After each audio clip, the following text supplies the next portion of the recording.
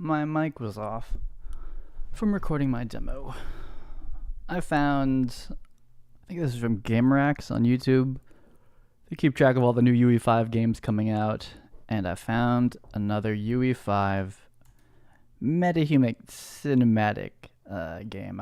I kind of feel like, I think this game's first person, probably not using metahumans, maybe for like, I don't know, maybe some NPCs, but it seems like everyone uses them for cinematics, which makes sense. They're a little expensive, probably, especially with grooms. But that's still cool. I like to see it. I should make a big list somewhere. There's a bunch. I've tweeted them all out, but there's a lot. There's a lot right now. Let's see. So I made this one yesterday with the hood up. Was fun. I think I need to remember to leave like a little line to tell me where the neck marker is, but it really wasn't that big a shift. Wasn't that hard to move it over, would help. I also just screwed up like doing the arms, so the retop was a little bit painful, but everything else pretty straightforward. This time I am gonna go for the this little trim part. I'm gonna cut off and strengthen, which will force kind of a funny retopo into the shirt. But if we do the line all the way through like this, that's fine. I kind of like this. This turns into like a parka, like pretty quickly, like a jacket. But the jacket would normally go on the outside. But I'm still probably gonna make like a plastic, shiny version of this, just as a skin. Really, this is like a pretty easy base, or decent base to make lots of different color skin variations off of. So I'm gonna do this one for female till normal. On the survival game, I spent like a good hour, I think, not figuring out how to do physics, but then I finally figured it out at the end. Was it off stream? I don't remember. But I figured out, I think, how I want this to go for now anyway, for the physics of this. Right now they're just basically cube collisions, so they're very stable, and the collision has to be pretty big. At least that's what I found. And now they actually stack on top of each other, which is kind of funny. And they don't clip through the ground. And the errors I was getting yesterday were the physics, the static mesh with simulate physics on. It was going through the kill plane, and that triggers that error, which took me took me a while to figure out what that was and learn what that was. It's not like it wasn't, I don't know. It's a weird error to get, because you have to have collisions enabled with physics to have something have physics and to work. So it was a weird error to say that like you can't simulate physics with collisions on. This was weird, but pretty much figured that out. I don't really want this playing in the background, I guess, but I'm gonna try to get some sounds going today. I wanted to check out the stuff real quick here. I don't really care about that one. Stylized one. I had seen this one. They need metahumans. It's just like from like what I'm doing. I guess they need metahumans in them, or I can't tell what's happening. Like, I need to see metahumans like sitting on everything, standing next to everything, and hopefully male till normal. Or I have no idea, and I can't trust the scale of something like this. And I've downloaded so many packs in the past where I'm like, these look garbage against metahumans, like. So I would be afraid to get into this pack. I'm sure you could scale around and whatnot, but like I'm pretty much afraid of that stuff. This is definitely like a much fuller and much bigger scoped version of the little demo I'm building. But that's pretty cool. And I found there's another one that's like a whole ass video game that now that I've seen it, I'm like, okay, I know a bunch of Unreal Engine video games that are probably using that exact framework. Which is cool. It's still an insane amount of time, and they'll probably never finish those games. It's still an insane amount of work to just customize those and put those out there. This is a MySQL like database checker. That's pretty cool. I need something more like first party integrated with AWS that can like directly talk to my cloud and like is like secure. I feel like I'm gonna get any servers I'm running are gonna get like immediately destroyed from the internet. I've seen this one. This one's pretty cool. I feel like this one, almost regardless, would scale fine against MetaHuman. And looks like it's high enough resolution. Some of the things are maybe a tiny bit cartoony, but These are really nice. I've made shelves like these before, but like definitely warehouse shelves are definitely useful to have a lot of this like infrastructure built out. But then there's the wall systems. Everyone does walls and doors differently, but there's certainly a lot of stuff in there. I'm still gonna pretty much just stick to mega scans though. As much as like there's a lot of nice looking stuff on them, like things it's all different. Like, and in the end I'd like everything to be the same. So I'm still primarily like interested in like the mega scan stuff as the only like third party assets I'll bring in for this project. Except for the audio. I found some decent survival audio stuff that I'm gonna start to use, I think. Yeah, so I'm gonna make this what is it? I'm gonna make this hoodie up. Hopefully not script the retopology for like an hour. I feel like that might be it for all the assets, and I can start to prep that up for the marketplace. Then I need to make some bunch of color variations. Those are mostly just fun. Like, I think like the flat triple mask version is like the hero version, and then I'll just make lots of other ones and just try to have like fun with it and try some new stuff. Maybe go download some like some patterns and just try out some new techniques in Substance Painter, because it'll be my like 10th pattern, you know, or 10th variation. You know, let's try to do some new stuff. What's up, Big Era? Yeah, I just need like, you know, the sound of like an axing a tree and like some birds in the background, and just like it was like basic ambient stuff that they sell it like audio stuff is like so inexpensive. I'm like, okay, it's like $5, it's like $10, $15, $5, like they're really cheap.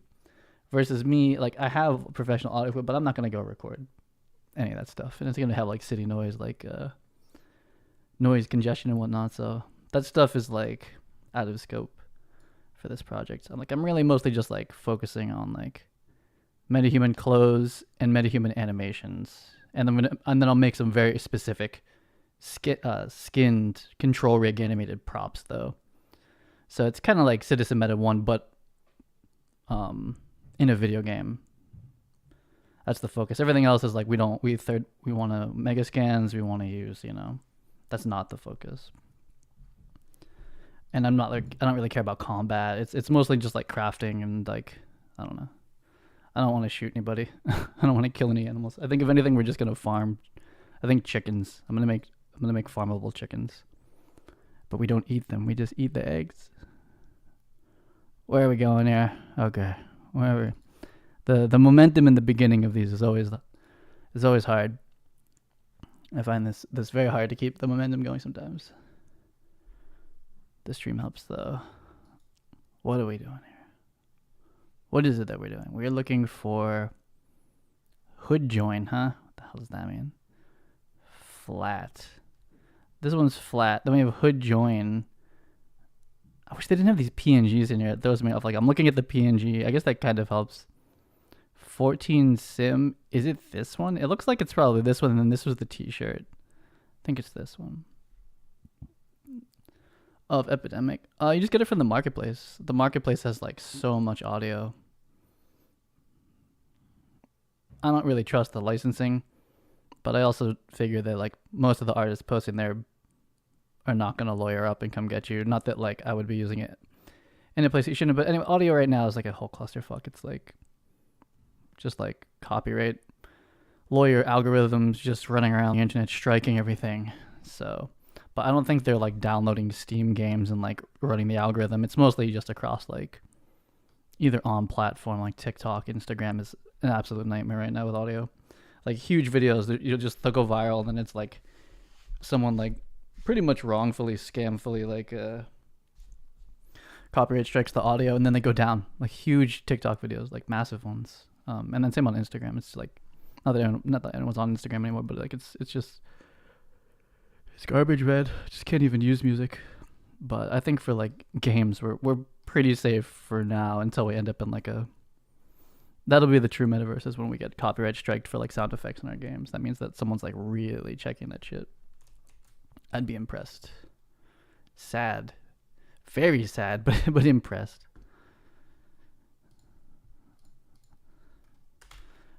Soon enough, though, I'm sure. I'm gonna do hoodie up. Cartoony plop. Yeah, all that stuff, you know. For me, it's mostly like, I just like mining trees. I don't even want to mine stone or metal really that much. And yeah, and then like there's like a couple like kind of like old school like World War I machinery I kind of want to make that the metahumans will be like interacting with, you know. So it's gonna be like this like two-way like control rig, like the motorcycle I built. And that's pretty much it for now. I just want to, and then like some like sitting down at a table drinking coffee and like just like MetaHuman animations, but like getting them prepped to be used in a game. So eventually all this tech I'll use for like Cine Tracer animations and other things. But I don't know. This is the one that I like just want to see it. I just want to see it happen. I want to see like a fully, you know, realistic MetaHuman in a Quixel environment, like interacting with machines, and like, you know, you get like into close-ups and it's lit nicely, and yeah, and I like just like survival games right now. Just gonna chop some wood, build a house. I'm making like a coffee simulator. So you're gonna like process coffee, and then drink it. Maybe there's some chickens. The chickens is kind of out of scope. That has nothing to do with it. But I was watching videos on how they make, like if you're making like a cup of coffee from like scratch yourself, dudes always have chickens. There's like always chickens walking around. Okay, so we have saved. Look at this darted overall situation here. Control K, freeze it. The arms like pretty much freeze everything, don't we? We're just going for this just going for the hood. So I'm gonna bring everyone to 20 so the simulation's not like hurting. 20.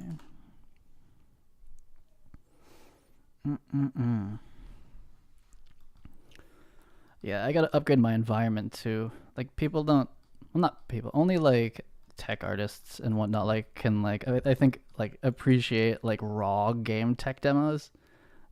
It's like it needs to look like it needs to like normally look like a nice game. Like I need to like actually clean up the skybox and make a little environment, have like a little lake and all the UE5 niceties next to it. But like I'm just really here for like the MetaHuman tech stuff. But you gotta have, it's gotta look like a full game. I've been making like meme Unreal Engine tech game. I haven't done demos like that for a long time, but like in the beginning, that's all I made. The heyday of Instagram. It's like an art form now, but like there weren't that many people doing it back then. Okay, so I think I said I was gonna go for the trimmy bit here as a separate to help control the thing, but I might just make it really tight, because tight's pretty, like if it's just a really tight hood, it's actually should be pretty easy to, really want to get rid of this line here. I think this might screw things up though. It'll be pretty easy to move it in Maya afterwards. Like after, oh no, let's see what that is. Okay, we'll leave that in for now. I'm just gonna come up with this. After tweaking this shape in Maya, I kind of like understood a little bit more like what this is really doing, and like what can move and what's not really gonna move. This thing needs a little bit more collision to get over these ears. Yeah, I remember this happening before. So I think what this is partially is like the neck opening is very small, which makes the whole hood small. So we could like taper it. And or again, like even like the ear stuff, it's not like a huge deal. Like obviously it looks ass, so but like in Maya I can tweak that, but like how it sims though, like as far as the border, that kind of is gonna kind of stay there, kind of no matter what. Take this to 15. It's not even close to enough. I'm gonna give it some additional thickness, like 5 or 7, to try to get away from the ears. So this thing is combined or letting us get away.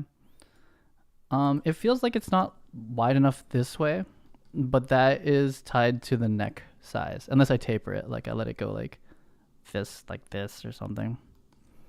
I'd rather not though. And I should probably give myself that little line. I remember like no scope like guessed the neck connection last time and it worked out perfectly, but I can see it not going that way on this one. Okay, this is actually good. This is like what I was looking for. Like I pretty much want this, but just like a little bit closer on the face. Rocking chair. Yeah, that's exactly it. That's it. That's all I want. And I have like, I'm like working out like what my little version of, you know, like what resource you're managing and whatnot. I kind of have my version of it. Like I play Rust and Valheim and like a bunch of survival games, and like I'm not really that interested in like shooting other people or like any of that stuff. I pretty much just want to like build a house and like chill out and then like appreciate it. But like you can't really chill out in those games. You can like sit in a chair, but there's no like motivation to sit in the chair. And yeah, I want there to be motivation to sit in the chair and like sit like relax. So that's what I'm gonna build. These metahumans are gonna chill out, and you're gonna build a house, cut down some trees. This is kind of it. This is it. This is kind of all I want. Like, I wouldn't mind being a little bit more towards the head here. Maybe is this material? Is this like? Oh, I'm still simming. Is this like a trim or something? Looks like it probably is. We probably need. I'm gonna give this like just default material. It's pretty decent. Oh yeah, we're like leather grain or something like that. What is this thing? Custom. I don't know. It's not default though. I'm gonna guess this one's default. I think that looks pretty defaulty. I'm gonna give this thing a little bit more. This, maybe I'll weft it around or something. Oh, there it is. Okay, that opens up a little bit.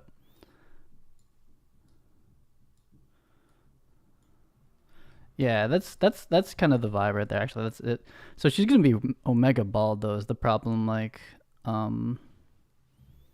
because her haircut, at least the one I'm using, is like a ponytail, so that's not good. But then like in the front, she'll just be bald, so it's gonna look kind of weird. I could go groom shopping. I don't know if there's any other grooms, but like it might be kind of nice to get this like a little bit more over the head, like in the front. But like if I'm looking for this type of like we're just hugging the face, then you know really there's not gonna be any place for hiding the groom. I think the other one I got it like more here, but then it was like really floppy. So I do want this one to be like this, and we'll just kind of see how it looks. I'm gonna mess with like some weft warp on this. Let's see. So we're simming. The ears are bouncing. So this one's like side to side, I think. So if I do 110, it gets baggier. It's not bad. This one, same thing. Baggier, positive. So just give it like a little bit more wobble up here, but not too much. I think this like kind of lets it stretch a little bit. I wouldn't mind some like gathering, but the looser and taller I make this, the worse this profile gets. Though I like it having be like a little bit ruffled up. Let's see the whole thing at high resolution. I'm pretty chilling with this one. I don't even need to let this. I forget if this has the armpit issues. It does, but I'll fix them. Let's go to 5 on everybody, but not resim the arms or anything really. I might let it resim this, but like what happened last time is that I let the hood pull up against the over here, and it started to be the problem. So like actually we kind of want to just leave it. Let this thing sim out. Looks like I do need to unfreeze the whole body, so unfreeze this one.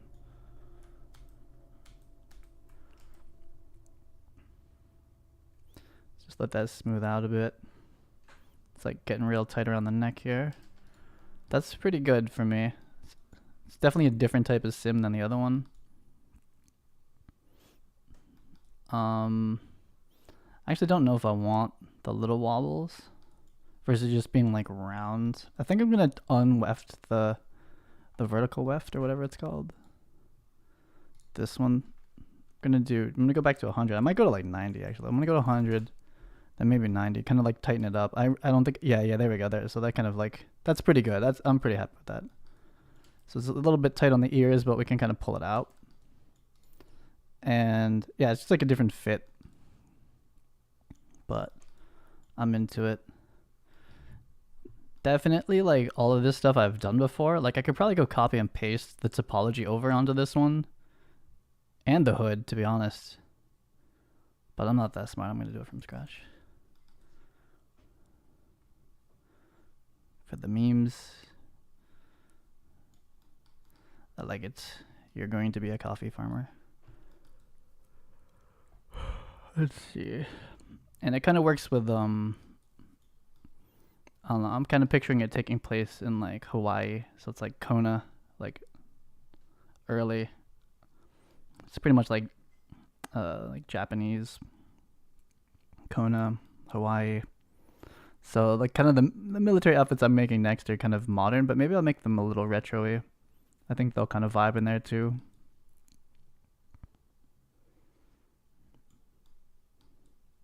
I think this is ready. This is 5.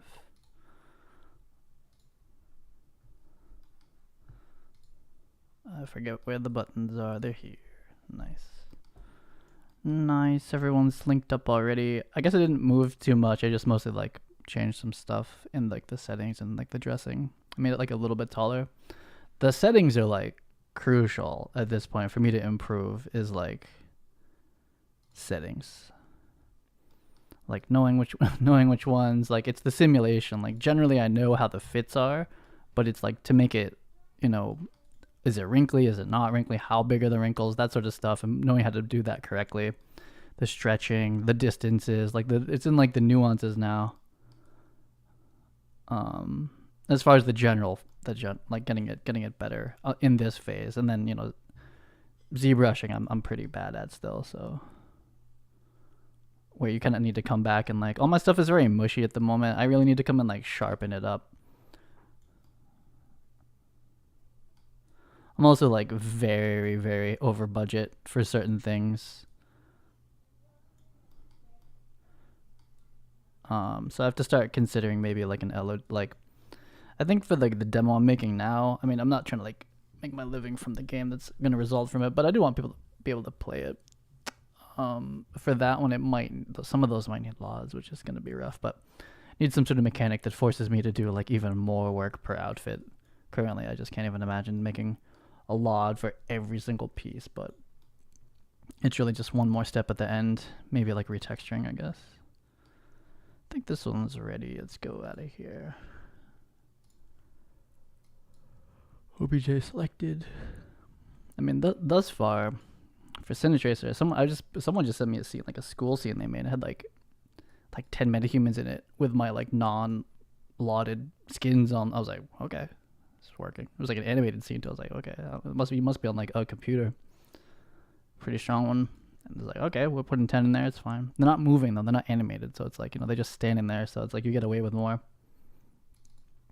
It's once I start adding my Vicon animations in the Cine Tracer, it's like, everybody's got like that hot 1 frame per second right now. It's not so good. But it's hard to say because I let people light it. So it's like, where are the frames going? Who knows? But the skins are not optimized from a polygon point of view. But I think the wave with metahumans though is to go like stupidly high poly and like high quality texture. The European aesthetic for now. Megascans for trees. Yeah, they don't have. With Cine Tracer, like I'm like stalling until the Megascans like official trees come out. I know there was like that preview, but kind of until then, I'm like I'm just gonna make a ton of clothes and like some film equipment soon, and then they're gonna drop the trees. I'm sure at that point. And there's already like a new environment system and a whole bunch of stuff to do there. And then I'll basically start making environments again. I feel like a couple of years ago I was streaming environment stuff. It's fun. It's definitely like one of the fun parts in Unreal. It's not so technical either. You just kind of like have to learn how to set up like a landscape material and you just like throwing down trees in a nice way. This stuff is like stupidly technical. I'm not even doing real rigging yet. I haven't even started to add bones or anything. Just stare at this directory for a little bit. We're gonna worker type 1. We're in MD to my hoodie up. I like this set though, and this one got me forced into doing the mask materials. I've been wanting to do that, but was just like couldn't summon the energy, but got it done on this one. So I'm slowly upgrading all this stuff. Environments with megascans for his game. Oh, I bet there's a ton. I mean, making environments is like, one, it looks amazing immediately, and like 2, it's kind of easy. Like anything's hard to do extremely well, but like you get to like nice results like pretty quickly. You just like put grass on the landscape, some nice materials, chuck some trees and 40-row rocks, and it's like, okay. And the new water system that they give you by default looks incredible. I haven't used it, but just like looks really good. Matt Newell, I don't think I know him by name. If he's on YouTube, I've probably like seen it. I just don't know him by name now. But environments are like pretty chill in UE5. Comes together really quickly. Exteriors anyway. Oh my god. Still waking up here. What are we doing? We're doing female tone normal. Worker. Hoodie up. 1. What is this? Yeah, well, yeah, we could say sim. It's the sim. Then I do a save as. 31. No, we'll just say 30, and this is just the underscore flat version. I'm still just want to do like character stuff, character animation, and then soon we'll return to doing like hard surface animation, like machines pretty much. And then MetaHumans interact with them, but then tie it together into like one game framework. And some like cinematic stuff, like record the cinematics and whatnot like I usually do, but then put it in the game. And just have that all stuff like kind of free flowing together. And then once I have all those parts together, then it's like I'll be able to do that for the Cine Tracer version of it. Or at least I'll have my like my workflow that I'll be following. Like if it's good or bad, like that's how I'm going to do it. I'll just do that for like everything. And yeah, and then it's like fun times doing environments. Like that stuff's like super, just like scattering trees around and shit. It's like fun. But there's not a lot of, the most technical thing about it is just sitting at the landscape environment. And I'm not world partitioning. I mean, it can get heavy if you're going that route, but I'm not world partitioning anything. It's not multiplayer. That stuff's just fun. Just grab some megascans and just do stuff. Hide. Nope. This one. I can just pump a ton of Cine Tracer maps too. For some, I can't like jump. I can't do like all of it at once though. It's like this like really slow cycle. Now that I've done Cine Tracer for like 4.5 years now, it's this really slow cycle around the clock of like all the different like tent poles of game dev. I'm like, I can't jump from character art to environment art and then to game systems. It doesn't. My brain doesn't like that. Kind of have to sit in one for like a year. So it's very slow. What's his name came back recently? I forget his name. The dude who made Aquilinox. He got like super sick or something after he released it, and like he kind of canceled his last game, but he's back devlogging and he makes his own damn game engine in Java. What a psycho! Writes his own like mesh renderers. it's painful. I don't know why you want to do that. Just use Unity or something. But he likes to make his own engine. But like following his. I'm like getting back into like the indie game dev world. What am I even doing here? We're doing, oh, this is not it. I'm pretty sure it's not this. This one. Yeah, the flat one. Flat.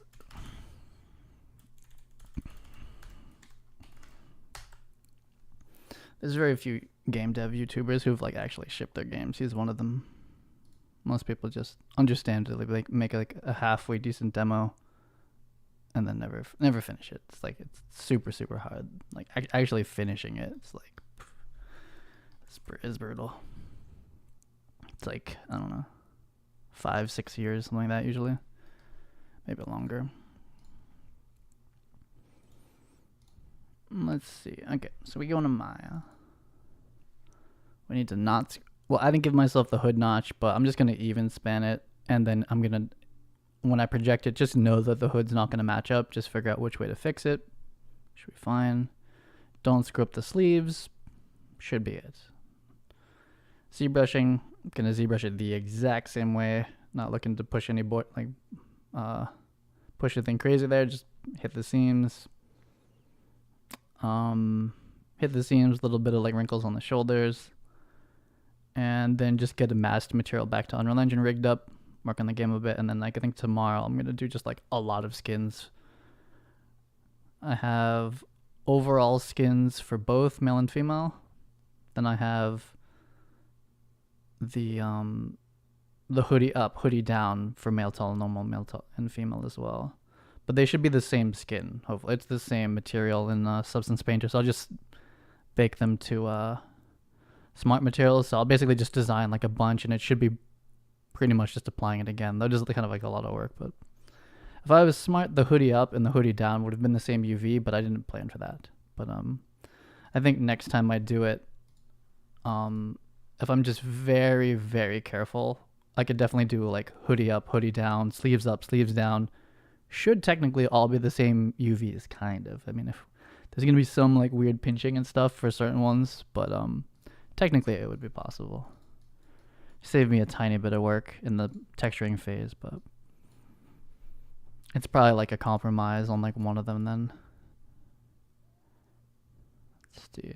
I forget what game I was looking at. I was looking at like in-game hoodies. No one does it the way I did. I just did it. Like there's like a very common like hide the inside of the hoodie shape that everyone does. It's just like a flattened triangle. That's what every game that has a hood looks like. I was watching like upcoming game shows. Like no one has the hood open. It's a terrible idea. And this is like a huge one, like a coat or something, and then it's like furry on the inside. But yeah, next time I do hood open, I definitely want to try to get that other shape going. Or maybe just I don't think I always think I could model it. I probably can't. I don't know. I just need to figure out how to get the hood closed the way that most games do it. Make my life a little easier there. We're looking for the M. Dina Maya. Are we alphabetical? No, this is like some crazy. That's why it was at the top. I just call this hoodie. Hoodie up. Okay, here we go. This works. Oh man. Yeah, I like the head opening here. In the demo, like it looked like okay. Like, why do I have this open? I just want sounds today. I want to go download some sounds and mess with this a little bit. I thought for like, I mean, it looks dumb from the certain 3/4 front angle is like the worst, but like, nah, it's pretty weird looking with these here. But I think I guess I didn't take a screenshot of it. I gotta take my screenshots. There's so many materials. It looks like, I like this colorway with like, it's kind of like this is like plastic trim with like a zipper bed, and like there'd be ties coming out of it or something like that. It's just like kind of weird. It's kind of like static. It's fine, but once you start moving, it's like, aren't these floppy? It kind of feels wrong. But like static, it looks okay. And from the back, it's fine, but like from the front, it's a little weird looking. But this thing covers up so much of it. Like this pattern, like just, it's like the camo stuff. It's just like, it pretty much like hides so much of it. But this is more of like the stretched, like tighter fitting hoodie look. I remember this being an issue, but we're gonna, I think it's covered and or we delete a bunch of it out if I remember. This, we're not gonna really see that. This, I'm gonna smooth it out by the time we get there. And just pretty much just went for some like real chonky like primary folds, which this one could have gone compression folds too, but I just went for like a couple little ones. Didn't get too much on there. Try to keep this like kind of straight. I want to do some, I'm going to do like a million pairs of pants, but I'm going to do like the next time I do pants, I think I'm doing cargo pants. I'm going to try to do them like, I'm going to try to make the next cargo pants like as legit as I can make them, except for the fly. I'm still faking the fly, but like all the other stuff on it, like the pockets, I'm going to try to do it like all the way, like as much as I like possibly can do that. Where's your UVs? They're up here. Okay. Let's get the flat.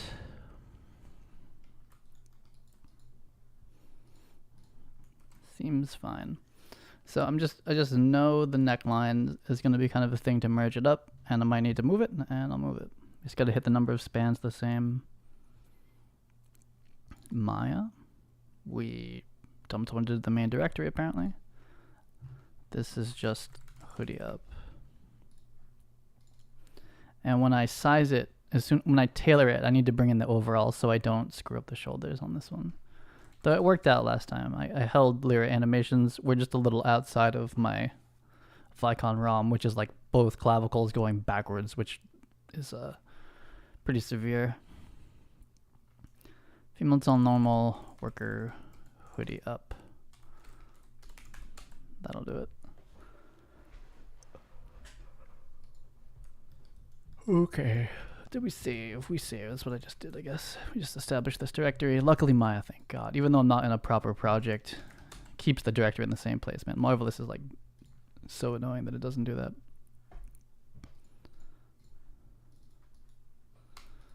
Okay. So neck, can definitely go big, I guess. Well, it'll probably be like 6, 4. It's not that big. 10 up here. We'll connect it. I think we did 12 for the other one or something like that. And then there's like kind of like a mystery line here. It will either like randomly hit it or I'll have to adjust it. This part, we need to just keep this evenly spanned, and that's it. That's what I screwed up last time. Keep this. Oh, did I go unlive? No, we're live. And this color, don't like it. We've got so many colors in here already. Let's do this. Let's kill all of these. We still have a bunch more from something. Oh, the other mesh. I'll do the same thing to that one. Let's get rid of all these. Nice. To the front. I don't know. I feel like 8's fine here. I think I said I was going 10. If I do like the real like wrinkly sleeve where I want to hold all of like the compression folds from Marvelous, like a 12 armhole's decent. We should probably just take this right to 6, which would be this. Just try to force us into having enough neck topology / hood topology. This one, it's always this curve here, but this is super hard to span by eye because like where's the halfway point? Like you'd think it's like, you know, here's half here linear, but like actually it's like, I don't know which way. It's a little bit the other way. So I misjudged it across the entire thing. Like where's the actual center of this object? Like this one's rounder, so I think this is longer. So probably if this is longer, it's like here. Like that's like the actual like arc length half or something like that. It seems super wrong, but like anyway, I'm still gonna do this. This is the misstep, is that I do it linearly, and I'm like, you're the half, and it's not, and then everything is basically worse now that I've done that. So the arm connections like are kind of bad. Doesn't matter in the end, but I do this every day, so it's like would be nice to find a better way. So it's an 8. It's not too bad. It's gonna be a little bit around here, but we're gonna take a jackhammer to the armpits anyway. And we don't have folds immediately like after the out of the armpit that I'm trying to hold or something like that, so we don't really need the resolution that badly. At least this part I've pretty much solved like mentally. I used to like take me like 10 minutes to solve out that corner every time. It's like a weird Sudoku puzzle or something. I mean, I guess that's what Retopo is. Still 4 over the top, still kind of small. 2 loops this way, and even 6 is not that much. This could still be more. Nope, not that one.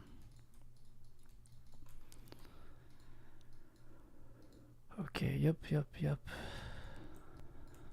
That'll be fine. And actually, you know what? This hood isn't very. This 4? Oh yeah, I forced myself. I was gonna say I wouldn't normally. I've forced that in there. This hood is very stretched out, so there aren't that many folds on it. The other one had a couple back folds that I really wanted, and I did keep them without having to like sculpt them in. So I think we had a 10 here, and like I think this was like a 7 or something. We had a lot more resolution on that neck, but that hood had a lot more. Did I count this wrong? Had a lot more folds in it. Oh, did I count? This is 3 into 3. How come I can't see this? Oh.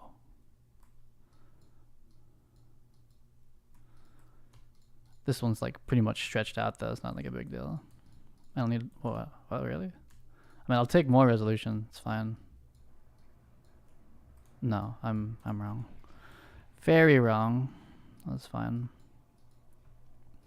But this one's very stretched out, which I'm interested to see. I'm like, I make something in Marvelous Designer. I'm like, okay, in like 3 hours, I'll see what that looks like in Unreal Engine. I guess that's not the longest time to wait, but it's kind of a semi-painful iteration cycle there. I like to do like one a day. That doesn't feel so awful. That's why I don't want to commit too much time to the detailing too, because I'm like, if the overall form is kind of not my favorite, like finishing it that way marvelous, I'm like, yeah, okay, that's fine. But eventually I'll get like, kind of have like the known shapes that I can hit, and I'll have like be a better judge of like how it's gonna rig. A lot of it's definitely like the rigging, like how will it move? Like it looks fine in a turntable, but how's it look like running around? How's it look through like like a full like Vicon ROM? Like the Lyra animations, like they're kind of, I mean they're generics, but they're kind of hard lacking against the Vicon ROM. It goes from like, oh, it's a person walking around to like a robot just like took over his brain. So I need to go definitely do some idle animations. So like, I don't know, like kind of like weird skinning kind of like looks fine against a robot, but when it's like moving around like kind of realistically, it looks bad. I mean, it wants cloth sim at that point. It looks, you know, just regular skinning in general looks very weird. I think it might, not the next one, but I kind of want to start looking at, I've been looking at the patch notes, if any, like Unreal Engine 5.03 or whatever we're on now, if there's any been like Chaos Cloth updates, but I've definitely been noticing a lot of new MetaHuman stuff that I haven't even like processed yet, like what that even means yet. So I'll see if I can catch up on like where Chaos Cloth is. So this is 1, 2, 3, 4. It's typically the way that I like kind of like mentally break this one up. It's pretty even down here. Nice. This was like 6 or something. It's pretty good. And we don't care about the folds down here, so we're staying pretty low poly on this one.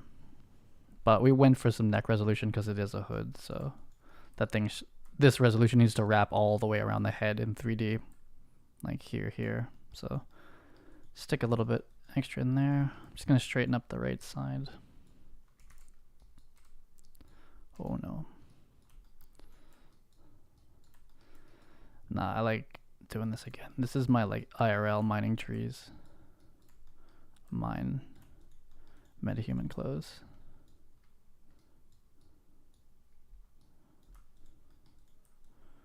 And we kind of have like a half width one here, but that's just like a loop around here. 6 would not be bad. It would give us a better transition row here. If we do like jackets and things that have like folds and stuff we'd want to hold, we might take this into a 3. So just divide this into 3 evenly. Just have like a little bit more resolution here, and then this could be a little bit wider out and get this star like a little further into the center. For this one, there's no folds or anything happening across that part, so it should be fine. Guess we'll just do the back, and we're just gonna blind match that, and I'll fix it if I have to after. Kind of expecting. I think we just went for an 8. I do want to match it. Yeah, that's 8, right? 1, 2, 3, 4, 5, 6, 7, 8. We're just doing the normal one. And back here, if we could get it to 6, that would be good, but that would be pretty pinchy and very, very tall. 6 here, that would be it's pretty tight. We'll be like, we're already like significantly smaller. It's gonna make this like even worse. I can't do 6, we'll have to do it this way. And I don't know where this line is. It's like here somewhere, but I just have to guess.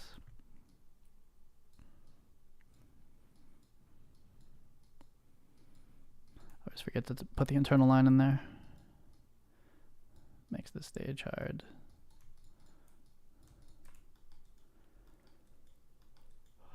On Instagram, what was the question? It's gonna be a couple hours before I head over to my Instagram. That being, wait, maybe during some like decimates. On which Instagram I have like 10. The one for this channel though, probably, right? Was it there? My dots, oh no.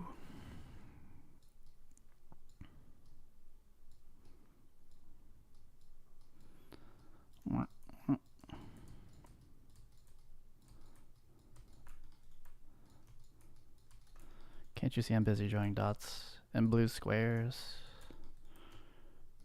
These are very important squares. How did this one get so bad? This is the 8 armhole. We end up with this like really stretched out bottom one here, as it takes like the harder turn. Not that this is like spanned out perfectly or anything. It started off in Marvelous Designer. Now I'm in Maya. Though you can do this kind of stuff in Marvelous if you want to. It's pretty cool that they're aware of that. I mean, I guess that makes sense. I think like every game in the world uses Marvelous Designer right now at that studio. So they're probably like talking to the clients and they're like, hey, well, like, what do we, what's our next feature here? What do you guys want? And it's like, topology, please. What the fuck? So they kind of started to like implement like what the game devs do. Almost. I'm sure every game studio's like, what the hell are you sending us? What is this like triangle shit? We can't use this. But we'll suffer through it. Oh no.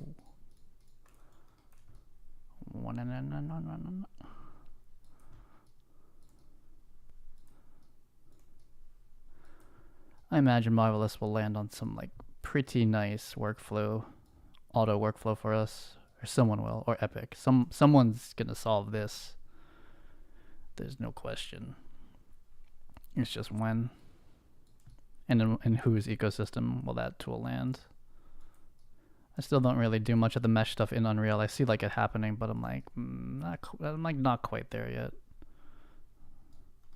But kind of like how like the MetaHuman face thing. Ooh. Like you can only do that in like in the editor. There's going to be more and more tools like that, I'm sure, where it's like you want to do this like really specific, like probably hyper technical thing has to happen in the editor. That's where they've written all the tools. Kind of like, oh, maybe it already came out. I don't know who said this. I'm pretty sure this is not NDA. Is that the animation skeletal mesh to material plugin's gonna get released? I think in 5.1. I forget where I saw that. That's most likely only gonna ever fire correctly in Unreal, which is where I'd prefer it to be. But I'm sure there's gonna be some like easier workflow than this at some point, but you still gotta rig it. So like any auto rigging, I feel like is gonna be kind of bad. But I could be wrong. Let's see. 1, 2, 3, 4. 1, 2, 3, 4. We're here. We are way off. Way off. Okay, we're gonna try to match this. We're gonna bring this way up. Surprised we're that far off from this. So it's really about this third line. Just gonna scrunch everything back up here. And doing about that's enough for the side. Just has to like kind of be there. It doesn't have to be like perfect on the side here. These can be like real razored out or twisted. It doesn't matter. I'll link back up fine.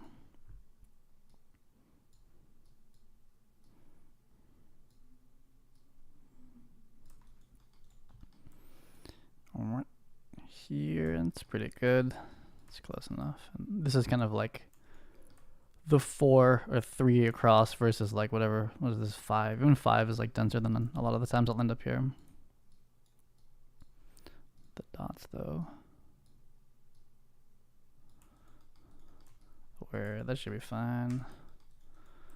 Let's reset Quadro. It's kind of like a weird state.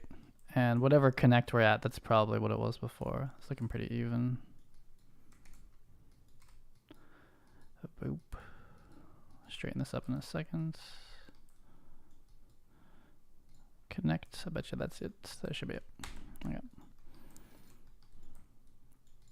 So I'll just straighten this up a little bit, and I'll go do the hood and the sleeves and the cuffs. Hopefully all I have to change is like basically sliding around a span there to get it to line up.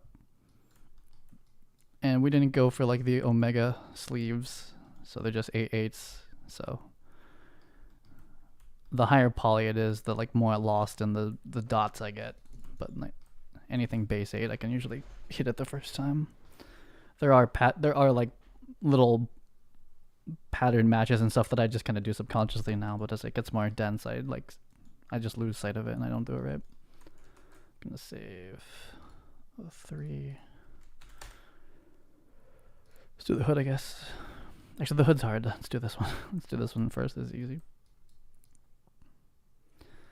So there was one technique I liked from this. Wait, are we drawing on the same one or not? Okay, that's the danger. You don't want to do that. So this is just an 8. I can connect or I can quad draw, but connect is kind of like the civilized way. Less clicks too, I think. So that's 8. I see it. There's the center. So this one we just take straight up. I used to do this like a really weird way. Oh, but this is the scary part, is if you don't span at the same time. And again, it's going against a curve, so this is not technically perfectly spanned at this point. But we just take this all the way up. But we have to be kind of mindful of like the spacing we go for. So this is the center, but the center of this isn't here. It's like here or something like that. And it's a small difference, but if you're off by too much, I've got a live stream of what happens. It doesn't work out so well. So this is to just like be reasonably even. We would take perfectly even if I had that plugin or felt like learning it or writing it, either one. But I don't really want to write my plugins at the moment. I started writing something. I forget where. Maybe it is. I maybe don't even have it anymore. I forget what it was for. Some helper for like MetaHuman skinning, but then I kind of discovered NG skin tools. I was like, oh fuck, I don't need that. So that looks pretty even. These are maybe a little bit. It's hard to judge the curved ones, but once you break it into like small spans, you can just pretty much regard their straight line length. And last time I did this was like a 10. This is an 8. So 10 is just, it's just harder to read the discrepancies, and I just didn't catch that these were like right next to each other somehow. That should be pretty good. And then like this is just for free now, like this. Connect, and we'll just pick a number that looks like squares at the bottom. Not yet. 16, it's getting there. 18, it's getting there. It's feeling like a 20 to me. 20 is pretty good. That's certainly the easiest way to do a sleeve retopo. Does it even need this? A little relaxing. Okay, relax it up a little bit. This is like unwrapping the UV as well, but it's pretty on there. Like this is subtle. If anything, it's actually making issues. This part always pinches. This is the transition from the shoulder into the armpit. It always gets very pinched no matter what. It's just like how armpits are, and it gets even worse as we wrap this onto the 3D version. But yeah, I mean, maybe a little too early to call it, but that's pretty much like a perfect arm sleeve half retopo. Though I think I thought that last time, and I certainly sat there for like an hour fixing it over and over again. Hope that doesn't happen. Just flip these now, I don't know why. I'll at least put that one down there. Okay. This one, do I just do it like 8 times or what? Am I just gonna, what is it? It's an 8x2 probably. What the? Oh, we're not live.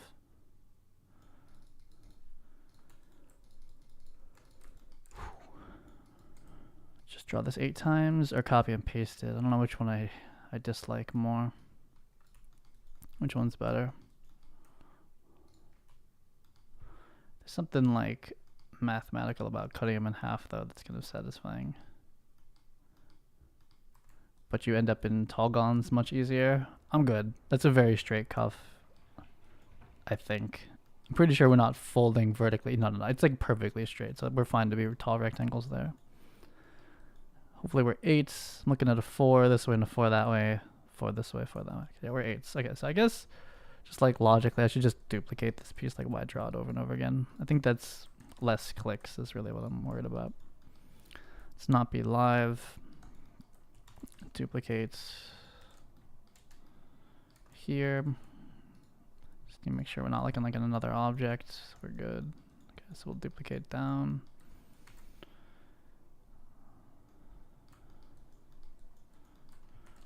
I need to like mentally remember the hotkeys for this. You're moving with your middle mouse button. in Maya to do this type of stuff versus left click drag. It's different for snapping. Okay, yeah, that's certainly faster. Okay, let's I guess we'll do all the flipping at the end. I'll draw the hood. The hood's kind of a thing. And I'm gonna probably owe a little border fix, but everything else should be fine. What do we? 1, 2, 3, 4, 5, 6, 10. We're at 10. Spans. Oh yeah, we're not gonna hit this, but I'll tweak it at the end. I figured it out last time, so I imagine it's the same solve. This is like not straight or something. Doesn't really matter though. So we'll go for the perfect 10, and then I'll probably have to tweak one of the edges. If I remember correctly, I ended up taking the one that was here and pulling it out and then respanning. So that's likely on the 7th vert or whatever. 1, 2, 3, 4, 5, 6. It'll be like the 6th one. I'll have to move it over. That'll be it. Or I get lucky and it just spans out perfectly. So this one's a funny shape. I still draw this one pretty panicky. I don't know exactly how it works out, but it will eventually work out. 6 and 4 is 10 is 9 segments. So this doesn't just go straight up though. This has a poly loop, and ideally it would be good if this looped through here, but I'm not gonna do that. This kind of forces me into a zipper, but I think the zipper looks fine on this outfit, but it's not really my choice. So the circle starts here, if not here. Though where we want to start turning it, it's up to us. We're much lower poly too. I think I went for a higher poly situation. I don't know if this makes sense to start cutting this already. I'm gonna go for squares. This thing does turn a bit. So we're gonna hold this kind of like 3x1, almost 4x1 loop up here. Oops. Until we get to this edge loop. It's the important edge loop that this will connect this way. Just cut this one in half. And then we're pretty much cutting those in half. I didn't count that. I'm sure there's some math to sort that out, but I'll just insert until the math works out. So we're kind of matching this going across, and then we'll end up here-ish. And we're gonna go for 2. So I just made myself a very small gun here. I'm gonna delete this one. We're gonna go 2 loops this way. Oops. And you're gonna connect down here. So we're holding 2 spans across. This got a little bit too tall here. And this will start us cutting in half to start matching these up. This is probably cut in half again, but we'll get there. These aren't evenly spanned yet, but we're actually not even looking for even. We're just looking to match up with the bottom, which is going to be here. We're definitely cutting this like immediately. This is getting cut. But we'll just start matching up these groups down here. That's weird. Here. Nope. Cut. So we're still just a quad. We're just making some big quads. It looks like right about here is like where the 45 is going to come in. We have 3 spans left in here to catch up with. We don't want this one to turn. We want this to stay a square. Oops. And it's right here. Oh, wait a minute. What's this extra line? Where's this going here? We're going to respan this evenly out here. Is this it? It is. Okay. Oh no, we have a double one. Oops. I made two funnies. Wait a minute. That's almost it. Where does this end up? You have 3, you have 2, so we could put another one here to match this up. Like this. This is looping now. I need to not loop it. Here. Damn it. What? So we cutting this one in half. Is this it? That should just be one. There it is. That'll work out fine. Okay. There's a more civilized way of drawing that for sure. I just end up kind of guessing the entire time. So I'm just going to even out the spans here, just start cutting these in half, and we're just looking to hold enough resolution across this border evenly, which this can obviously be like spread way out. I don't know. If I retop with this hoodie like, I don't know, 8 more times, I'd probably figure out like a nice, clever way of getting it done. But that solves out fine.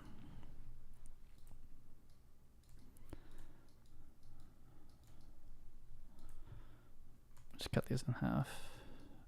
So we have like this kind of weird tall one. We have like, it's not even, like the sleeve one I've like sorted out how to do it. Like it seems obvious, but I don't know, like still took me a while to figure that one out. But there's probably some sort of thing you can do here as well.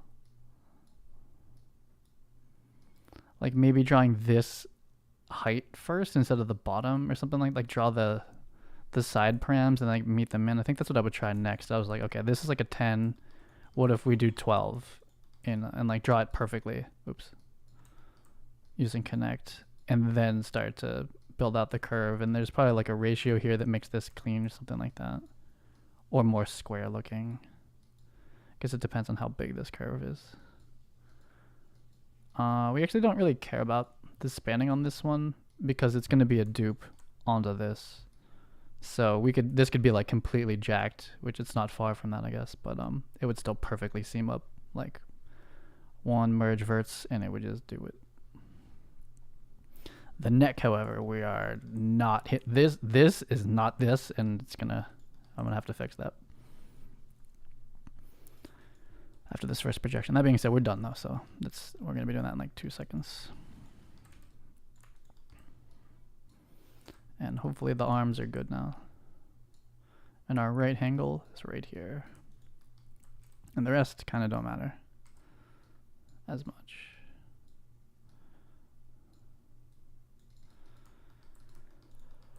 So let's turn off this.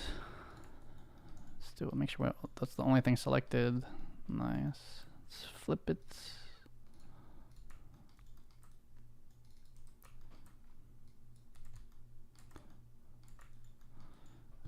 Does it work? I have not flipped any. I haven't flipped anything. I haven't flipped any of these yet. So this one, flip it. It's way over here. Snap to the right angles.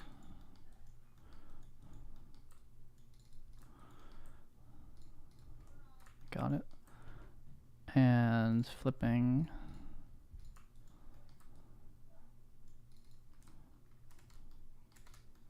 Here. This one, let's do this, not this. Flip it.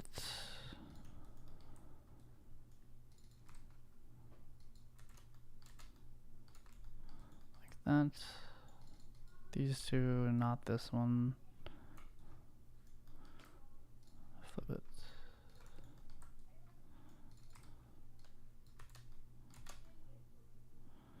Snappy snap.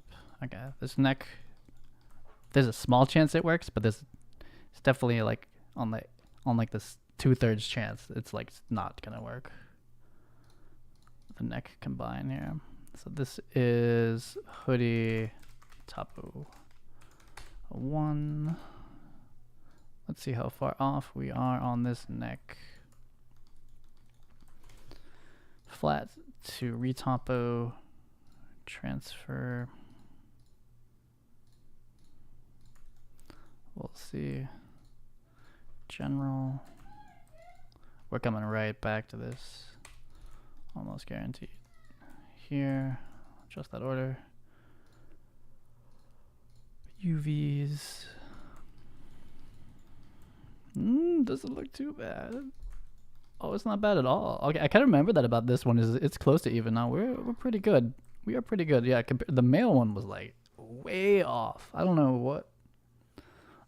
I thought I even did more spans around the neck, and it was way worse. This is like an auto seam 0.5 for like almost all of this, and this one's a little dangerous down here to auto weld that. And we don't really care about it either. But like so much of this came out perfect. This is a little scary to auto weld this blind. I'm not really sure what's happening in here.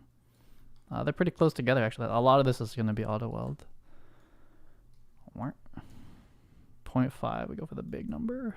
Oh, it's already there. It's daring me to do it. I think we're getting it though. I think we got it. Just have to be careful about the armpits before I try to finish this up. I think we even got the armpit ones. Damn, okay. This one came out good. Let's just see if this is a target weld cleanup for most of this then. Let's kill the history on this thing.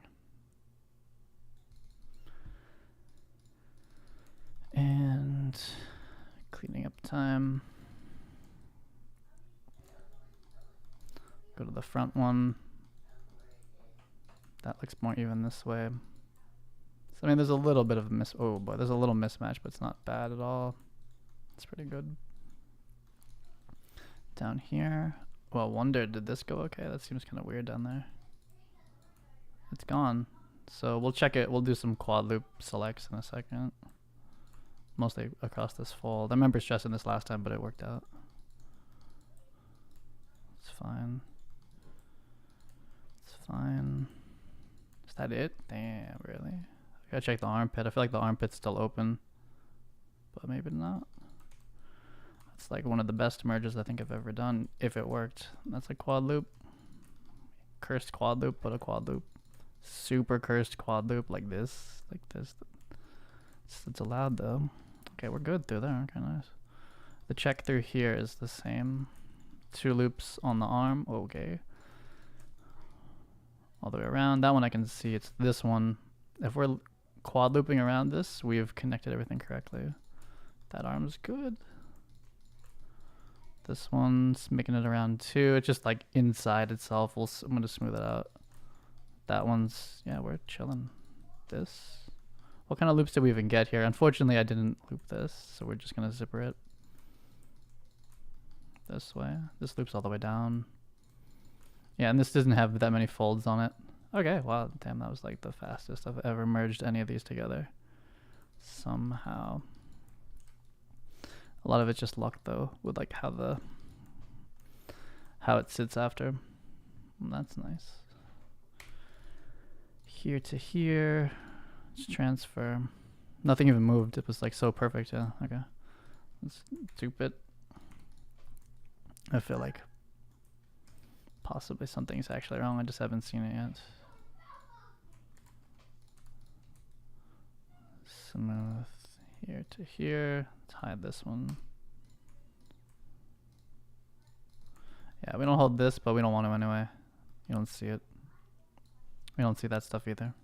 We do hold the entire primary, and this thing's not very foldy at all. I might sculpt out kind of the ears a little bit, and there's like this thing, I'm gonna sculpt that out.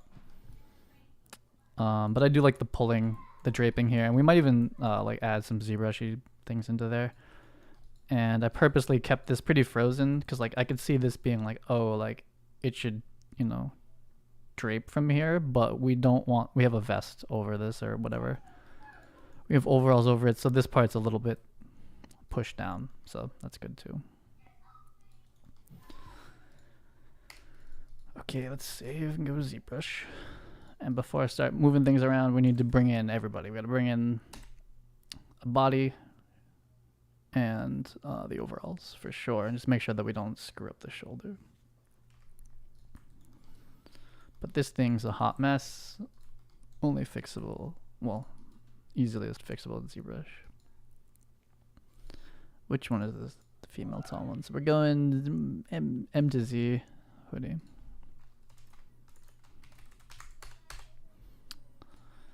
M to Z hoodie up. This is the raw projection. Just leave ZBrush open after this, basically. Be right back.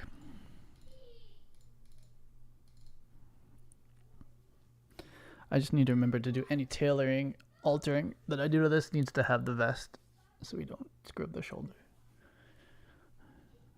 And then it's pretty much free rigging. And I forget how I cleaned up the weights on the hood, but it wasn't hard, so. I think it's pretty much this. The head weights are like super sharp and we just need to smooth them out. All the neck ones are pretty okay looking. But this one is slightly different, but I imagine it's going to be pretty similar. Imports. Even this program remembers where I came from. Marvelous does not. Worker. Oh god. This one.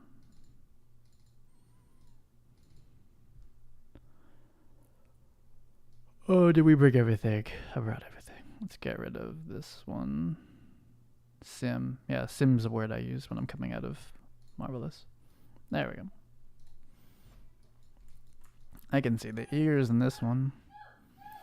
Yeah, I can't sculpt this without the base mesh in here anyway, so we're just here for like a quick, like 25 polish features, 25 regular polish maybe. 25 polish features, boop. That might be good. I think the rest of it I'm going to try to just do it in Maya. That's all I need this for. This is also good for like inflating, but I think I did like trim hardware, leather grain or something on these. These are gigantic folds, so they're holding their mass just fine, or their volume, without having to inflate them back. So this one's pretty good. And I'm too afraid to sculpt this stuff without I'll do it in Maya.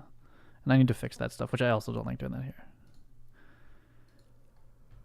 Let's go back. Worker, female? Yeah, nice. Let's go Cine Maya. This is the hoodie up. Hoodie up. Yep, sure, whatever. To polished.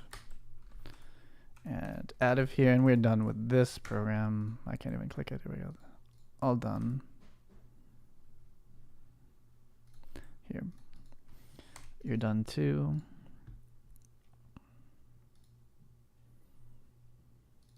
See to Maya hoodie up, polished. Let's get you back to Lambert's. Get rid of this ZBrush material. You definitely don't have history, but still gonna give this whole thing a smoothing group.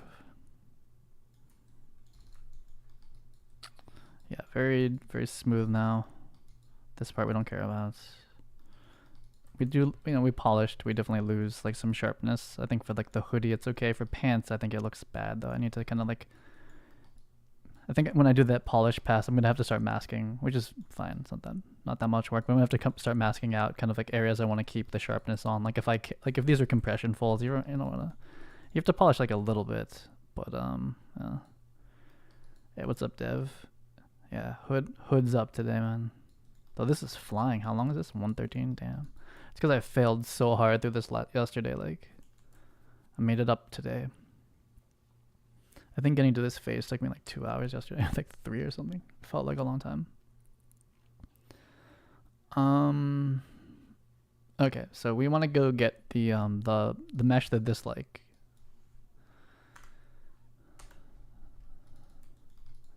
All the other stuff basically. So before we move anything, we need to make sure I don't break out of the clavicle areas too badly. So we want to go to painter, hoodie overall, the low. Looks like we only have one low. I have combined. I bet it's this one. Looks like it's later in the day. No, this is it. How is this one later than this one? Doesn't make any sense. It's got to be combined too. Yeah, it certainly is. So here's the hoodie down version. So it looks like we're cutting off pretty much like right there. So if we were clever, those could have been the same UVs, but like really you kind of need to relax the UVs out, like we're going to sculpt differently. So it's only like kind of in theory. I think in practice, like they're not at all. We need the MetaHuman head in here too real quick. Or the whole body. It's like a typical polished thing that happens, ZBrush. But it cleans up the borders so incredibly well. Like try doing this by hand, like no thank you. Not gonna happen. It's like impossible. I'm pretty much I consider it impossible to do what Polish by Features does by hand. Like you just can't do it. Let me go get the body. Let's go here. Like it's for this workflow, I'd pay for ZBrush $500 a year just for that. Like that's worth it. Like there's no other way. Like it pretty much breaks the workflow. It's part of the reason my other ones didn't make the marketplace, because I wasn't doing this stuff to it. It's part of it. There were other reasons, but it's part of it. Part of it's normal. This one here somewhere. This one. Marketplace recommendations. Yeah. I think I did that in the beginning, didn't I? There's some good shit. I think the warehouse one is pretty good. That's it. The warehouse looks fun. I've looked at that asset before. I mean, like that's some quality. Like that looks like Valve made those. You know what I mean? Like that looks like real solid. Super good. So this is what we're going to be rigging against. We don't want to touch this. So before I like grabbed this hoodie and started like moving it around and shit, and then I've screwed up I was like, whoops, and I moved this area. So we don't touch this. That being said, I wasn't as happy with the final shape. So there was that. I don't think I'm going to do anything that's going to like jeopardize that, but it's just like a reminder, like don't touch anything here. Let's see. Let's dupe this one. Well, they're not like the gigantic ZBrush versions of it. This is like the Maya Smooth Pass. So we'll use this.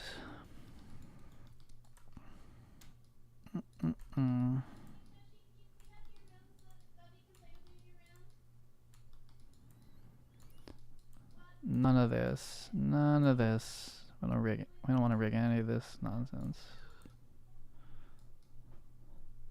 Maya low poly sculpting OP. It just behaves like exactly how I'd want it to. Like I could probably do this in ZBrush, but like fuck that weird program. This is perfect.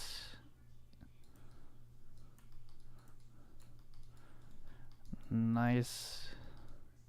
Rigger. Future rigging me approves. Oh yeah.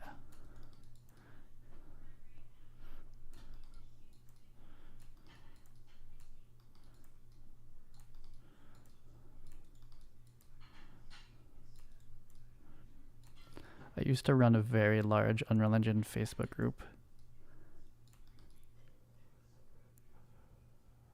for Unreal Engine, and I started shit talking Motion Builder, and then the creator of Motion Builder got sad and was in the group. It's not a good look.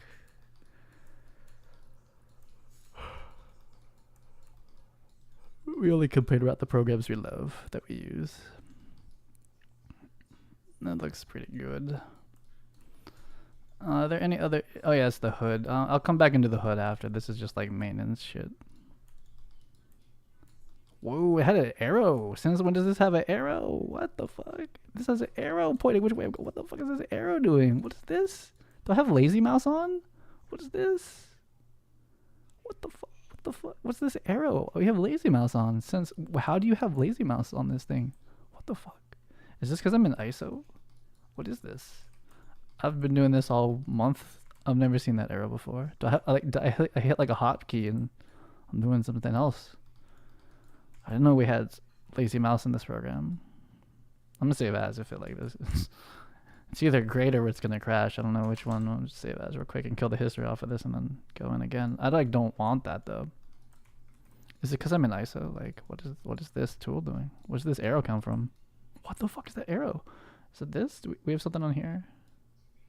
There's so many options in these Maya tools. They're like massive. Fall off, stylus, stamp. Size, strength, symmetry, flood, constraint surface, spacing, steady stroke. Since when? Yo, is this a hockey? I mean, I guess I'm not mad at it. I don't need it for this, but I didn't know we had steady stroke.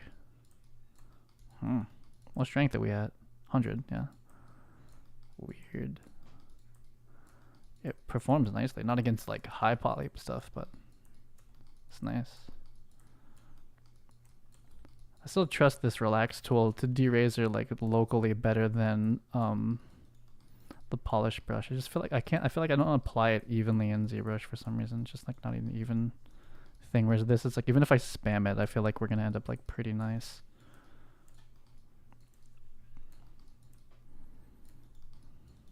Oh, I'm in the arm.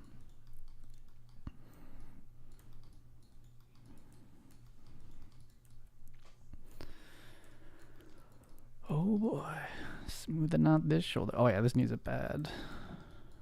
We're careful around this part, but yeah. I was like, just like full tweaking it last time. It still ended up fine, but better be careful here. Yeah, look at this shit. It's crazy still.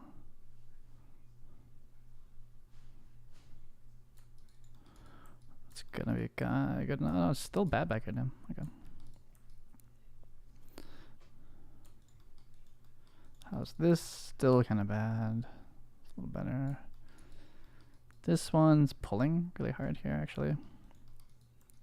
I could probably go around the neck border a little bit. Yeah, this is still pulling. Like just a little, it's the polish. I can almost like polish like 5% or something. I think I might do that on the next, whatever the hell I'm making. I'm just gonna polish it like 5 and see how bad the Maya cleanup is after that. Like, I don't know, the polish is, it helps a lot, but then it does some weird pulling too. Yeah, we'll definitely clean up this whole edge. And then this is a seam here, and I want to smooth this one out actually, but we'll take the cleanup on the border before I smooth it. Gotta be careful near the edge. Actually, this tool shouldn't let me touch the edge. This tool will. This will destroy it. So this, I don't really want this. I don't know, Maya just does a nice job at that. It's good. And her ears are in here, so we can't like really smooth it out, but let me try this. Like, kind of open it up a tiny bit. Nah, the polish has already done its work in here. It's kind of opening up. It's a little patchy. It's fine. So polish over this. We got rid of this hole, and so this is like cornholio, like hood up cornholio look. Okay, that's a good cleanup though. So it's time for extruding and trims.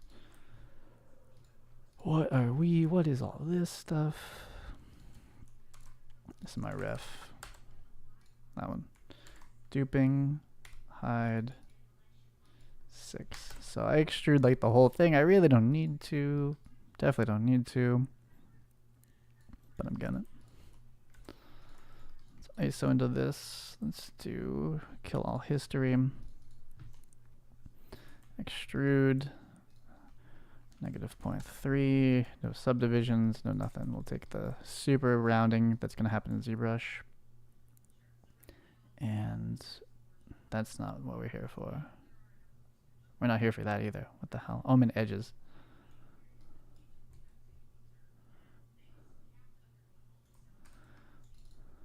Okay.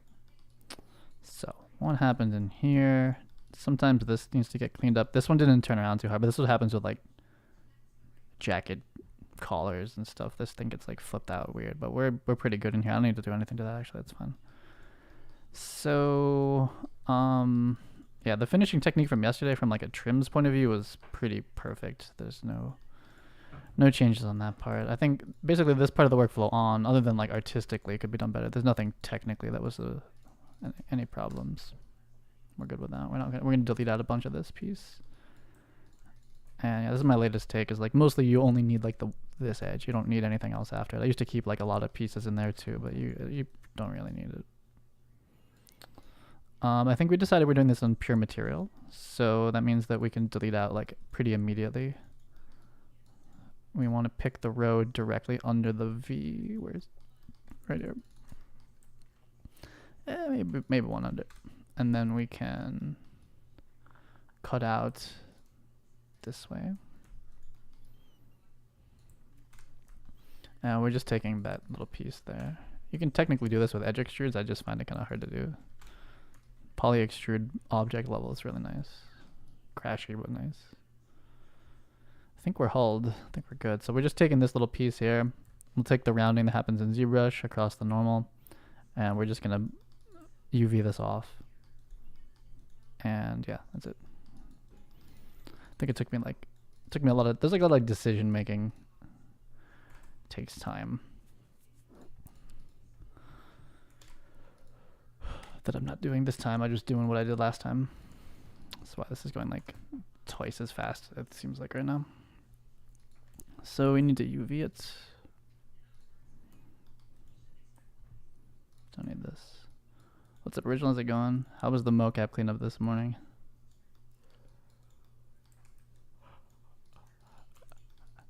I don't even have the patience to sit in Shogun Post, which is for Vicon's version of it, and do that stuff. I'm like, nah.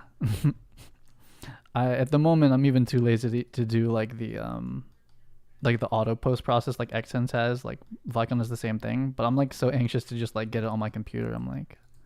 I'm just using like raw I don't even do the post process, which is why like the last Axe one I made is like a little bit There's like some parts that were kind of messed up. I just want to get it in UE5, and then I got to like fix the feed, fix the direction, all this other stuff has to happen before I can like put it in like an actual game. I can't sit and Shogun Post that long.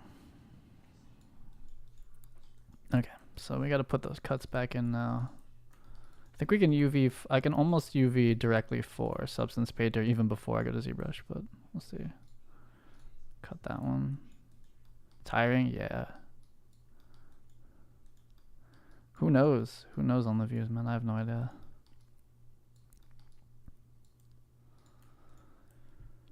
Who knows right now? It's you can't even, I think like, I feel like you can't like ever get rid of that stuff completely, but I feel like a lot of the social media people who like started like MySpace and I guess not Facebook, but like Jack said it about Twitter that you know, that the like button's a mistake and the view counts are kind of a mistake too. It's kind of just like early internet, like that like the next phase, like we shouldn't know, we as the viewers shouldn't know how many people have viewed, like it shouldn't matter.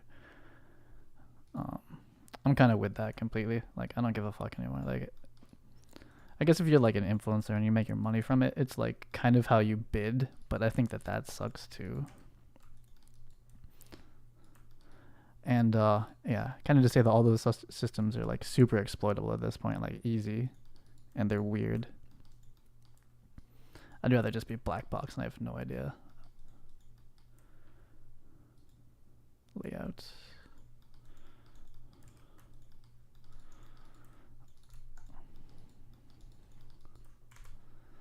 Let's see what we do in here. Do I need the front and the backs to be separate? What did I say last time? I think I could probably UV the cuffs together. And I'm gonna UV the trim bit. That worked out fine. It was like my fake zipper. UVing it now. There's I guess there's no difference. I could send this to ZBrush now, but I'm actually no. I had to cut this out because I actually trimmed. I did draw the trim against this one, so I'm gonna cut this out now. This one goes all the way down though. It's pretty free. Gets a little bit wide down here, but we don't see that. So we're just cutting this piece, and then we're gonna rejoin them all together into one strip. I think is all that's gonna happen.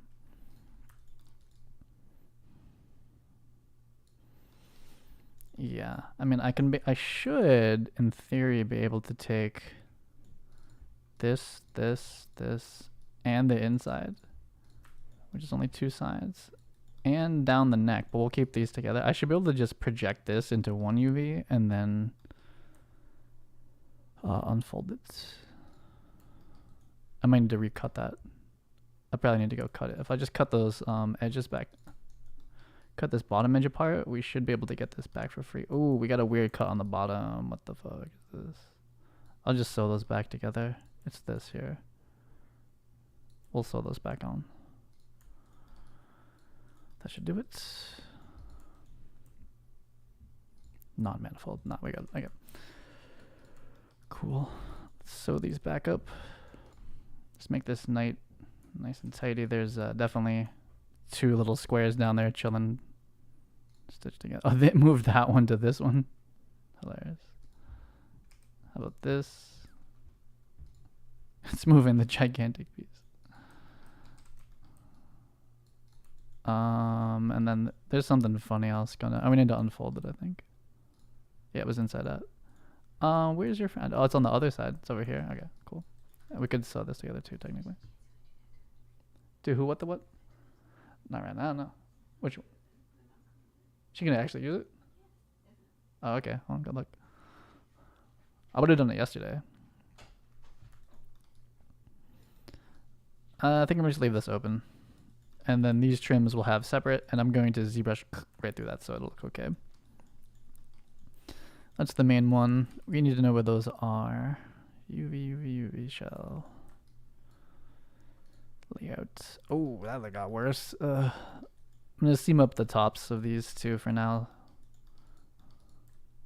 It's kind of like a reminder, like don't ZBrush through these and just be slightly easier to hide stuff now.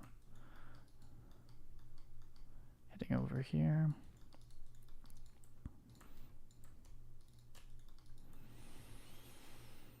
Stitch it together. One more time. Go to ZBrush. This will do. This will do okay. It needs some work before we go to Substance Painter, but for ZBrush, we get free polygroups. I used to spend like an hour, or not an hour, but I used to spend time like assigning materials as polygroups, and if you just do this, it's like one click. That's nice. Let's get M to Z. That's what we're doing, isn't it? We're going to ZBrush right now. M to Z, Hoodie overall. Hoodie up, this one. So we are now... I don't know. Low poly, whatever. This is the one we're gonna do. Skipping anything here? I think we're chilling. We're just gonna go do some seams. That's really it. And I'm gonna do the same drape folds I always do.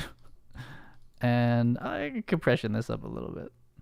Maybe on the head or something. The head's a little bit plain from the back, so I'm gonna put compression folds on this. Honestly, it's gonna kind of.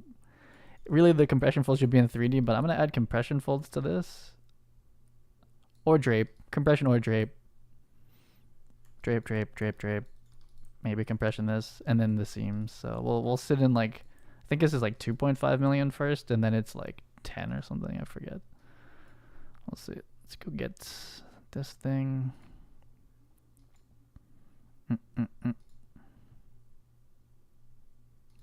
My to ZBrush. Hoodie. The low. Look at this naming convention. Awful. Okay. These untrustworthy ZBrush normals. Trust you at all. It's time to get some free polygroups. Whoa. Boom. Gimme. Those look reasonable. I can kind of see those borders. This is not helpful. Spin the slot machine again. It's kind of reasonable. Those I can see. It's purple and blue, kind of close. This is kind of close too, actually, but I think we got it from here. I can take these. We don't care about that one. I accept your polygroup colors. ZBrush. Let's go to subtool. We only have one. That's a good thing. Let's turn off polyframe. Let's go to the first million threshold. There it is. 1.4. I thought. Oh, you know what? Well, I mean, yeah. I guess we kind of. I did this one lower topo than the other one, so I guess this is probably fine to do like the primary sculpts. We're also most definitely deleting out like the whole bottom of this too, based on how the other one went. So we just don't. We would normally unfold this and clean this all up, but we're gonna delete it. And or if I just leave it, we don't even see it. So I'm just gonna ignore that part even exists. That's a good saving point. So we have our polygroups are in the millions. That's good. Female one, nice. ZBrush. Hoodie up.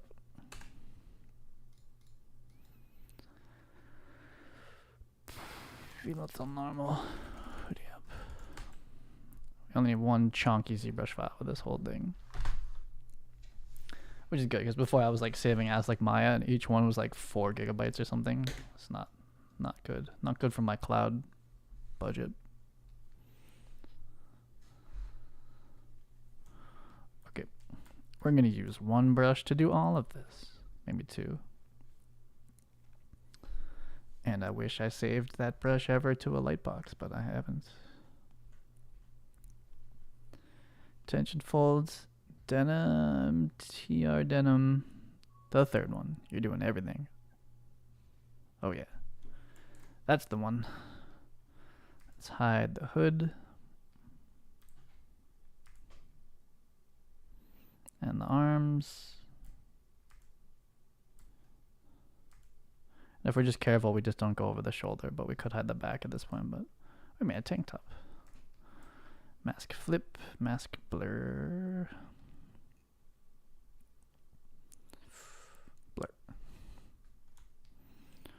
Okay, so we could just go straight from the front, but we kind of got like a little bit over the shoulders with this first one. Oh, we need to be on a layer.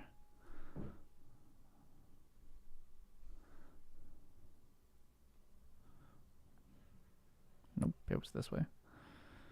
A little bit of this.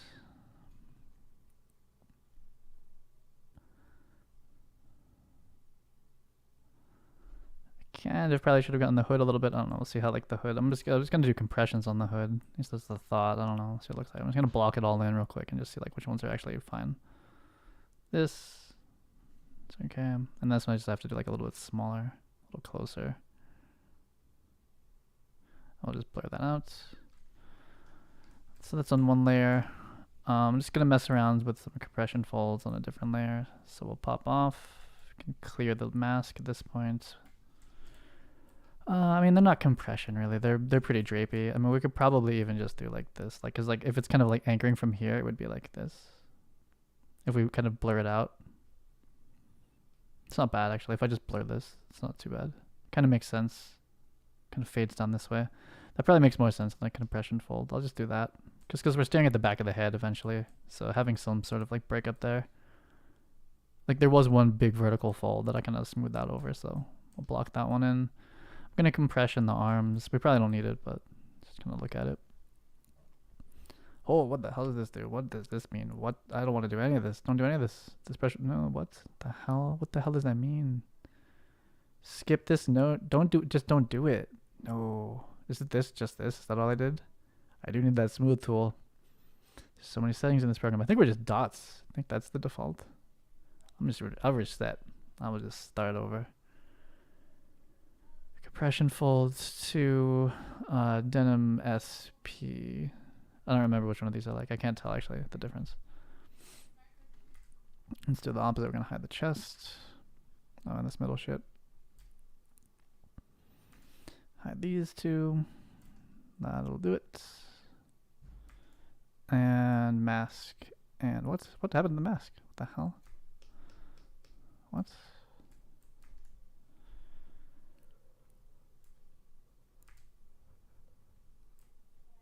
Huh. Mask. Flip. Flip? Yeah, there we go. If I think about the hotkeys too much, I just forget how they work. It's gonna be kind of a scuff transition between these two if I do it this way, but we'll see. Pretty sure this is my new layer for this one. Blur, blur. We'll take a double blur on this one and see how ridiculous this looks. Which side is the blurred out edge? We'll see. Is it down or up? It's down. We'll take the down one. Yeah, that's gonna be a tough merge. That like into there is tough. Crap, what did I just learn? Is it down? We're going down? Yeah, we're going down. Compression fold. The back. So we're going this way. It's very rooty at the moment, but I'll beat it down quite a bit. Actually, this is kind of the most important place for it, is the back. Like when you're running around. This way just very empty. I'm just gonna have to blur it back in here. That's why I took the double blur. Kind of the side. The front's kind of fine for right now. Nah, it's kind of empty actually. So I'll fade these all way back into oblivion. See if any of these like stick and look kind of reasonable. Get rid of this mask. Hopefully we're on a layer. Turn off that stuff. Just kind of slide it back in. This one's especially bad. But the back ones I think could kind of go. They're going in the wrong direction. They should be going down on this one actually. So I'm going to undo a bit. I think the anger folds would actually be better than the compressions. Let me go back. Luckily the ZBrush has the infinite undos. I'm just going to use the other one again, this one. Still on that layer, so we're looking to add like a little bit of like down fold like this. Oh, what the fuck? What happened to you? What's this? I need a drag rect. What happened here? What the hell is this? Dots. Drag rect. What the hell? I screwed up the ZBrush default and now I'm never gonna get it back properly. That would kind of match actually. This one already has a fold, so it kind of doesn't make sense to add this over it, but maybe. It's kind of weird. Let's look at the back. The back's super lacking. Like it needs like something happened back here. I didn't even mean to let go, but it's kind of fine actually. this. Yeah, I'll take these. These are fine. We're just gonna go on a smooth journey now. So they screwed up my smooth. Are we good? Do I have a proper smooth brush still? So we're at 1.4. This should be pretty strong. It's pretty good. Still kind of slow, but just gonna merge all this stuff back together. I'm not doing it all in this layer, but I don't think I need to pull the layers back anymore.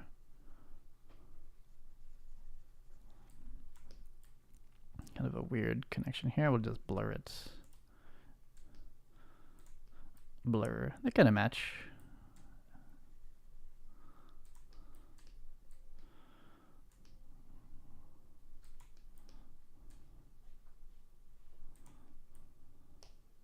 Let's get straight up here.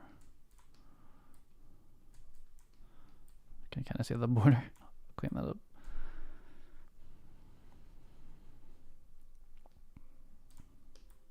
This is a bad border too. And just over the shoulder, just gonna fade that out. So it has a little bit going on now. Just a little bit more normal breakup that's at least like tries to match it versus like I'm gonna add a procedural creases in Substance Painter. Those are just random. That's just like the true lottery. This one at least we had like some control. Yeah, we're gonna end up like drawing a gigantic seam across that anyway. It's kind of weird looking into the back of the head, so it's kind of, I guess that's why like this is like in a way this is like kind of helpful because it's like easier to judge what's going on. We have like a fake trapezius like muscle like on the coming out of the ear. I'll take these hard. We need like there's a vest over it, so like we'll take all the detail. Be fine. That's a bake, and we're gonna go up to whatever millions now. 5, cool. That's not bad. Let's do good old brush number 3. I don't. Where did we do this?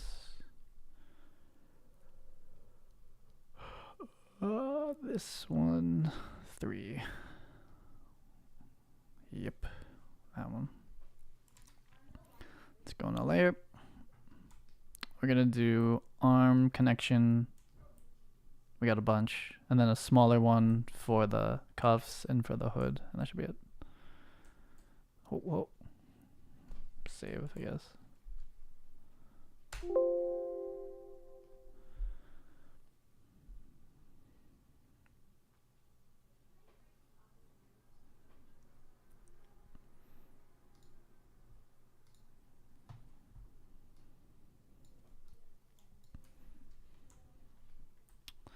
Kind of weird from the side. We'll see.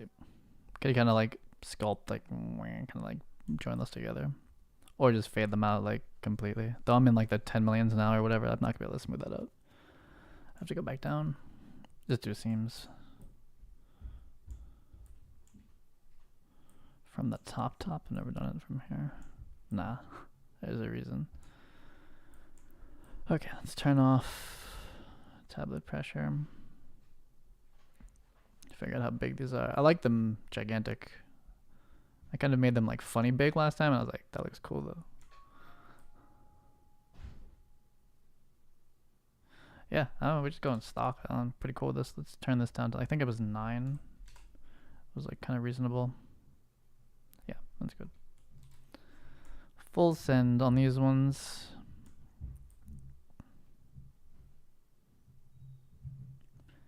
Trace the polygroup line.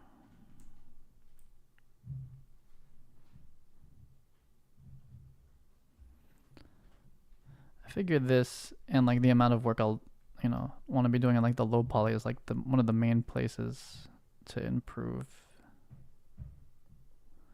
And just like generally like controlling like the fabric properties in Marvelous Designer. Those are like the things that, like watching a 2-hour live stream or not, like time-lapse live stream of someone, they'll do like one thing and I'm like, okay, that's mine now. And it could be like just like a setting in like Substance Painter or something like that.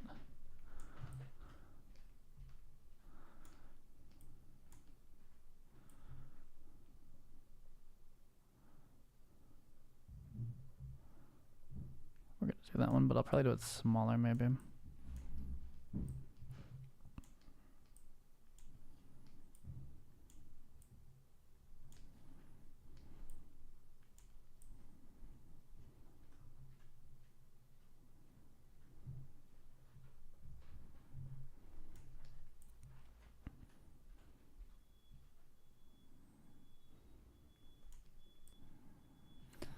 I forget how you rotate, like in a circle, like screen space circle. That's like alt, left, click, right, something, blah blah. I can't. The hotkeys. I don't know. So I'm just gonna draw here. It's not my, definitely not my hand's good angle, but.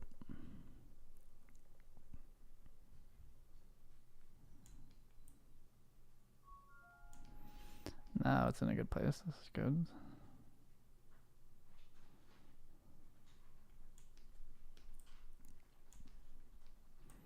It's a bit dark.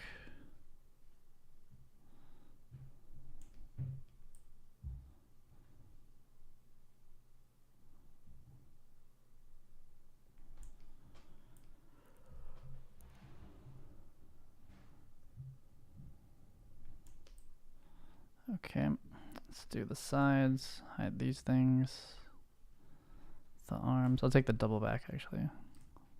Let's just clear everything, get back to normal. Hide these two.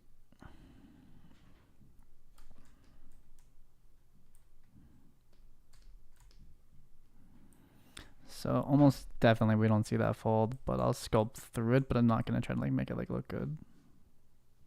This part though I need. Your XXX comment, nice, yeah. Yeah, the bots. Free advertising.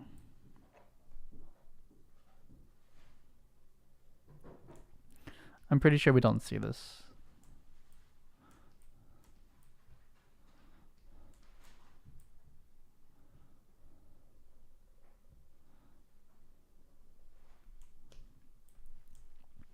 Yeah, YouTube's especially bad. So is Discord too. If you're on any like bigger Discords, they're just awful. I left most of them actually. I'm only active in like basically 2 Discords right now. They just get too big and annoying. I like my sub 100-person size Discord groups. Anything bigger than that, I'm like, eh. No thanks. So those are the majors. I guess we'll bring it back out. The cuffs and actually the one across the neck we could probably go pretty hard on. I'm gonna do big across the neck as well. I'll take it as a new layer just in case I don't like it. And I'll do small across the cuffs and around the neck trim, and that's it, or the hood trim. That'll be it. I'm not doing too many micro wrinkles or something. If it was like the wind, if like I'm gonna try to pull off the windbreaker one, but if it was like really like a windbreaker, you go like stupid on, you go like super wrinkly. It would be fun, but not this one. I'll just like see how it looks. I don't think I've authored anything yet for MetaHuman. That's not true. The reflective vest for the construction worker was pretty shiny, but I haven't done like a ton of shiny stuff where it's like the main part of the outfit is shiny. I've just been like hiding behind very rough, dense patterned materials, which hides all the mistakes. As soon as you make something shiny, it's like you see everything. Every like weird fold or like missed seam line, any weird sculpting, all this stuff just like immediately surfaces. So we'll see how this one handles it.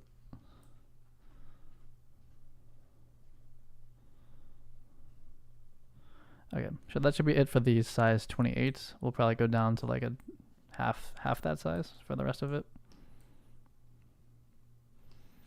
And what I really appreciate about using like these brushes is they spent time considering what size, all the focal shift, the draw, all this stuff is, even the lazy step radius and the lazy step all of these are set up by the person that made this brush, and like if any of these are a little wrong, it doesn't work and it looks like shit. It's like super easy for this to look like shit. So the defaults that these come in at are really, really good. Like you could just take the exact same alpha from a raw ZBrush startup and try to hit these settings. It could take like an hour to find them. It's a huge pain in the ass. So it's definitely one of the biggest parts of this. Not only just like the alpha itself, but like these are set up really well, and they're almost, I think they're set up for real world scale as well. Like these are meant for clothes. Like as I do this all at scale, it's like works perfectly. It's something very nice. And it's consistent. As I go back into ZBrush and I know I'm finishing this at like a certain texel density, I know that like we'll be finishing at 4K. There's like I can tell how it's gonna be like now, basically. Very helpful.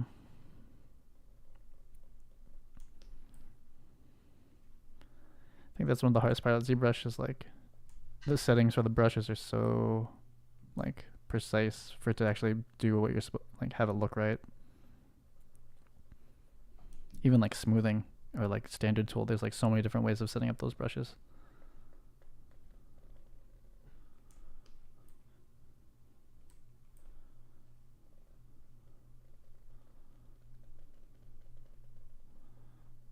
So this is basically just like a Damien standard dark line plus the bumps on the side. Okay, we'll take the autosave. Which is, for time spent, really, really pretty good results. The, like the really good character artists I've been watching, they'll do that, but that'll take like half an hour. Because they'll sculpt it by hand, like the entire thing. Which looks cool, and like, you know, if you consider if you consider like how the wrinkles should be across the entire outfit, and you're good, you know, you're pretty good at it, like it looks incredible, but it takes so long. I'm like, a wrinkle could look like this. I'm just gonna take it. Like I don't even know where gravity is when I'm sculpting on this thing. I'm just sculpting a line through it.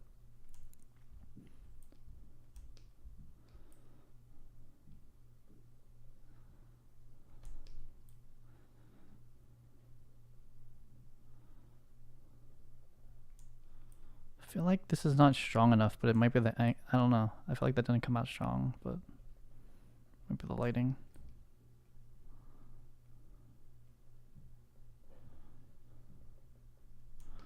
Okay.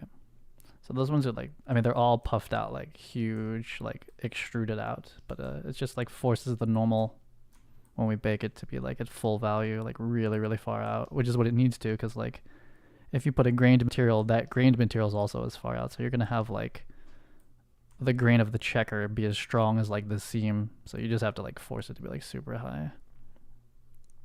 So just sculpting this once for it to like kind of pick up where I want to rotate from. So same thing on this one. This could maybe be a little smaller. Nah, we don't like this. Yeah. Where are you? Okay, 1 second.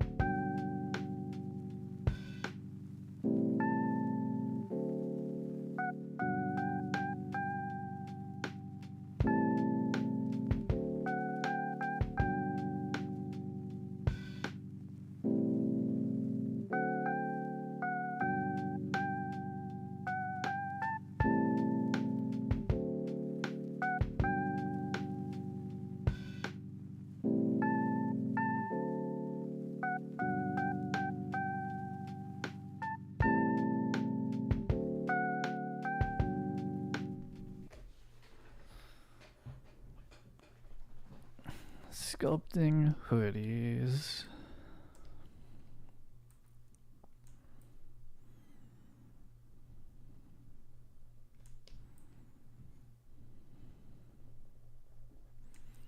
My hand is definitely getting a little bit used to doing this now. It's just like, I guess like anything, we're gonna try to match that line a little better. Just like repetition over and over and over and over and over again.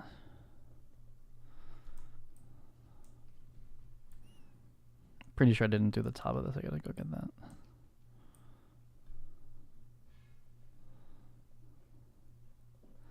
Like I could probably, like a Cine Tracer is probably significantly easier, but like most of my technique is not, most of my workflow is mouse. And then for like a couple hours, Cine Tracer would be nice, but like I like don't want to have to like switch monitors and like move my chair, like just. But like stuff like this is much easier if your hand actually matches where your virtual brush is.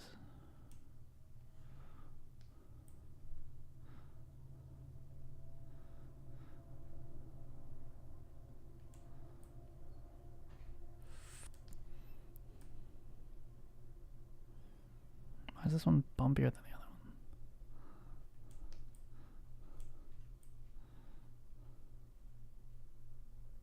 Maybe just an angle thing. It's fine. Okay. So I'm just going to do that down the front trim, and I think we're done. I feel like we could use definitely something there, but like, I don't know. It's okay to have some stuff just be smooth. Except for the pants. I've realized the pants look terrible if you don't like, they need distressing like all the way. I'm going to just go for like wrinkly pants. Smooth pants look stupid. In motion, they look kind of like okay, like just sitting there, but when you're running around in them, they look like balloons. They look like balloon animals. It doesn't look that good. I think I'm going right through the middle for sure. Yeah, this is definitely my favorite seam brush. Just like kind of, for me, it works for like everything. I don't think we see this. I'm pretty sure we're not ever this far down. There's a gigantic thing right here, but just in case. Yeah, we have overalls over this. There's no way we see it down here. That's why I'm not sculpting any of this area either. What's up, disc? I'm done ZBrushing. So that's like, I don't know. I feel like that's like the minimum you can do to something like this to have it like just like look reasonable. Though I think that threshold will keep increasing over time for me. I used to not do this at all, so that wasn't too long ago. But at a certain point you push even harder for sure. Oh shit. Okay, let's save before the decimate. That doesn't do anything. Let me tell you, Control Shift S, that's not a shortcut in this program. Saving. It's time to decimate and run away from this. I think we got all the seams. I don't do the underarm seam. It's just like not needed. Unless it was like a huge like cool seam or something that had like stitches, like big stitches on it or something. Decimate. Baking them.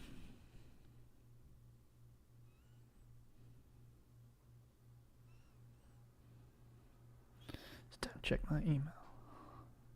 As long as it's been 2 hours to get to here, that's not bad. It's not bad.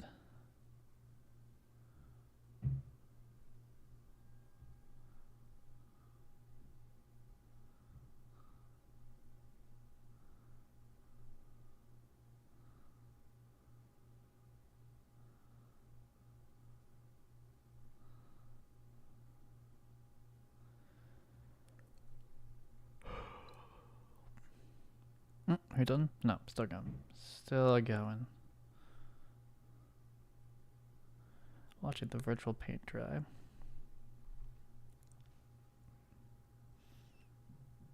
Oh yeah, I'm gonna go download sound. I can't wait to make the mining make sound.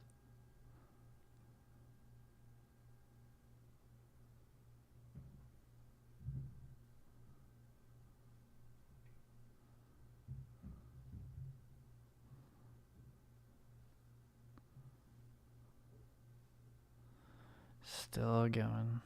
Still going. Yeah, I'm gonna put some sound on that chopping animation. What else are we doing? What are we doing? Oh yeah, I want interact. Yeah, well, I'm gonna do like the. I'll try to set up the interact system. Basic interact anyway, the non-timed version. Oh yeah, that was a long pre-process. Let's go to the one. We could we could do 1 million. We can do 1 million for this. It's fine. 8%. Nice. 1 million. Lovely. Looks crazy here, but this is my bakes. We go stupid on the seams, and they're still not even, they're still barely there.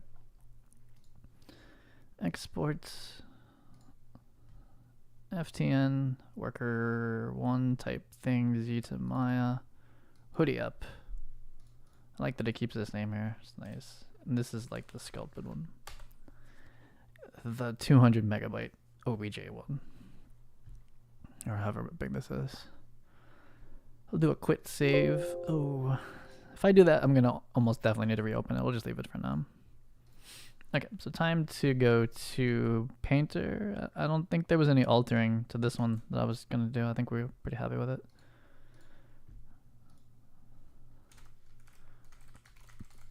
Okay, so we gotta UV it properly, and then also bring in the high poly, name them, and go to Substance Painter. Then rig it, and that's it. Let's go for what are we doing first? We'll do the arms first.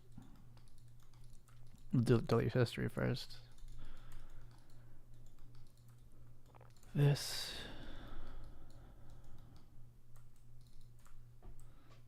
Stitch together. Other side.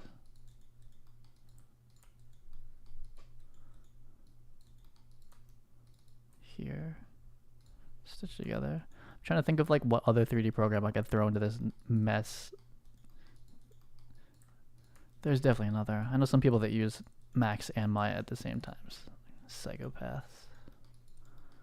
It's just like Max has like certain modeling tools that Maya doesn't, and vice versa, and you just go back, you just keep sending it back and forth between the programs. It's awful. I think they're mostly hard surface people.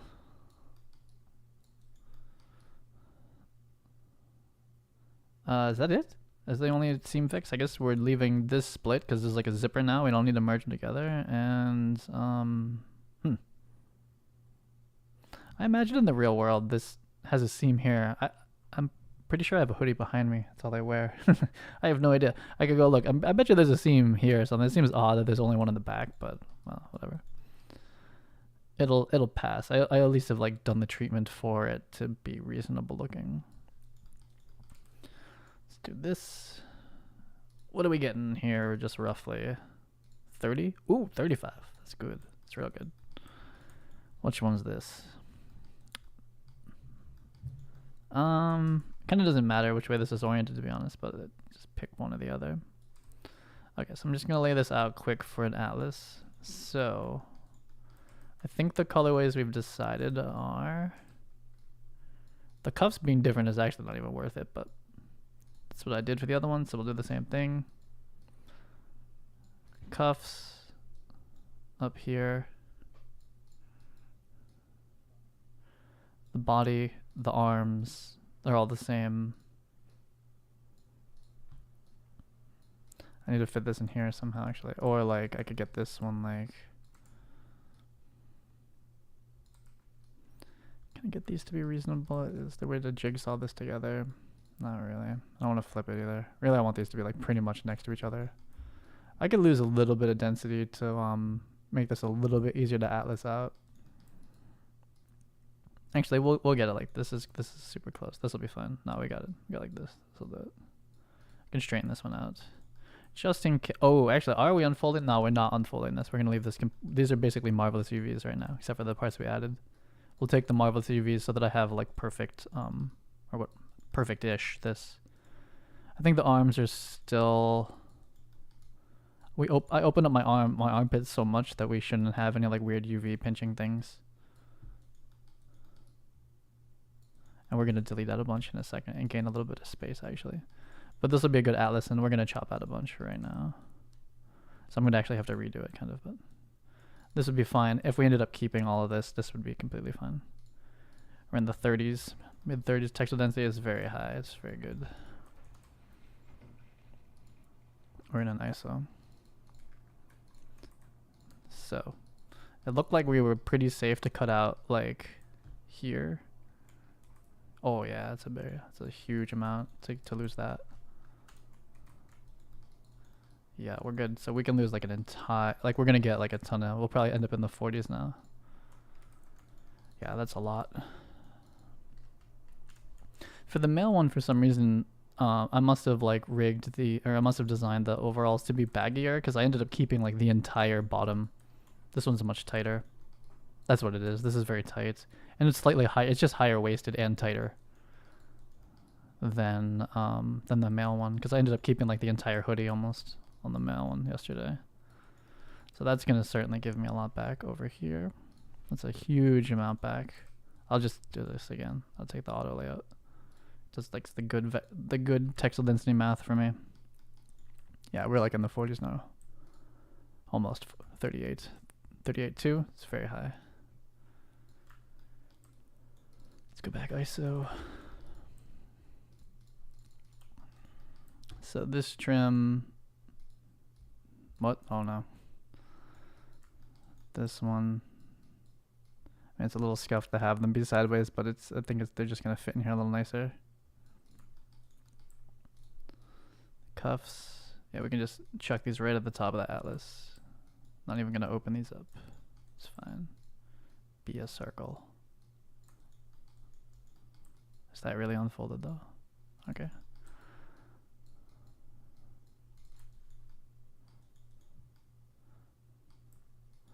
Oh shit, there's this like censored pixelated shader that someone shared on Twitter. That might actually be what I do today. Plus the sounds. And the interact system. This would be nicer down here. A little close. Think we're okay. Actually, we have a lot of room on this side. We can scooch you over. It's a little scuffed that this is the front and the whatever. It's fine. Okay, so that's easy atlas. What do we end up at again? We're at like 38. Nice. That's a lot of texture we're gonna have then. I think we are ready for painter. Yoinks, let's get out of here. Did I make this already the painter file? That means I can delete everything. Like we're dead ended, but this is the final UV. The painter, the FBX I export's really like the asset. That's like the asset I need out of like all of this stuff. And then rigging, I do like a little tweaking maybe. I could probably delete all this, but I guess I'll just leave it for now. I'll just say hoodie low. You should just have one material, Lambert, and we're just doing a single mesh on this one, so it's very easy. What is this? We are Z to Maya hoodie up. The sculpted one. The gigantic one. Let's see how crazy we went on this thing. It's always this brush application. I usually leave it super hard, but it'll be okay. The little bumpy things, they're extruded out. It's like we extruded. Like that's how hard that brush got applied. Like huge, like 1.5 centimeter extrusion situations here, 2 centimeter extrusions. So they should hold against like really dense pattern stuff. This one's like 0.5 centimeter out, but yeah. And I think it was Kingdom Hearts. The new Kingdom Hearts is UE5. I was looking at like their main player character, and it's like a jacket with zippers and stuff, and they go they go like real crazy. Like everything is very detailed, like really detailed. Like you'd represent this in the low poly, which I don't even do that. I'm still just like grid. But that jacket they did for that is like super detailed. I think for a jacket it's kind of worth it, but for like clothy ones like this, it's like because the jacket's kind of shiny. But yeah, like next gen PS5, like UE4 or UE5 game character skins are like insane detail. I guess the Final Fantasy remake also kind of set that up too. Like those like 3D anime games, the clothing are like really high quality. I like it.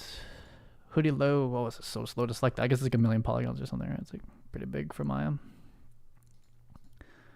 To painter, hoodie up. Female till normal, worker, hoodie up, low. I think we're good. It's a single mesh, no material IDs, everything's UV'd out for like easy selections. That's another good thing about Alias. Doing the Atlas, the idea is that like my UVs are set up like in it really easy for Substance Painter too. It's really nice actually. Good job, me. Big ol' exports. Oh shit, I haven't been looking at chat. Way better than a time lapse. I've this that you probably said like an hour ago. Oh, Painter, here we go. So we're done with ZBrush here. Let's free this up. We do a quick save. I do this a lot that I know how like the different programs like save out when you quit or how long they take. Fade to desktop. Okay, the real memory eater. We open it now. Substance Painter. I don't think there's a hungrier well, Unreal Engine 5 is actually pretty crazy, but other than a full game engine that that manages references of every file, I would say this is the most memory hungry program on my computer. Like it used to like give you warnings that like you will just like you have to like change some like Windows registry shit to have it like work properly. I guess they fixed that or they changed it. 4K. What am I doing here? This is the wrong one. This one. Whoa, this is the wrong skeleton. Worker type 1. What are we doing? Paint to painter. Hoodie up.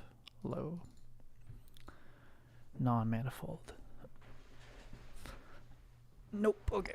Yeah, we have this like tank top hoodie going on. We could wear this. I didn't finish the bottom though. So if I trimmed the bottom, you could just wear it like this. It wouldn't be that bad. Kind of an odd outfit, but you could do it. So this is raw. This is no bakes, no stitching. Oh, this is so round. It'll be okay though. Still pretty good. I mean, it still has a lot of like, from like previous gen game. It's like you don't even do this, like you just have it be a cylinder and sculpt the whole shit on there. Because I'm making like kind of like, I don't know, this is like halfway like NPC looking skins here still. This is not like UE5 like character, like main character skin. 8K, fuck, what the hell? No. The high. I don't know, it's been fine default. Usually I push it, but it's been fine. I guess I don't really know what the hell that does. I really don't. I thought I did. I thought it was like, oh, like you sculpted really far, so you move this, but then like it just like hasn't, it doesn't like effectively work that way. I think that's it.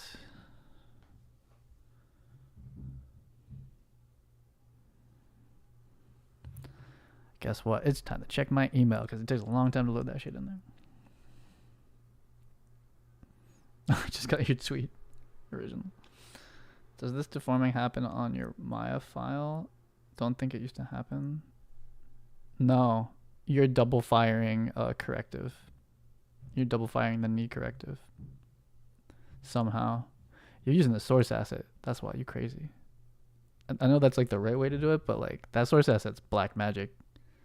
That thing's got craziness going on. I strip it out and try to do it as like simple as possible. But that leg corrective, I used to have that on my VTuber rig because you if you bake animations from a MetaHuman, it's gonna bake the helper bones too. And then if you use that animation on a blueprint that also has the blueprint processes on it, you're running the correctives twice. So you'll get like super weird thigh correct. Every corrective is done twice. It's like twice as hard, and you get real bulgy. Like my very very first MetaHuman tests from like years ago had like that double corrective on everything. I think it was Chris from Epic told me about that actually. They're all on break right now. They're coming back soon though. I need help. I don't know how you fix it in the Maya asset though. The Maya asset's insane. Like Maya hides everything. Like all the plugin connections, all that stuff is like on some deep graph somewhere. Like I have no idea where it is. Super weird. Maya tech artist shit. So we have a little bit going on back here. How do you know? I don't know, dude. I don't know. I don't like. I said this. You're using the source asset. The source asset is wild. Like, if something goes like, if it works, cool. But when something goes wrong, what? What are we doing? Like, like, it's there's so much weird stuff happening in there. I have no idea how to fix it. It's probably a way, but who you gonna talk to? Like who? Like Reham designed it. I don't even. I'm not sure that Reham even works at Epic right now. Um, and like this is some deep MetaHuman like tech artist shit, like crazy. At one point, I mean, you're in the source asset. Like most people don't go into that. You know what I mean? Like it's like opening C++ for the engine. It's like, okay, well, guess what? Like we gave you the tools to like literally blow your own head off. Have fun. Like you're in here. Like most people engage with it only through Bridge. Never open up the Maya side of it. Like the tech art. Most people don't even open the control rigs. Like mod a control rig of like a MetaHuman. Most people are not gonna do that. It's the same thing. You like disconnect one part of that, like those like control rig chains. It's like nothing works. You know.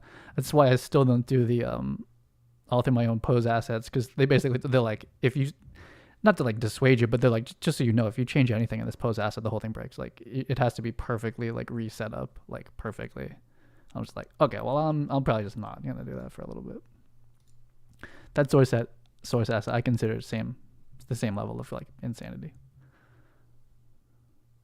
How to get the simpler file? It doesn't always work is the problem for me. Like I can't, like female tall underweight has been bugged for me forever, and it could be me not knowing how to do it, but I've never been able to get it out correctly. Luckily I can get female tall normal, male tall normal. I got male short under, which I think is like kind of close to being like a child skeleton. I got that out, and I got male tall overweight out, but I can't get female tall underweight, so I can't make like an anime character like looking person. So I just use this one. It's a chunky stitch. So we're gonna just make, I'm just gonna make the like the bland version of this first. Like you can change all the colors in Unreal Engine basically, and then I'll probably tomorrow I'll start doing all the color variations. I'm not even doing like a dirt mask on this. I mean, I guess I could. I mean, we're basically done. I just like, I make the, on the other one I made the trims like a little bit shinier, which I think is still good, but not too shiny. I'll still do that, but that's pretty much all I need for this for now. And then I'll go make the mask, and then tomorrow I'll come back and do like a bunch of like, I might make like the lumberjack variation or something like that, but I'm gonna make like a bunch of different like colorways and like a bunch of different like patterns and stuff like that on it. It'd be cool. Get to check how this seam feels. I think this was the full seam. That's what I'm saying. Like anytime I'm like, oh, let's go subtle, and then they just don't see it. It's not even there. You know, like this is me being like going against my better judgment and ZBrush and being like, this looks stupid. But like by the time it's here, it's like, it's nothing. It's very subtle. Because it's not in the 3D, you know, we didn't like put this in the topology like I do it for like the pants. Like it's just a normal bump. So we gotta go full send. Like this bump is the same almost depth as like the grain of the hoodie. You know, so if you wanted to show up, you gotta like really go for it. People at Epic to use them? No, it's still just like early. Like I want to make a video on it soon, just for myself almost. Like, look at the number of AAA studios who use MetaHumans in their cinematics. It's like, I think we're like double digits now, I found. There's so many. So they're being used. It's just that like, you know, you send that like insane Maya file to like any AAA game tech, you know, TD. They're like, this is nothing. Like, whatever. Like, cool. Like, thanks for the head start. We'll take it from here, and we're going to do way crazier shit to it. It's just like, you know, they're not holding back. They're like, here's a full Maya file that like only like a Maya TD who programs this shit all day can understand. Like, it's like hidden in like, you know, all these like, you know, super wild nodes and plugins that like, I have no idea how to set that up. It's the source asset, you know what I mean? It's like sending someone it's like, here's this a C++ to Unreal Engine, have fun. It's not for like, you know, even for blueprinters like me. It's like, it's for like C++ engineers, like to mess with, you know. So like if you're not of that, it's like, yeah, it's like unintelligible. So it's cool, but it's like, you know, they're not holding your hand through that type of stuff at all. So I'm terrified of that ad. I'm terrified of the source ad. This thing's crazy. Let's do height. And it's changed too. It changed recently. Like the new one's like a little bit different. It makes sense. They're doing the 1.0s. Like they've updated stuff. And like the feedback, the normal is not bad to keep that grain actually, but like the feedback they're getting are from the studios. It's from the humongous game studios. It's not like, you know, us plebs like so much like on like YouTube and like whatnot. Like they don't care. Like I mean they will like, you know, kind of regard that I'd imagine, but you know really like it's you know, Frost Giants and like the gigantic CD Projekt, like you know, what do they need to get, you know, to get it working? Once you're that deep, you know, like in the Maya asset, it's my guess. Black mask. I think it's just this. Yeah, we got those trims. Hey man, it's possible. You could figure it out. I'm just saying like it's hard. Or it's like no, they're not holding back. They're not like here's the simple version. They're like no, here's like how we do it. And it's like just dense.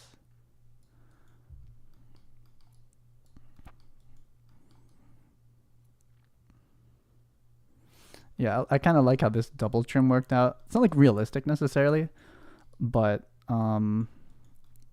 we have what is like a Damien standard like line in between the actual UV seam and then a little bump on both sides.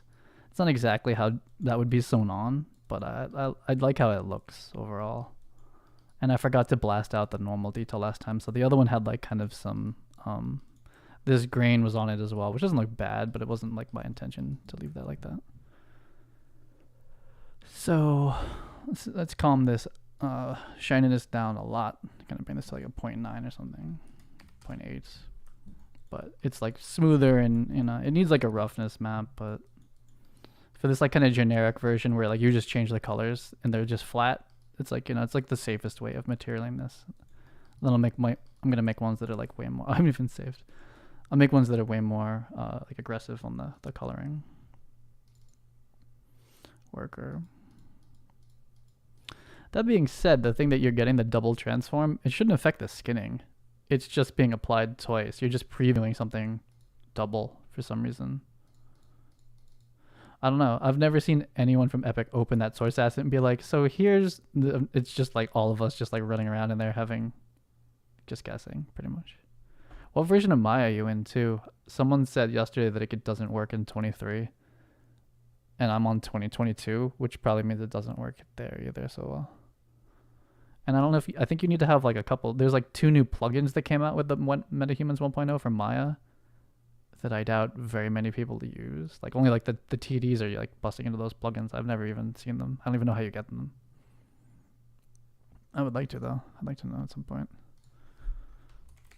Hoodie up. Man, I gotta make a lot of materials now. Can make a lot of textures.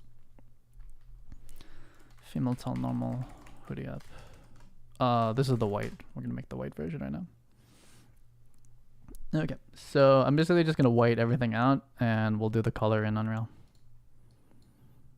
It's gonna look like a hot mess in here, but it'll be fine.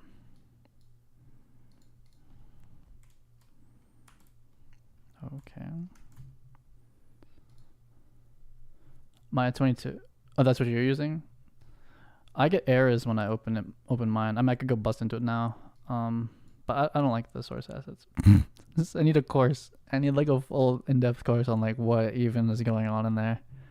There's like 4 skeletons and I'm like, okay.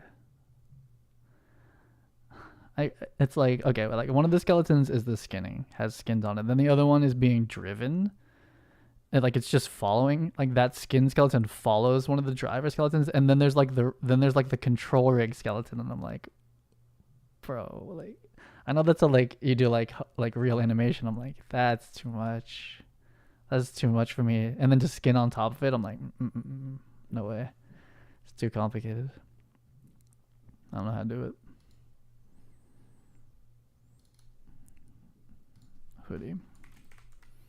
Hoodie up. So for the hoodie down, hoodie up, I gotta make the same like material, but hopefully I'll just like save them and it'll be okay. Wait, version. I guess we'll just say version 1. Wait, we'll just version numbers up like that. because they're all gonna have the same like Lambert auto name. And your bridge is crazy. Yeah, I'm scared of that update. I saw Jay just posted about like the new update fixes like the what's it called, the ARKit's pose asset. I still don't trust it. I use 4.27. You know who's who's like MetaHuman mocap workflow is on point still? Mine. And I'm not touching 5. That's why. I just don't go to 5. All my Vicon shit, 4.27, holding it down. All my face stuff, working great. And guess what? You can author your animations in 4 and send them to 5. Works perfect. Not fucking with any of that other stuff. Yeah. Oh, we gotta rig it. I thought I was done. Okay, let's start a new folder or file for this. Let's do. Yours is broken. Yeah, I can see that. They're on break too, so it's not gonna be fixed anytime soon or patched. Let's do. What are we going? What are we doing? Going to Painter. Hoodie up.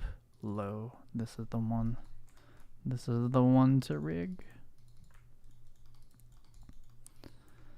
My computer downstairs for like my Vicon system is just frozen in time. I will never. Actually, I think it does have 5 on it for some project I was working on, but I was like, I might never update this. You know, it's like, actually, the Vicon software. Every time I go in it, they want me to upgrade to 1. There's like a new Vicon Shogun 1.8, and I'm like, nah. Like, what if it breaks? Like, it's so fragile. The workflow is so fragile. It's like, I don't know. Unless you force me, I'm not upgrading this thing. Like I can go downstairs in like 5 minutes, bust out like a perfect MetaHuman retargeted animation and leave. Like, maybe not 5 minutes. It takes like 15 minutes. It takes nothing. It's like so fast. It took me a year to set up this stupid pipeline. So like any updates, I'm like, I don't know. You're really jeopardizing all my shit. Like, I don't want to. I'm pretty sure Epic's not even on 1.7 for Shogun. They're like on. Once it works, it's like, hey, what are we doing? What are we trying to add to this? Nothing. Just gonna make it worse. MetaHuman. Same with Cine Tracer. I was like, I don't think Cine Tracer is ever gonna use the new MetaHumans. I'm like, maybe like in a year, 2 years. That's what this new like demo project's for, is to kind of like R&D test that, make sure everything's still like going okay. Female tone normal. Vivian rig, what? This ain't it. What am I doing? Oh, I'm opening like Maya files. Wait, save as? Oh, I'm trying to save this. Distract. There's some stuff happening outside my window right now. My door. Worker. We're just saving. Hoodie up. Rigging. Dude, Tim has nothing to do with that stuff. He's far away from that, man. You can do that all you want. He reads that shit too. He like responds to stuff. Not about MetaHumans though, but like Fortnite and the lawsuits. Worker. Hoodie up. Worker. Hoodie up. 1. Rigging. Yes. Importing. This should pretty. Oh no. Oh, but that other one's kind of cursed. You know, I'm gonna do this blind into a new file. There's something wrong with my like source one I've been rigging into. It gives me like this warning on the way out, which I never have. It hasn't broken anything. Everything works fine, but I don't like that warning, so I'm not gonna go with that file anymore. Screw that file. I'm just gonna do this from scratch blind. I should, hopefully it's okay. I don't really have any recourse if it's not, to be honest, other than like reshaping the shoulder, and then just copy scanning weights again. I tried to like reweight the shoulder area by hand. It's so hard. There's so many bones in there, man. It's so hard to weight it. I'm just copying and praying. This one. It's the golden asset. Indiana Jones came and stole that asset out of this out of the old source asset, and it still works. I'm still using it. And with Vicon, I use the old MetaHuman skeleton, and I have the old combined head skeleton, which you can't get that anymore. Kind of. Though the new ones, the source assets, this source asset combines pretty good too. But I have like the old MetaHuman tech. Still use it. I have some alpha shit too, but those ones are worse. Those don't work at all. I wouldn't trust those. They don't have finger bones and stuff, or they don't have the right correctives set up. Okay. Jesus, what are we doing? Let's do this. Joints.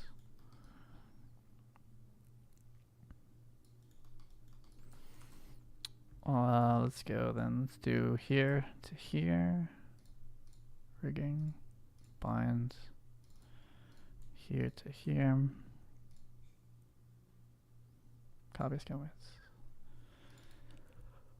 Okay. We're just gonna pray that the shoulders are good because I'm not trying to weight those clavicles. I'm just really here to clean up the armpits, which look pretty good so far, and the neck, which is really just gonna be head one and maybe neck one. Then I'm out. Yeah, perfect. Yeah, we keep these easy now. I'm not trying not to have too much problems in the armpits. Just kill this problem before it even begins. I need to work on skinning legs. Like the majority of my R&D and making stuff has been like shirts, because I think that's like the highest impact, is to like make shirts, whereas like pants, it's like But now I'm definitely making pants, like custom pants for like all of these, and there's no cargo pants. And anyway, I'm better at skinning up here than I am at the pants. The knees are actually surprisingly tricky, and above the thigh, when the leg goes up, is kind of hard to make that look normal. So I should probably do a bit of a study on how like the pretty much like the MetaHuman, like there's only one pair of pants that are like kind of cargo-y pantsy. They're like kind of like further from the body. Just kind of look at how they weighted that, but like on purpose and for a reason. Like almost all the MetaHuman clothes are basically skin tight. They're just easier to weight. They just like match the body a lot easier. So I need to kind of go study those. It was like I've been in this area of the MetaHuman. I'm like all day rigging it, and this too. The elbow a little bit, which I need to fix the elbow too actually. But the pants, I don't really know the bones that well down there.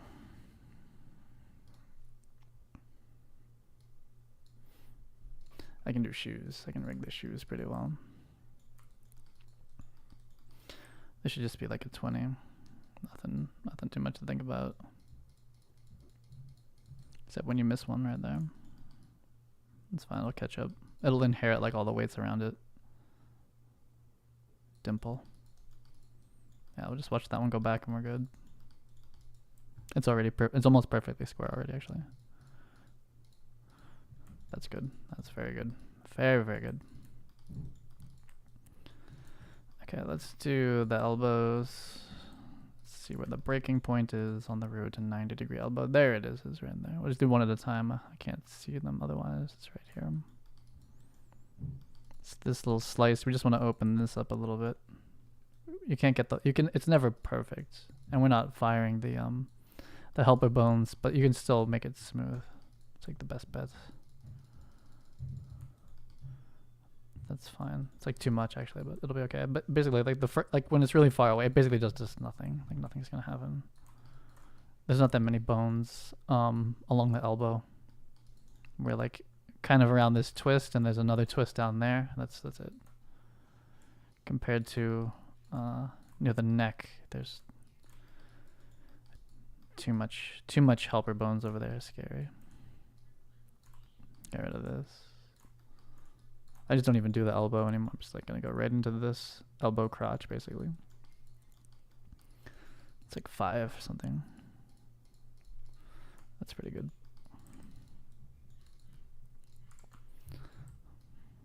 And then it breaks here. It's fine. Once we collapse through, you're out of bounds anyway, but we have like a pretty smooth lead up to it. Again, why having a fold going out in where the arm is collapsing is not a great idea, but marvelous designer, We're gonna take some of these folds, but just skin tight stuff is just better from a rigging point of view, rigging a cylinder point of view. Okay, so this one breaks in a very obvious place. It's right here. We're not gonna really get this one back very well, but we'll smooth it out.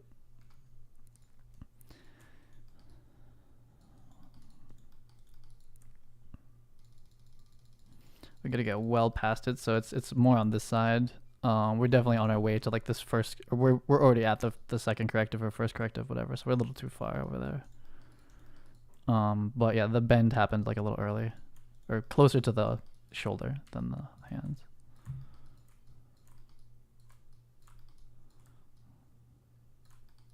But we don't need this smooth all the way out there. We're really just looking for like the armpit, or the elbow pit. Through here. That's fine.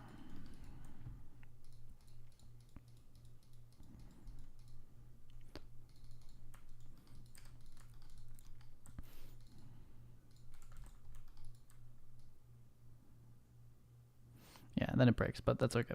At this point, it's okay to break past here. Plus, the helper bones are doing a little bit that we're just not noticing, or we won't see. Inu actually just posted that the Manny and Quinn have different weightings, so rip to anyone who's been waiting off of Manny and Quinn for the market. Whatever, no one knows. You have to be a rigger to even know that shit. But anyway, you shouldn't rig off of Manny and Quinn. It turns out. Male tall normal supremacy. Only good skeleton right now. No one gives a fuck. No one will know. Okay, so I'm pretty sure it's gonna be this. Let's check this chain out real quick. It's gonna tear like right here. There's like, it's basically like the head is like white. Yeah, it's gonna be the same thing as last time. This one, even this one's a little tighter, but it's the same problem. Same issues. It's pretty easy. Let's look at. Did we even initialize? Yeah, we must have initialized this. Let me look at the neck bones. Okay. Neck. Okay. This needs a bit of a smooth. We're like red in here. Neck 2. Oh, okay. Oh. We're gonna end up just smoothing the whole thing basically, and then head. Yeah, it's white. It's white, and immediately down. Okay. I feel like just like the regular smooth tool might be the move for this. I did pull it off last time by pulling the head up and then doing it. Where it's gonna be really hard is across this. To smooth that out nicely across the border. But like, I kind of want to just hit this with the smooth brush, like to start. Human body shaming. I'm just saying who's skin nice and who's not. It's funny because like the base metahuman skeleton is female medium normal. That's like the base skeleton. I guess it's like the in between. It's like the in between of being tall and short. So it probably has like the least amount of like delta. But this male's all normal, and like Quinn, it turns out, is like better. I don't know. I don't know anybody that actually copies off of who uses Quinn though. Or Manny. I mean, you're still way worse than the metahuman skeleton, like in a lot of ways. So I wouldn't. It's better than like the UE4 skeleton, but it's not good. So I saved as. Let me hop into this. Let's get this. Still like selected this thing. I'm gonna use the distribute sample, smooth, and just start just like hitting this thing. Like we're gonna be like big. I'm talking like massive, like holy shit, yeah. I saved as. This is like kind of an experiment. Let's see how this like initial. Holy shit, we switched over already. How this smooth goes here.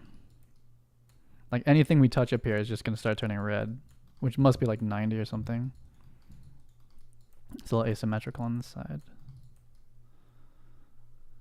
Like around here, and you kind of learn that like this folds right here and it folds back there, and nothing really happens up there.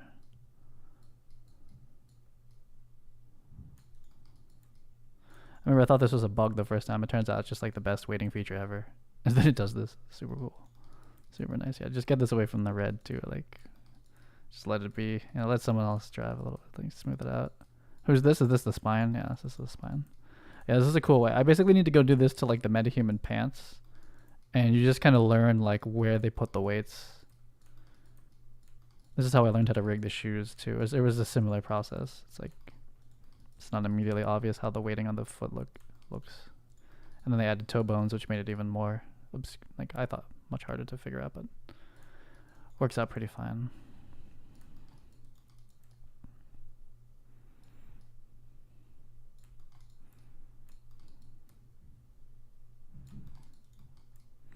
Yeah, there's only so much we're getting done with this tool still, and I'm doing like 0.2. I could probably just like full send this to like to 1. Like we're just looking to like actually blow out any of these borders. Yeah, we'll just do full at this point. Not even trying to be subtle about it. We want to start getting back to the head though. I've been doing all the neck smoothing. It's like a lot easier. And we're gonna across the borders. We're gonna have to fix that by hand with some selecting. Yeah, this is pretty aggressive through here. Nothing even happens up here. That's why it's white. So it doesn't actually even matter what we do. I say at this phase, we'll see if that's true or not. But anyway, it's mostly this right here is the problem. And just add a little bit of orange here. Let this be a little smoother. But above here, certainly nothing's actually happening. It's a hat, basically. We obviously don't react to the jaw moving or anything like that.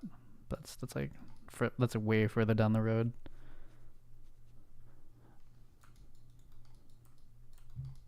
That's some Corey level rigging. That's Xanadu only. It's the only person I know who does that. That's not like at a studio.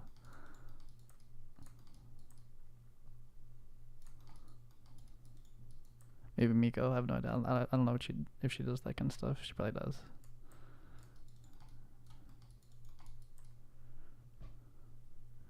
I am still a baby rigging artist.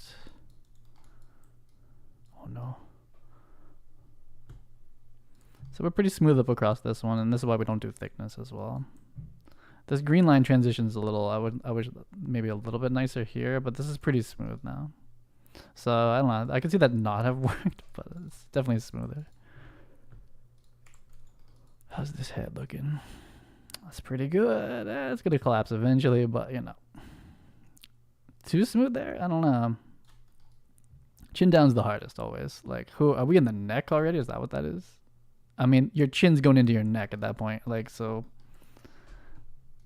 I'm not 100% on like what the full like range of motion we're looking for. We're gonna easily survive Lyra.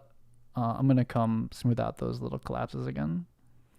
We're gonna easily handle Lyra stuff, and then we'll see how my head turning ROM goes. And we just have a couple zigzags left over.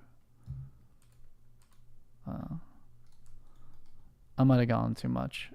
Is this resetting? Okay, we're good. I hate when that happens. Yeah, we just have a couple zigzags that just need like a smooth like 0.01 and that'd be fine. Basically the whole thing could use a 0.01, but just do it this way. I kind of saw where they were. It's like here. Just this like neck folding. Actually, I'll take the whole thing. Like almost the entire hood that moves that like is a transition zone could definitely. I'm going to apply like an extremely low level smooth. Oh, actually there's an easier way of doing this, but I'll get this part. It's basically the whole thing. I could just like vert crow from like a circle around the head or something, but I'll take the whole thing that's bending actually. That's basically, I'm basically saying the whole head. There are a couple, when you smooth into like a not weighted area, it like, I don't know, it like jumps around like crazy. Where's the gizmo for rotating? Are we crashing? There they are. This part we don't care about. We're like way over, but we just want to find the right. Just make sure that those are all selected.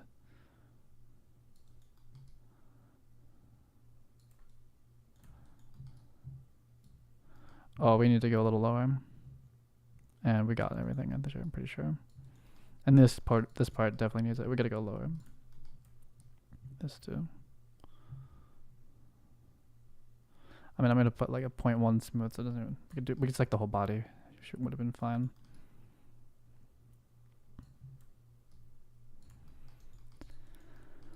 Okay, these should all pretty much disappear. Not that stuff, but the like the zigzags.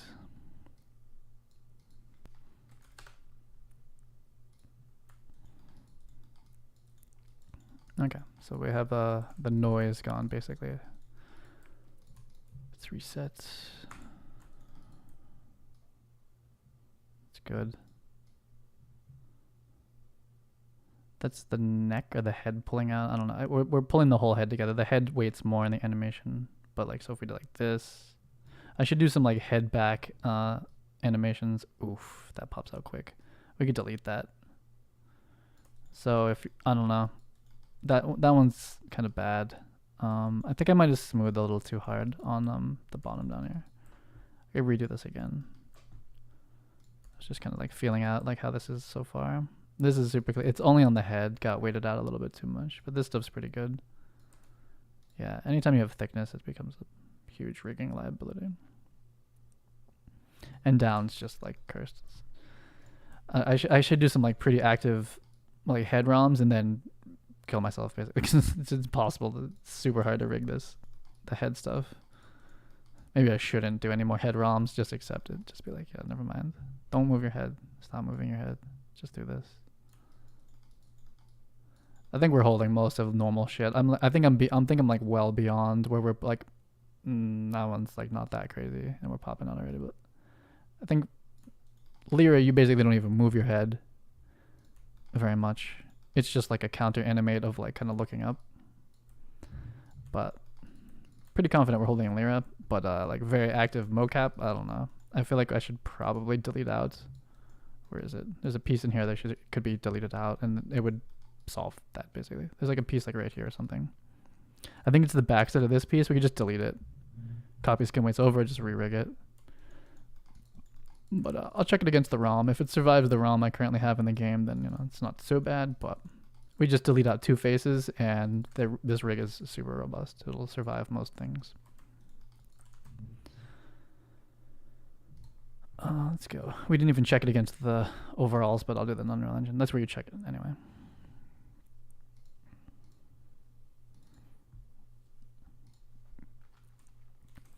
Hoodie up. Okay, skeletal mesh, female tone normal, worker, hoodie up. 1. I need to make a mask. I didn't do any altering to this piece, so this is the we actually reset? I think we are. Okay. This is the exact asset coming out of Substance Painter. Nothing changed. I stayed really tight to the face. We'll see how different whoever a face archetype I'm using right now is. The heads can be insanely different now, like stupidly different because of the new mesh to whatever thing. It's super cool, but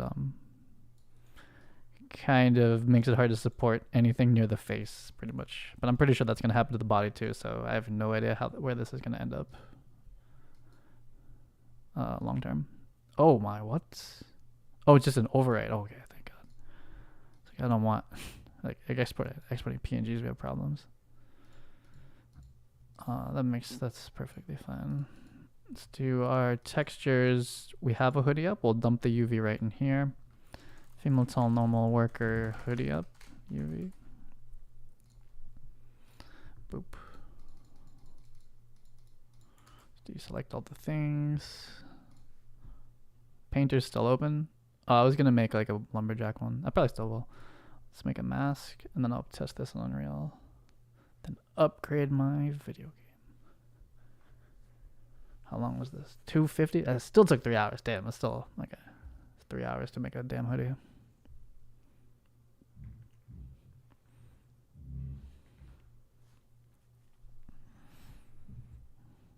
Can't really go any smoother than that either. I was like, it's pretty good. Let's see, where are we going? Clothing, female tone normal, worker, textures, hoodie up, making masks. I need to remember to take like screenshots of this so I can remember what the hell I did. I've been like just jumping right into like game dev mode and forgot to document. 3 masks. 1, 2, 3. Full screen, half res. This one, you're all in the same color. Big square. Next are trims. And this.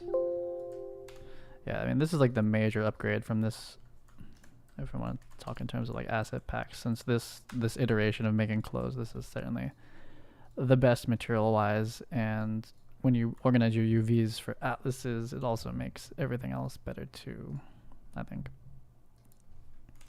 120, 100 is perfect green. I don't think that happened correctly. Let's do this one. 240, 100, blue. Save. Who knows? What even is this? This is the UV mat. This is the mask. Yeah, this can be general folder. It's fine. Big old targa. Let's do T. Female tall normal. Worker. Hoodie up. Mask. 1 target 24. Okay, so we should be all set for Unreal. Boop. Leave that open just in case. What do we have open? Photoshop. Painter's the heavy one, but hopefully it survives. I kind of want to go make a different. I don't know. I like the lumberjack material. I guess I could just go make that real quick. So, but I gotta get it rigged first, then we'll do the materials.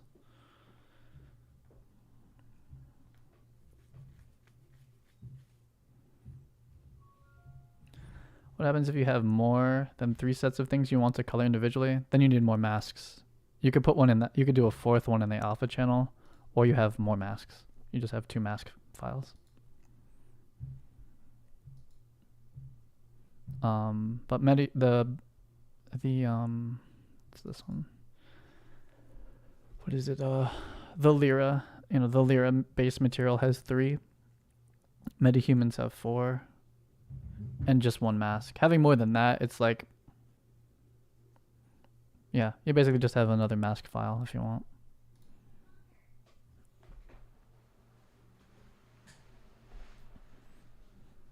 I mean, in Cine Tracer currently, I just didn't take the time to sort out like how a proper RGB pack should look.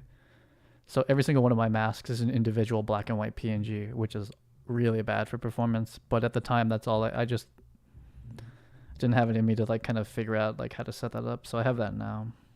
So that's like essentially having like 12 masks or something like that. I could have 12 color masks in Cine Tracer for the same cost that I have now. I just didn't know how to do it back then.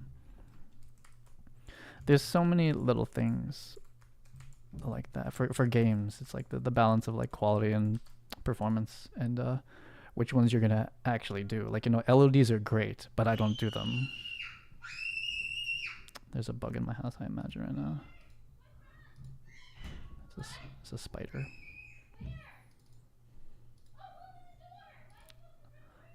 I'm gonna go kill a spider, BRB.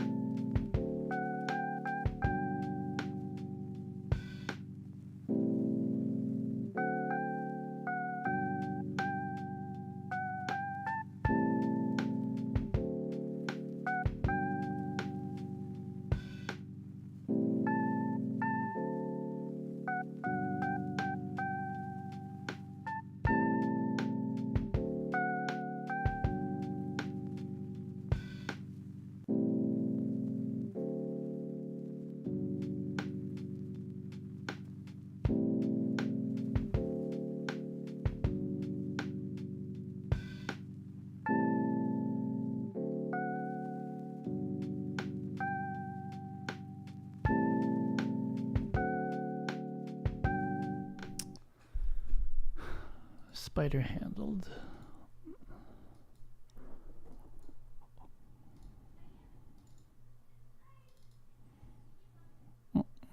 What we doing here?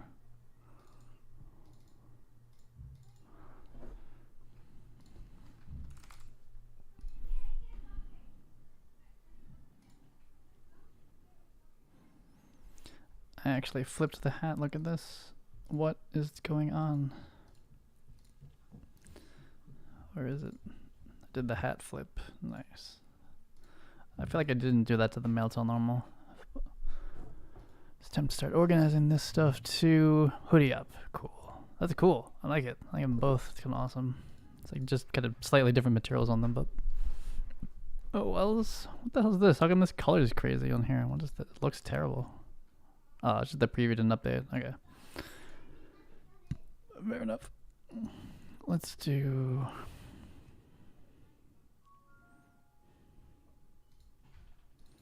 Textures, Hoodie up. White? I'm taking this mask too. I need this mask. Then I need the white ones, and I'm gonna go make some color. Make like one color variation to go run around in. And we're gonna play this female tone normal today. Okay, let's do our switch it. Here we are Hoodie. We're a different Hoodie. So we are Hoodie up a this one. Where are these masks? They're all white. It's impossible to find out which one's which. Oh god. It's this new one. Here. Normal. Is this it? Hoodie up? Yeah. Or and then the new mask is chilling over here somewhere. Oh yeah? That's cool. What is the problem? Mask, hoodie up, this one. I still haven't even done, like, you just open the MetaHuman from Bridge, right? You do like Bridge to Maya. I still have never even done it that way. I like go like root around for the Maya file inside of the like download directory, which is probably not. I don't know. That's how I used to do it. It works perfectly. You download the asset from the desktop Bridge. I gotta try that. I gotta try that with, like, I'm good with my workflow now, but I gotta try that for female tail underweight. I cannot get that skeleton to work for me. Like, I cannot make skins for that skeleton right now. Okay, let me just apply this. I should try that. I'm just like not really doing different skeletons just yet. I still think it's next level to like by default, like no matter what, I'm authoring for like male tail normal and female tail normal. Like I think that's like kind of not everyone's doing that. So to add in like 2 more, it's like, oh god. Eventually though, I think looks pretty good. It looks, I mean, like flat. It's gonna look kind of, basic. There's no color variation or anything on it, but it's a clean version for now. So we'll just assemble it on the rigged on the one of the blueprints, and then I'm gonna probably go generate a different texture.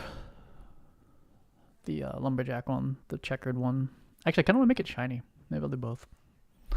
Then do some game stuff. I got the physics working.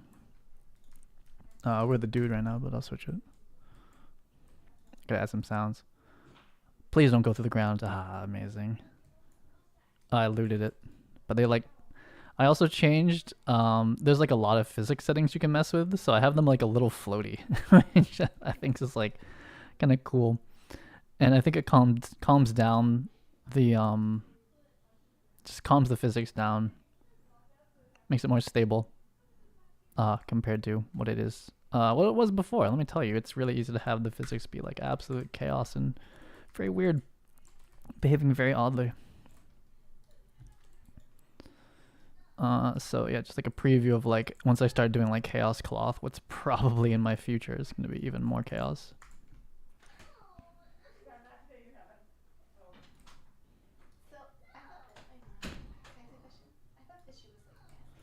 One second.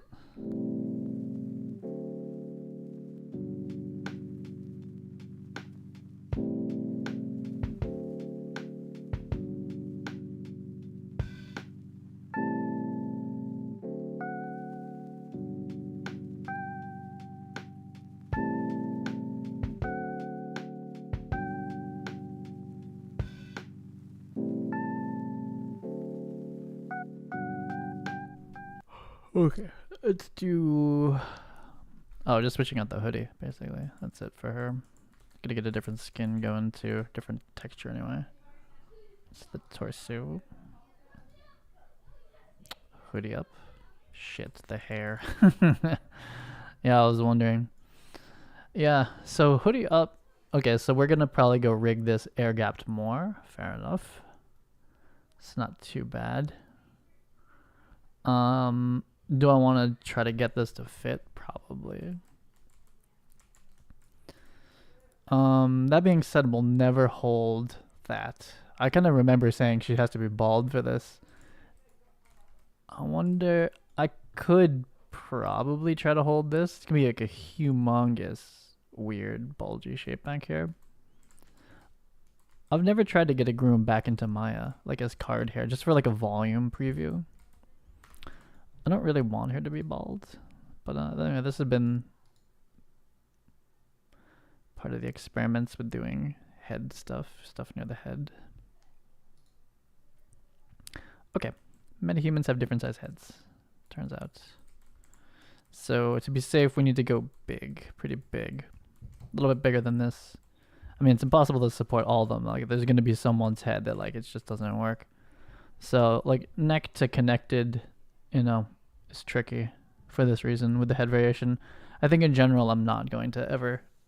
It's not something I'd put like a ton of time into. We're gonna always do like head props as separate skeletal meshes or static meshes, just because it's like there's too much head variation to attempt to connect. Unless it's for like a very specific game, like I could export her head and I can match it perfectly. But like for like generically for like marketplace or like trying to make it modular for Cine Tracer or for future projects, it's like, you know, basically looking at the discrepancy of whoever her head is, archetype is, versus like my Maya one.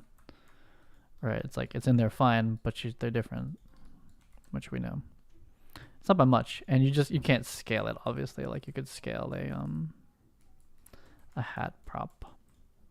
So it's a tricky one. You need to do it either like super safe and like far away. I can fix this pretty quickly. Either wait it from scratch or try to take a partial copy skin weights. Either one's fine. I'll try a partial copy. I'll do a copy skin weights. So let's save as rigging. So we're gonna jump up to 10. We're gonna say bigger hood. I need to keep this organized. This is hood low, original. We want to make sure that we have our little node showing. This is the skin clustered version. It's locked. We're gonna duplicate it. It doesn't have a skin cluster, but it is still locked. Need to unlock it here.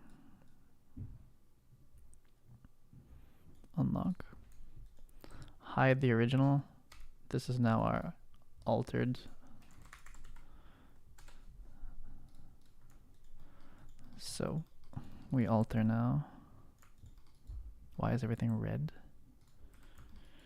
I don't know. Why is it red?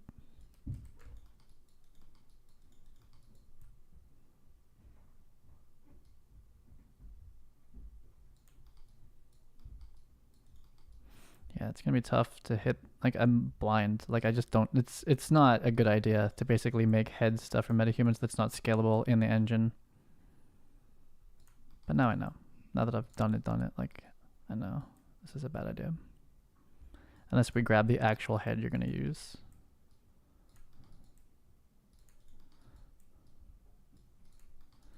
So to make it like a tight fit, it's not really possible generically.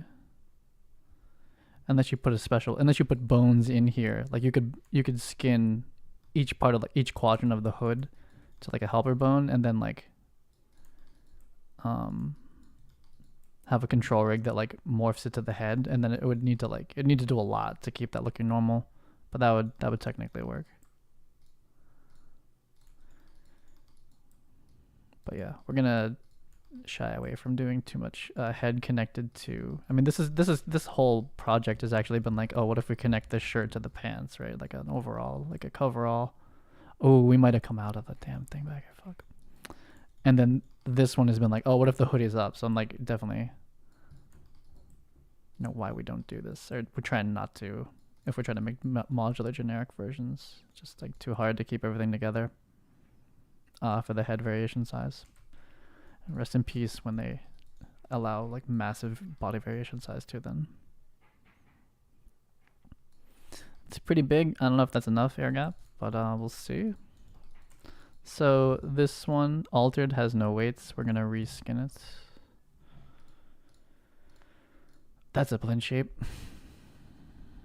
Bind, and then we're gonna copy skin weights from the original low, just in case it has to be visible. Hopefully we didn't pop out. Oh, we definitely could have. I could be popping out of the damn shit. We'll see. Whatever. This one's a bit of an experiment. Anyway, we're gonna copy from the hoodie now to the new hoodie, and it'll be pretty close. Just double check the order. Original to altered. Copy. And this one. This is the air gapped one with the smooth out. Yeah, pretty smooth still through here. And we won't know until I'm like running around and run the ROMs how it all went compared to everything else. So this is slightly bigger. Who knows if this even clears her haircut though, or her head in general. It's not that one. This one. Hoodie low altered. So we're on our V2 on the export. Hoodie version 2. UV is the same. Everything's the same, just bigger. Even the weights are just copy skin weights. So let's overwrite completely this one. Re-import new file.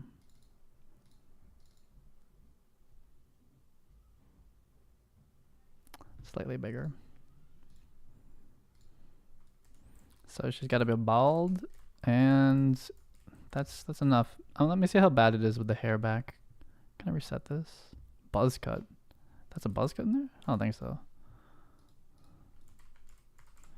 Oh, what? The groom asset? Since when? Can I undo this actually? Do a low ponytail. Will it reset the binding asset? It won't. Really? We don't have that many binding assets in here. Man, it's an interest if there's like a billion. So many. Let's do ponytail. How do they? I forget the naming convention for this. I think it's this. Yeah, that one. We only have one. There it is. Okay. Nah, it's still clipping out, and then the ponytail's at the back, right? So there's no way of supporting that. Like, there might be like, I don't even know if they have a. This is like one of the shortest cuts I could find. We'd have to keep puffing out. I would need like a card hair reference, and we're just not gonna be able to hold this. So she just has to be bald. I mean, that's kind of been like the concession for like hats in general. So not my favorite. So she's just bald for now. But let's see if the rigging even survives all that stuff that I just did. Looks like it's in there. We have a pretty large air gap. Let's see how it goes. I should make a possession system for the game instead of doing this every time. I guess I can do that. We'll just always have two pawns laying around for now. I can program that in. Save me like a tiny bit of effort every single time. Okay, so walking, we're living. This is a weird variation, but I wanted to make all these. Let's connect the shirt to the pants. Let's connect the hood to the shirts. And I've lived and rigged why that's a challenge. And the retop was a challenge too. It's not my favorite. Would definitely rather not do that ever if I can skip it. But challenge mode. Okay, so walking's fine. Running, front, shoulders are in, back. Let's look at the top. Shoulders are in. Let's look at jump. Shoulders are in. It's good. Crouching. Shoulders stay in. Now it looks goofy as fuck, but like it's functioning.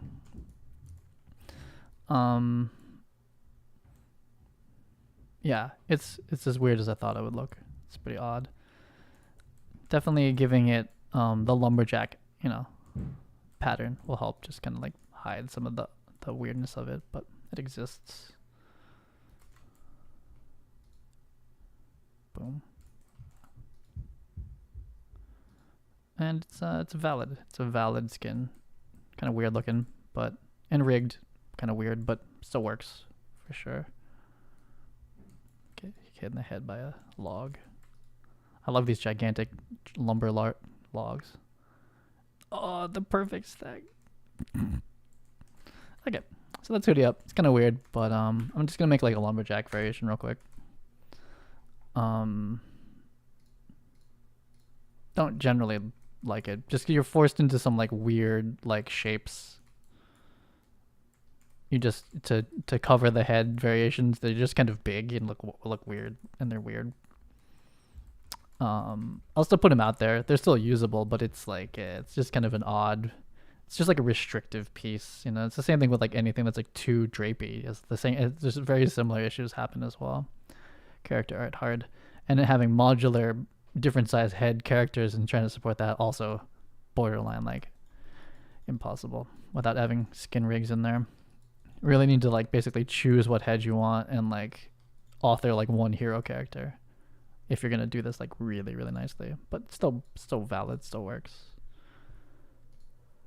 Just make some color variations on this. We're gonna need Photoshop after this. I think we're good. I'll leave it for like my progress. Oh yeah, I should take some progress screenshots. Keep forgetting to do that. Let me save as. Control Shift S doesn't work over here. Painter, Hoodie up. Oh, we can just go right into here. Autosave. Okay, so we'll do the lumberjack one and maybe like a windbreaker one.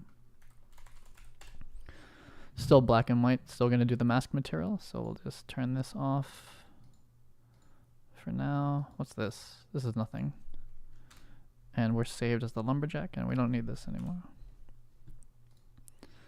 Let's do assets. Yeah, it's like 3 hours from like, hey, what is this gonna look like, to seeing it being like, I don't like it. Unfortunately, it takes that long. Still works, just I don't like it very much. Oh, we got a lot of stuff we gotta strip out of this one. I guess let's change this to just full white for now. Surface detail. Oh, we definitely need that. This one, this is going black multiply. This is hard to look at, but let's do multiply. I think we're good with this. Black. It's like the prison version of this. This doesn't work across here though. Multiply. Clumps. What is clumps? Clumps are white. Yeah, those are great. We just want them to be baseline. Just be white. Or darker, but that's fine.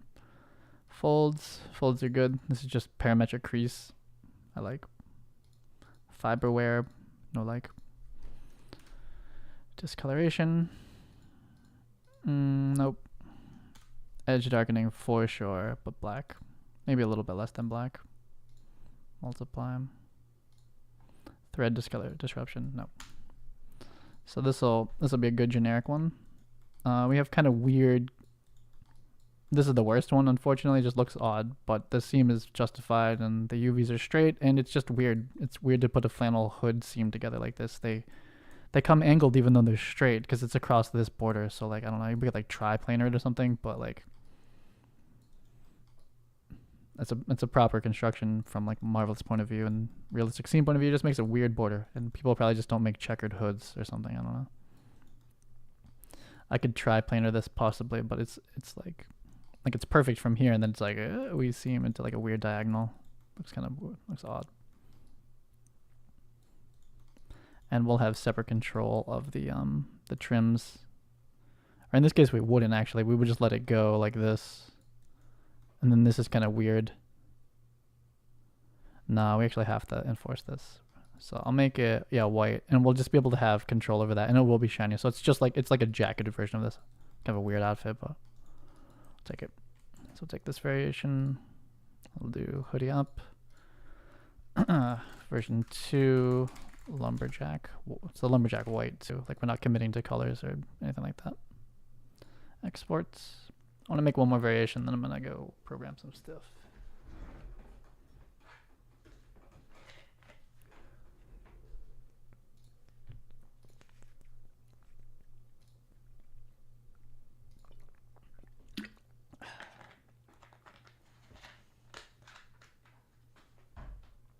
Okay. What if I make it look like a windbreaker? Windbreaker. I didn't sculpt it to look like that though, so it doesn't have like a lot of, like it would have like lots and lots of wrinkles all over it. So I'll kind of do that here instead. Some of this stuff still kind of cool, but I'm gonna get rid of most of it. Clumps, no. Edge, no. So it's kind of a cool base pattern if we like backed it out. It's kind of like a Nike activewear type of thing. But I don't think I want like anything that strong here. Let's look at what this is. So this is a warp over something. We don't really have different texture sets on this, so we'll just get rid of that. I just screwed this up. I'm gonna renest this here.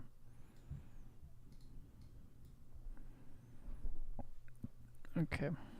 What do we got for this? What is this pattern? What is this noise pattern? It's kind of cool. Like if I make it shiny over that, will that be like too... I mean, in UE5, it's actually going to probably moire like insane, but... I'm going to give a base... Actually, I guess if I just change the base... What are these fills doing? What are these fills? Color variation or something? Oh, it's the base flannel.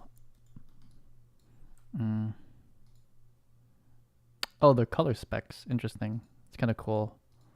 What's this other one? Let me see. Color spec. I don't know what this is now. I'm going to delete this one. It's like a 5% something. This has some specs over it. Could be. Could use it. I think I'm going to not. Let's do the base flannel but shiny. So I could get a dark color. Oh, arm boom is crazy. Let's see. I'll probably still do it generic so I can change the color later, but still like what color? Like, yeah, blue is pretty. This is female tone normal. So like more towards like this is gonna make more sense. It's kind of like what I'd expect a windbreaker to be colored as right now. These seams a little hard here. The creases I'm gonna probably pull those out. Yeah, we wouldn't want to just go like full ham and ZBrush and just like tons and tons of like tertiary wrinkles. Here it's like too obvious, and again, shiny materials are just like really obvious when things are off like that. But so going shiny here. 0.2, 0.3 on our general roughness. This crease game is not working out. We would need to like actually do that in ZBrush. So that's this. It's no good. No bueno. Maybe like, let me try like scaling it up like crazy. Crystal, huh? I usually use creases, I think. I'm gonna maybe switch this to creases. This one. I can't even see it. The hell? Where'd it go? Oh, it's huge. That's what's going on. It's like gigantic. Okay, so let's bring this down. It's like 5. Oh my god. 10. Whoa. That's kind of cool though. If I get that down correctly, we can almost do 2 against it. That's not terrible. This seam though. Ugh. Contrast low. I think I just inverted it that way. It's kind of cool, actually. We have a blur. I could take more of this blur. So 0.6 to 0.8. Maybe like a full 1. Onto a warp. How strong? Oh, I like it. I like where it is, actually. That ends up pretty nice.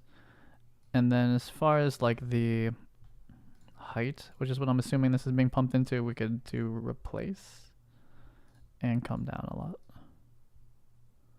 It's just like a little bit of that fake wave stuff going on there. It's pretty good actually, considering how super fake it is. The back's pretty ass. See this? Without it though, it's pretty much like regular plastic, like not even trying to be close. It's an attempt. It's a little shiny. I'm gonna do a roughness mask over this now. Dirt and roughness. If we get dirty, yeah, if we dirt over this whole thing, it might be more sellable. What's this? Oh, the trims. The trims are completely a different color and clean. So I'll dirt mask over the entire thing. Oh, it always does this. It puts it like in the like, don't go in here. I guess if I select this, it'll put it above it. There we go. Okay, let's save. Let's do it's gotta be dirty for this to even be like close to selling, because I didn't do any of that stuff in ZBrush. So we'll go for just black dirt for now. I'll take no height, no metal, no normal. Roughness is like full rough basically. And we'll do base color, replace, roughness, replace. That's it. So then we'll do black mask.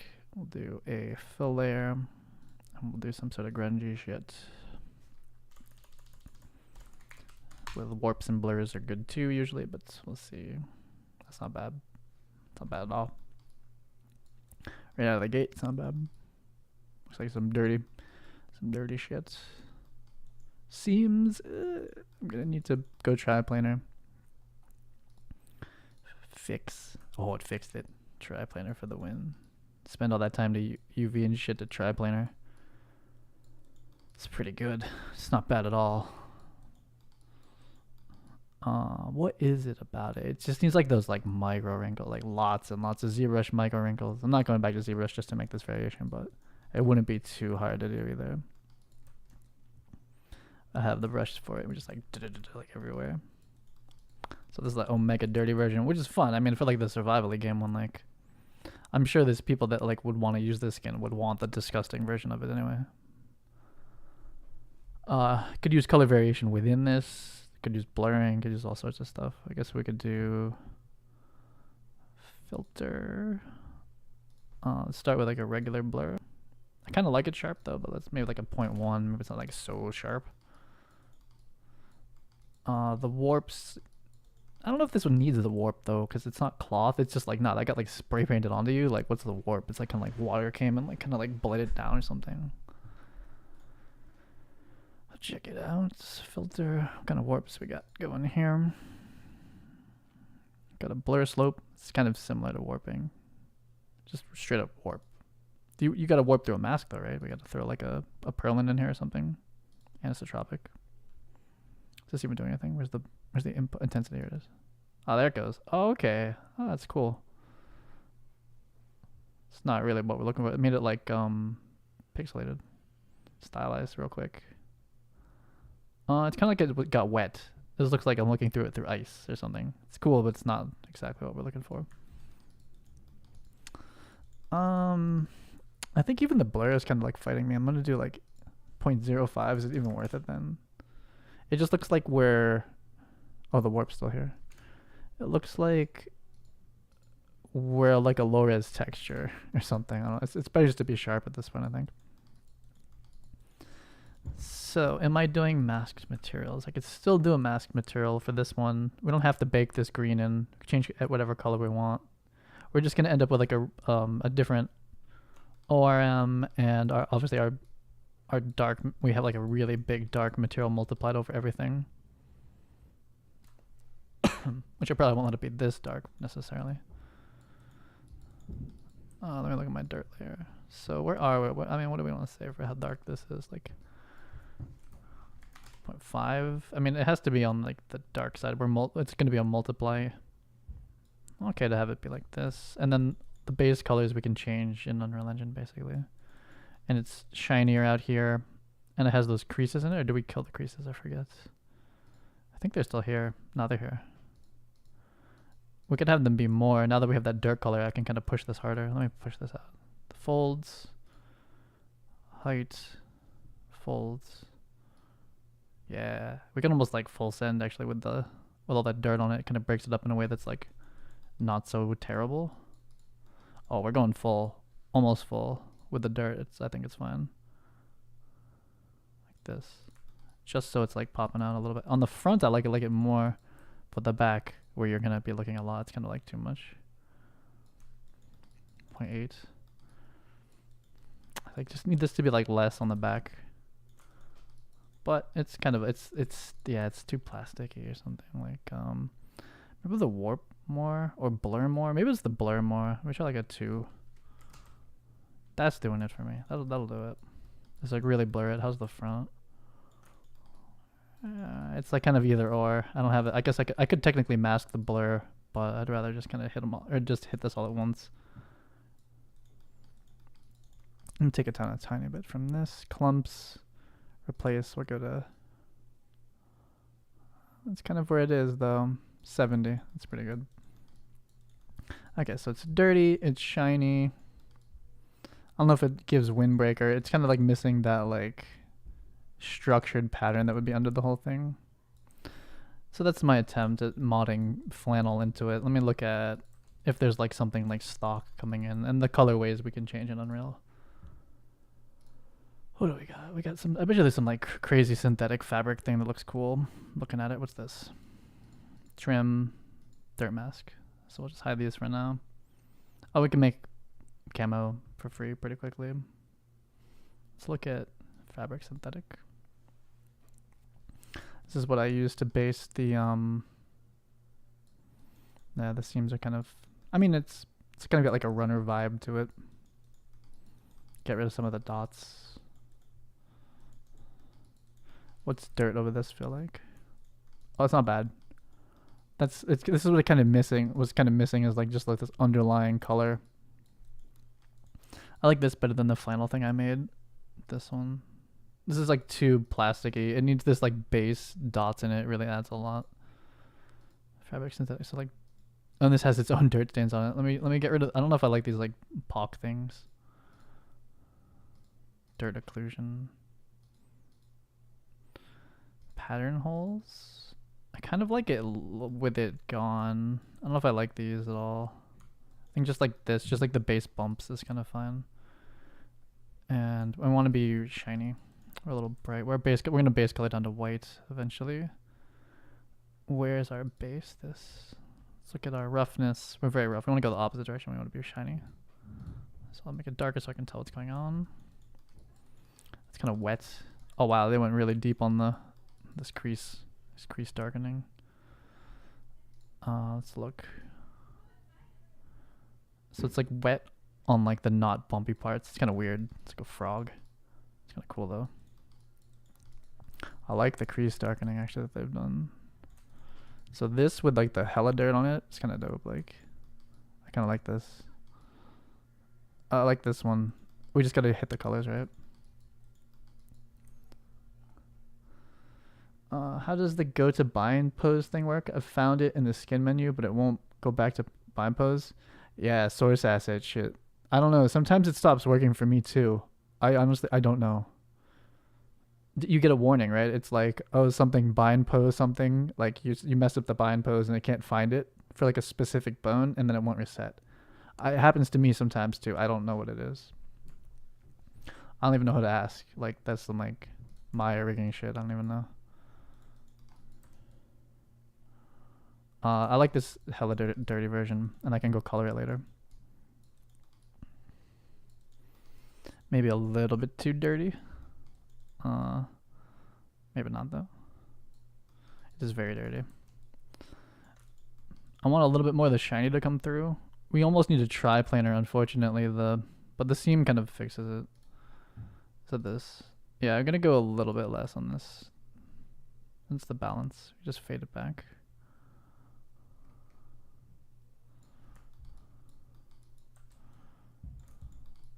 I like it. Yeah, the more you beat these up, the more like, you know, the more it's forgivable. I like it. Let's check this out in Engine and pick some colors for it. They're kind of like this green way. Yeah, I don't know how to fix that. I just start over and like don't touch. I don't know. I know if you drop a keyframe on it, you're like animating all of a sudden. You're like, you know, it's different. But I'm not really sure how you fix that issue. Like people don't make tutorials on YouTube for like that deep of Maya tech. I've never seen it anyway. What is this? This is our kind of like dirty jacket.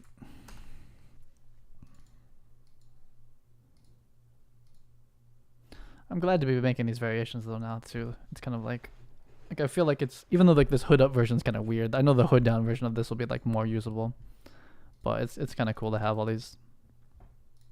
Just start making the variations for it. But yeah, I've never seen people. Oh, the names are gonna be crazy. I'm gonna have to folder. So we'll do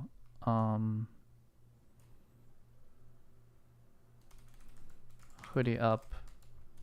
But B technically is what this is. This is B checkered really. And then we'll have the hoodie up C like dirty jacket. But yeah, I've never seen anyone talk like, even like the most advanced stuff I've seen is basically people who like tutorials on like NG Skin Tools or the M2 framework, like the rigging frameworks, or like, but it's so dense and there's like, yeah, I don't know. I've never seen anyone like go that far in it. It might exist somewhere. But it's like, it's kind of like what I imagine like Unity acquired from Weta is like, okay, who can even open up these like Maya tools? Like, it's gonna be so dense. And it's like you have to learn like the entire framework of them, like, cause like they probably don't use like anything stock. It's like every single aspect of Maya is like custom, like how you import, export, everything. I bet it's like completely custom. So just learning that stuff, it's kind of just like domain bound to like whatever company developed it. Did I put this in my version? Yeah, okay. So we'll get the lumberjack one. This one's it's a classic. Might even save that weird looking skin. If we found a groom for her hair where it just didn't have a ponytail, it would probably be okay. I think it was still not big enough, but I could eventually get it to fit, but it's like, this is a losing battle at the moment. Really, I mean, it's kind of, oh no, I left it green. It's kind of wasn't doing hats at all. I was like, how are we supposed to do this without making custom grooms? And it's even worse than that. It's not only the grooms, it's also the it's also the fact that the heads are different, so it's like even harder. Dirty jacket.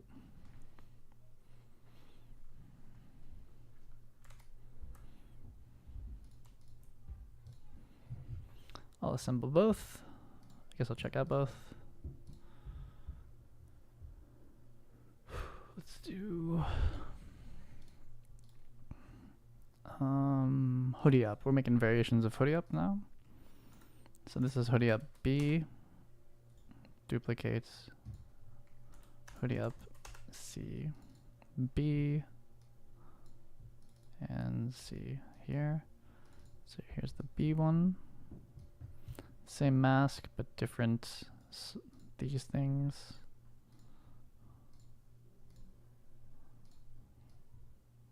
Looks good. It's a green hoodie. Oh, no. Oh, I just did the hoodie up C. I just did the wrong one. Oops. We're doing this one. So it's just a multiply for now. It's not like I can't like take control of the alt color. We're just multiplying darker over it, which is still more sophisticated than my last material, but it's not taking advantage of like all that could be done here. But there's our shiny dirty one. That's the one I want to see. It's like the most different of all the ones I've done so far. But so we'll change it in like the legit. This one. Oh dear, there's mowing outside my window. It's quite loud. Oh wow. Let's do the torso. So these should show up just like right under it. B. So there's that version. Definitely looks better. It just like takes away attention from the bald head, but you know, it's still kind of weird. But certainly good. You can change the colors of it still. And then the C version is the shiny version. Oh, it's way too shiny. But I have that in the material. Actually, I can fix that. Is material roughness max. I think I can change this from like 0.5 or something. Yeah, there we go. So it's a little shiny. Because I kind of knew it's hard to hit the numbers correctly in Substance Painter. So I just build it into the material. Something like that. It's a bit shiny, but not too crazy. I think even 0.5 is probably pretty good. I'm going to go run around on this one. Keep the materials out. The dirt masks kind of ended up in like a too dark. So we could have like a multiply modifier, or just have them not be so dark in Substance, but they're just full black, which is a bit much. But there's a lot of ways to kind of counter that. That 0.5 shininess is still kind of obnoxious even at this distance. And then yeah, hoods are just weird unless you commit to like a groom that kind of fills them out nicely, and you commit to a head size, because otherwise the unit is like kind of like generic, like almost fits around the head thing, but it's just weird looking. So it's still usable, especially in third person. It's like, okay, whatever, it's kind of fine, but oops, I forgot that you can do that. And it moves fine, and you know, just like trying out some different like material stuff. Perfect stack, okay.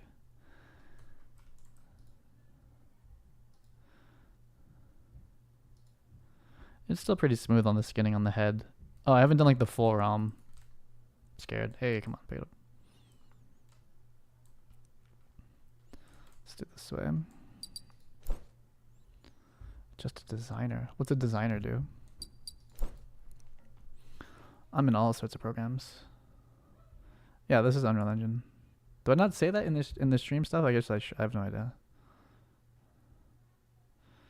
I don't really love the dirty rubber one. I'm gonna switch to the, but like it's all valid. It's like a design thing at this point, and it's just hard to design for like or to tailor the clothing for like a generic MetaHuman head. It's kind of rough, and this is just too dark. But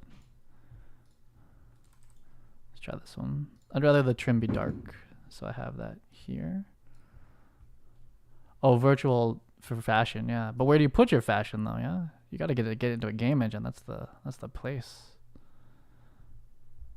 This is C. This one's here. So I think it's this one.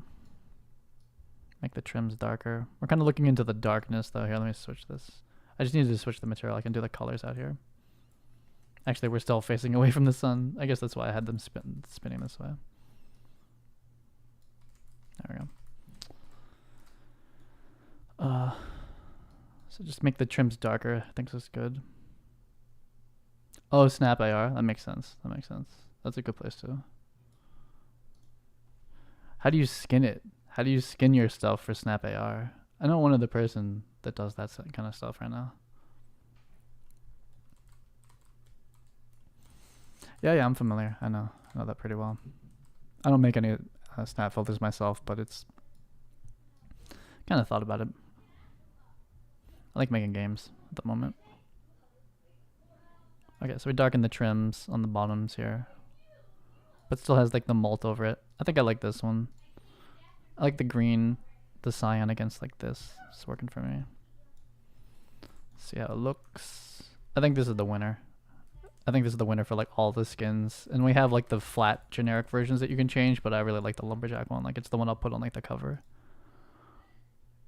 I didn't like come into this saying I was gonna make a lumberjack either. I just like started making like worker stuff, and it just turned into this. And then I was like, I'm making a survival game. And here we are. About to blow this tree up. Bam. Insta logs. It takes 3 seconds for me to loot them. Yeah, I would say even like the even the fact that she's bald, with the lumberjack one, it has like enough. I think the trim being dark plus, hey, is just one side dark and the other side's not dark, or is it the lighting? I can't get her to look this way. I feel like I screwed up the trims or something. I can't get closer. Like one side's darker than the other, but it might be the lighting.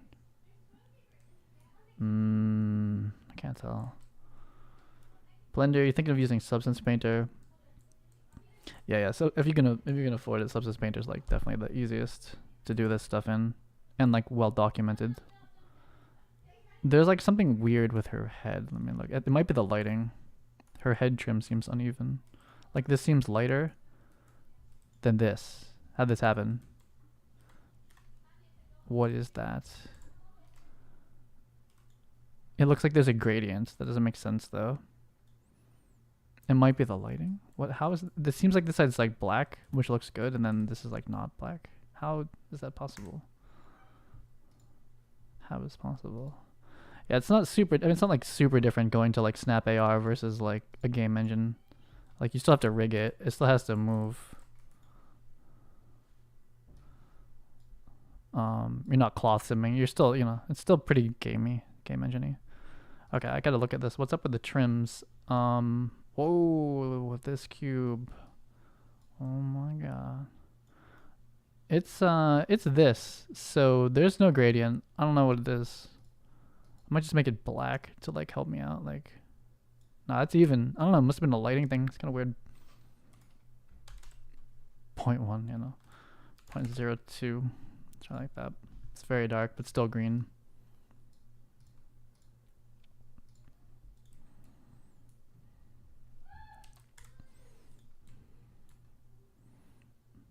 I'm just gonna call that an optical illusion. I don't know why it seems like that side's darker. It certainly seems like it, but I can't imagine why that would be. I like her skin, to be honest. I kind of like it. Like I added the compression folds against her knees. They're kind of subtle. I definitely could sharpen up any detail folds like that. Damn, the back of the legs. What is that? I'm still not convinced. When I bring these to Cine Tracer, which is 4.27, I'm gonna check if it still looks like that, because I swear the back of the legs are like super smooth, and the skinning, but they look like they rip. It doesn't. I don't get it. The back pockets, they're there. I think I can just go harder though. It's like just go like even harder on like those kind of it's like an inline pocket. I mean, if we're looking for this type of view, which is still pretty close for a player controller, like it's pretty common to play back here for a lot of games, but like we got to like really make those even stronger. And then when you put a checkered pattern on the hoodie that we just made, it's like, you can't even. It's pretty subtle unless you're like right up in there. I kind of like it though, actually, especially from third person. Feels like comfy. And we can change the material up now. Let's check it out. I was gonna check out the ROM, right? So let me do that. It's nice to just be able to pop into the ROM now. I can just be like, boop.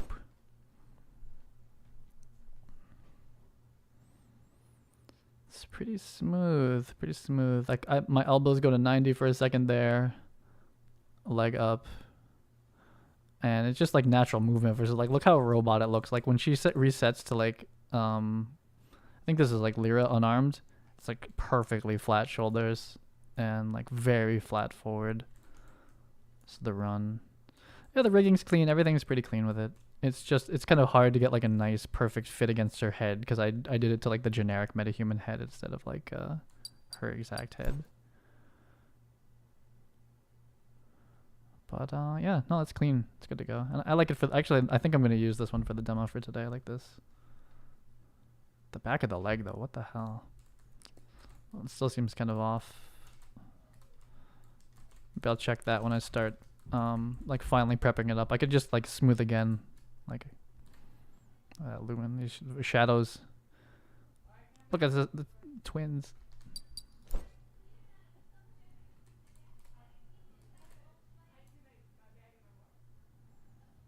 Looking pretty good together. They just face it the wrong way. Well, I'll take a progress screenshot of it anyway. So we made the hood at variations. There's like lots of problems and minefields for doing something like that for metahumans to try to make it like modular, but you know, still works. Still the skin. I had like in Cine Tracer, my old game with character creator, I had a skin that was like this too. It wasn't any better. Like it's very similar. It's just like to get like a perfect fit, you need to make a groom for it, and the head has to be like known. You have to make it for like a very specific head, but like still generically for like a game, you know.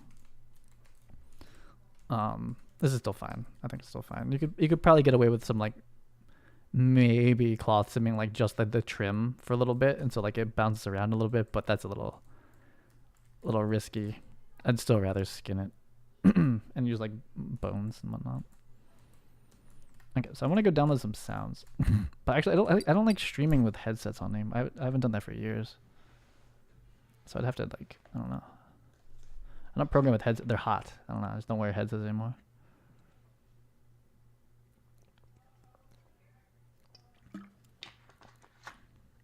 My audio's all jacked on this computer too. It's not set up right. Other than this mic, it's going through like a focus rate. Okay. Well, there it is. We made the thing. Let me take a screenshot. This is like, keep forgetting about this. Let me just take some screenshots of these people. Not even busting out a cinema camera yet. Just straight up viewport screenshots fine. Going to a 3/4 this way. Just need some shadow. I could spin the light too. Oh, it's this way. Well, we can just go straight on. It's kind of lit for this direction. Yoinks. I need like a day or two away from it, then I'll kind of look at them. So I'll start. She's so bald. How come I still see the stuff I hit G? I should not see all this like camera shit for her. Doesn't G hide all this? What's going on? G? Oh, I have collisions on. Oh, those are some clean MetaHuman collisions. I think that's from the new MetaHuman. You know, we clothed him against these collisions, like here. Be kind of interesting. Let's do collisions off. Slowly fade off. They're real bald. It's like this one. It's like to get this part over the head, it ended up doing all this wobbly stuff, and then I had to air gap it. It's rough. We need to commit to a skeleton. We would need to commit to a head and commit to a haircut.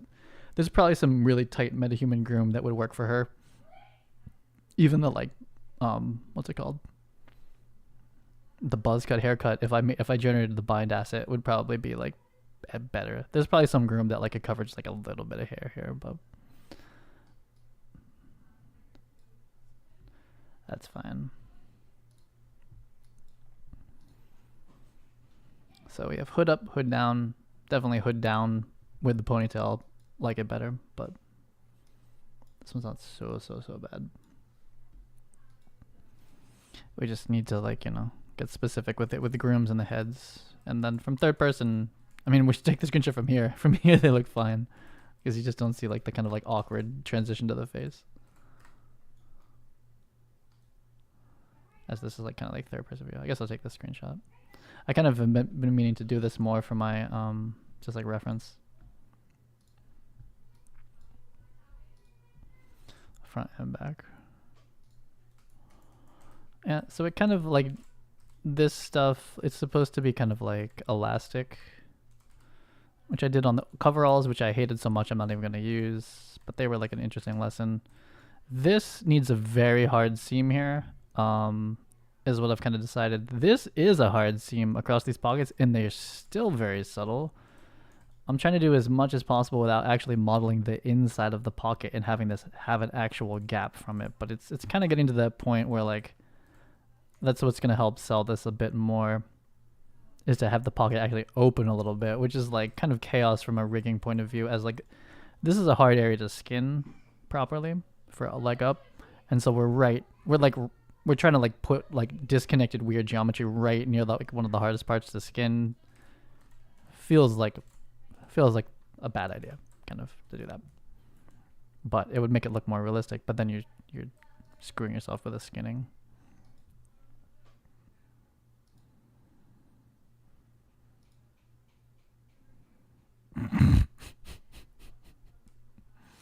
Oh, I like it.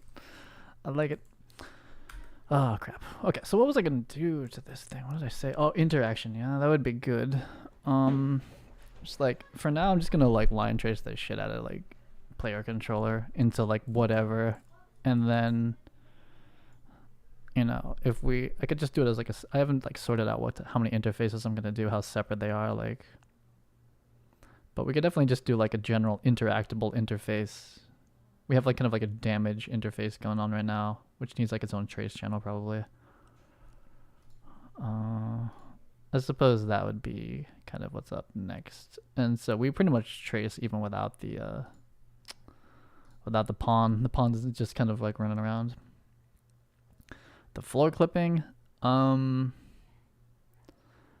think mostly is I made the collision on the wood a cube, so very, very simple compared to a complex or like any of those other ones. So it's just a cube, so it's a very simple calculation. I think spheres and cubes are the easiest for it to calculate. And the other thing is I made it bigger. So I made it much bigger and simpler collision. And then you have to have the right physics collision preset. So those things together fixed it. And I also added some more like linear dampening. So it moves slower. Like it moves through gravity slower. So it's just all those things put together have stabilized it quite a bit. It doesn't clip through the floor like ever now. But it, you know, behaves the way it behaves. Like they stack perfectly, which I think is kind of funny. Versus like when you use like a more complicated collision, they'll like roll around. But like these are basically like stacking because they're just cubes. But I think that's kind of funny, to be honest. Questionable what's going to happen if you spawn like a ton of them, but if anything, I just want stable physics.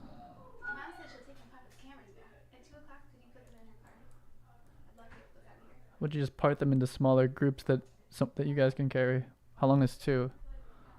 Maybe, I guess. No, how about you just put them in smaller bags that would make them less heavy. Otherwise, why you? Because here's the thing. If you can't load them in by yourself now, how are you gonna get them out? How is she though? I mean, like, if it's not that heavy, then why do I have to? I would just put them in 2 different bags, and they'll be even less heavy per.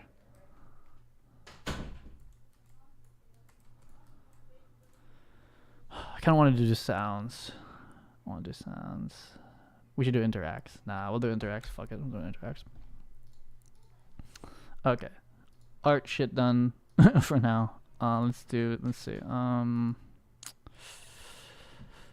Probably just pump right into an interface. Is anything else open? Oh, it certainly is. The big heavy program out here. This one turned out poorly. I would need to chill this out, but I'm gonna do. I think tomorrow's gonna be just making a ton of material variations. Sure, but this is the beginning of it.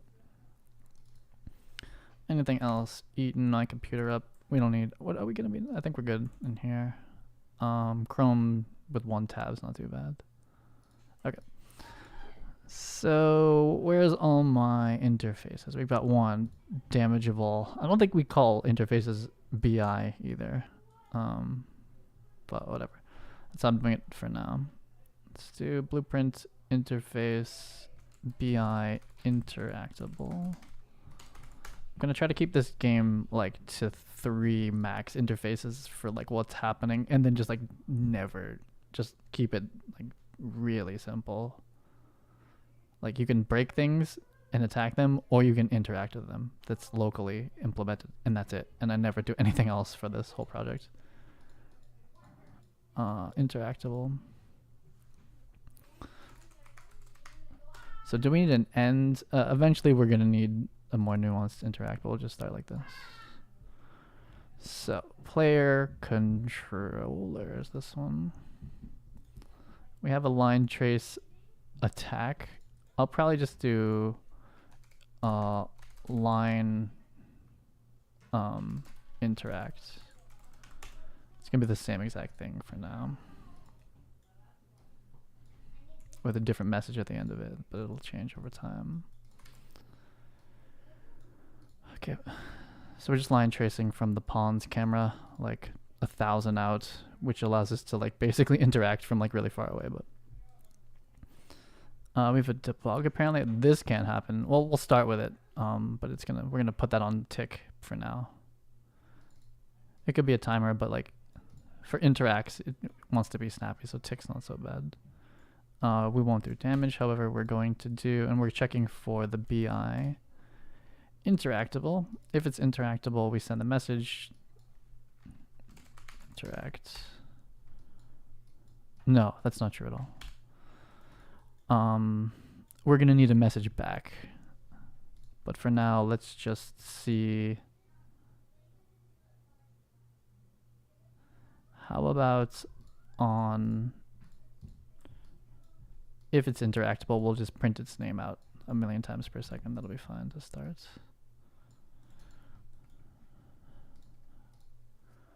So I might do chests like Fortnite does it. Like you interact with it and it just poops out a ton of stuff, versus like it immediately puts it into your inventory. As I've chosen loot pinata style for this, which I think is always a bit funnier. So we'll make a loot pinata interactable chest. So let's see. I haven't really classed this out yet, how this is going to work, but I'm just going to call this interactables. They might not need to be different classes in the end, but we'll see. So this is going to be interactable master object, whatever, base. Put this here. This is going to implement interactable. Probably has a static mesh. That's not how that works. Definitely gonna have skeletal meshes. I don't have one at the moment, but we'll have skeletal meshes so they can animate. Okay, so do we need a collision sphere from this? How's this gonna work? We could use the collision from this, or the like just give it a collision sphere with an interactable trace channel, possibly. Probably shouldn't rely on like its actual collision, so we'll just add a collision sphere for now. These are pretty easy. I have no idea how big this is. I think this is like a meter by a meter, maybe. I can't tell. And what we're gonna need to do is receive the interact, and that's gonna be implemented by the child, most likely. So we might have like two classes, like double inheritance of like chests will all interact the same way with a different loot table. So what's the best way to test this? I think for now we can implement actually if we override this in a child, I think it doesn't call this, right? So event interact, we could do an override. We should do it up here. So we'll do function handle interact or whatever, and we'll just permanently attach that here, and we'll override this function in the child class. Handle interact, but for now we'll say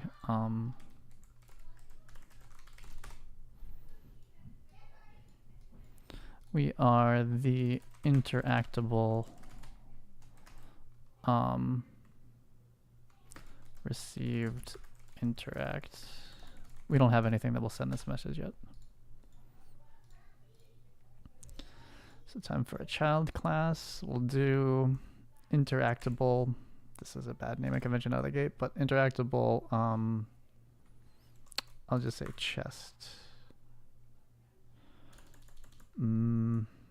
Single, I guess technically, I guess it's kind of a chest. This is kind of weird to set it up like this, but okay, let's just grab a random mesh from Megascans.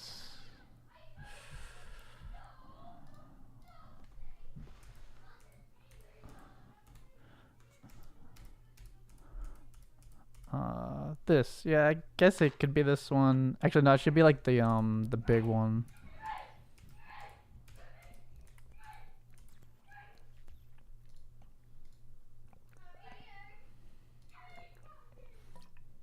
I guess this is an interactable log now, not a chest.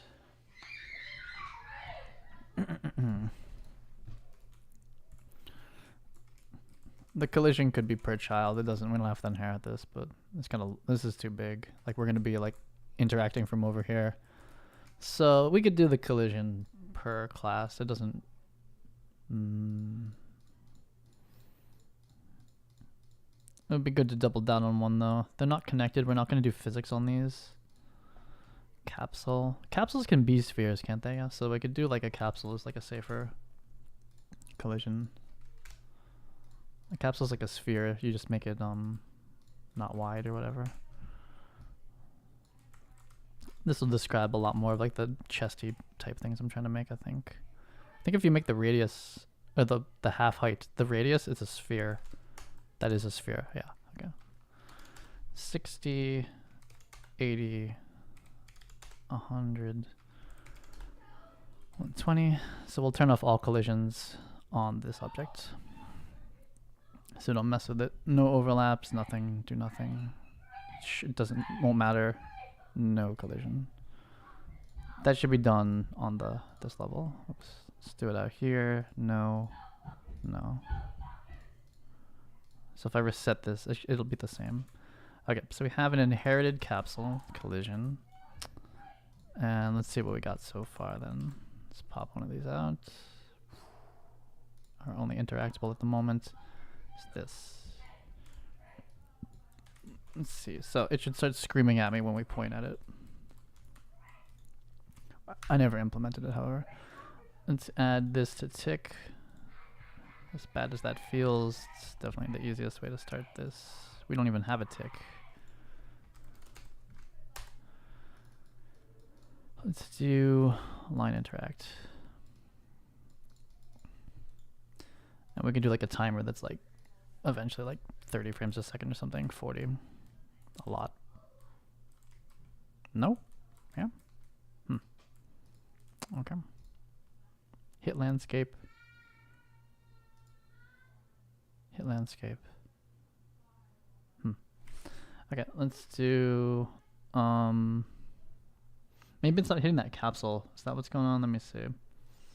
So we're going to have line interact on tick. This is firing like crazy. We're line tracing. I don't have anything here. We hit an actor. Wait a minute. Is it interactable? True, print string what we hit. So let's turn this on. This is gonna be insane. We're probably just not tracing. Right, there it goes. Jesus. Is it long enough? It is. Oh, are we tracing through like our head? Is that what's going on? No, I still can't see it. Nah, it's hitting it. It's just that trace channel is NG. Okay. I forget how to set this up correctly. What is this? Overlap. Okay. We need a block all for now. Or we need a block for our trace, but we'll block all. We need to make a trace channel specifically for the interact. Would be better. Do it. There it goes. Hit the chest. Hit the chest. Lots of chest hits. Okay, cool. Let's do our I'd prefer line trace checking versus like collision checking in case there's lots of small objects next to each other. Let's do, so the capsule's doing the block all. It's also you could like jump on it and stuff. It's gonna be kind of a problem, but let's pop this off for now. We don't need this. So we now know that we're interacting with something. We could store it and then keep checking if it's changing. I suppose that's one way. Or we just permanently keep it around, I suppose. So we have this actor generically. We could promote it to like currently current interact actor. Oh, we're already storing it. So we know that this is going to be true. This is getting like updated like insane amounts per second though. So we should probably have like a, I don't know how expensive this is long term, but probably we should just keep checking like, is it different? If this is like going to cost me anything like substantial. It probably doesn't cost that much to rate this over and over and over again.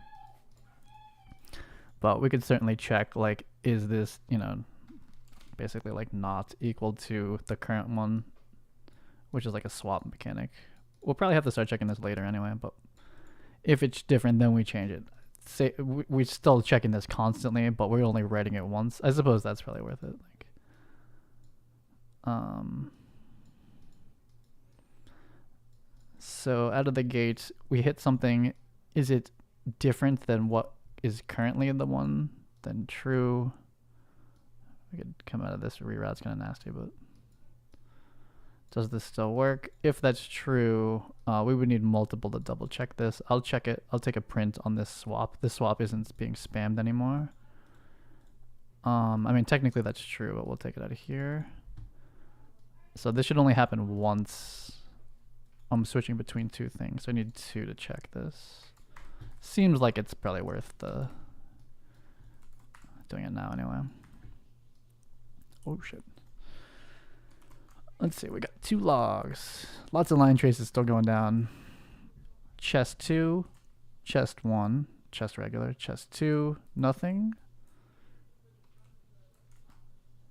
Chest, chest, chest, chest. Okay, so the other mechanic that would be needed then, this is working, is that if you don't hit something interactable, we reset it. We reset the reference to null. So we need some valid checks if we're going to start doing that. I mean, it's null to begin with, so it doesn't, you know, like, is this valid? Does that even matter in this phase? I don't remember. But basically, if we hit nothing, we need to reset. We're going to say that current interactable actor, in this case, is reset to null. And we should also check, like, is it already null? Because like we're just going to be doing this like over and over again. So is this valid? I'll take the executable. So we hit nothing.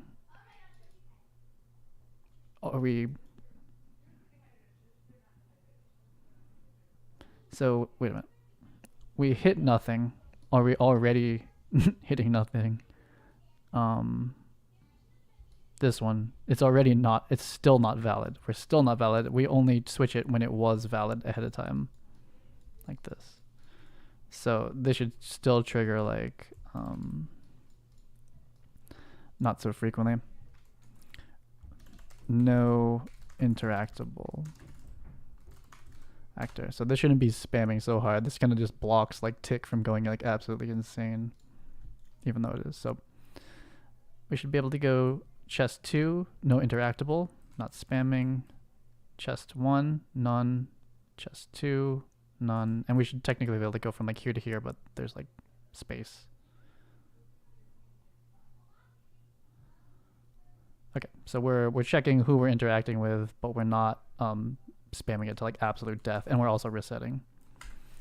So it's pretty light, not too bad yet. No comments.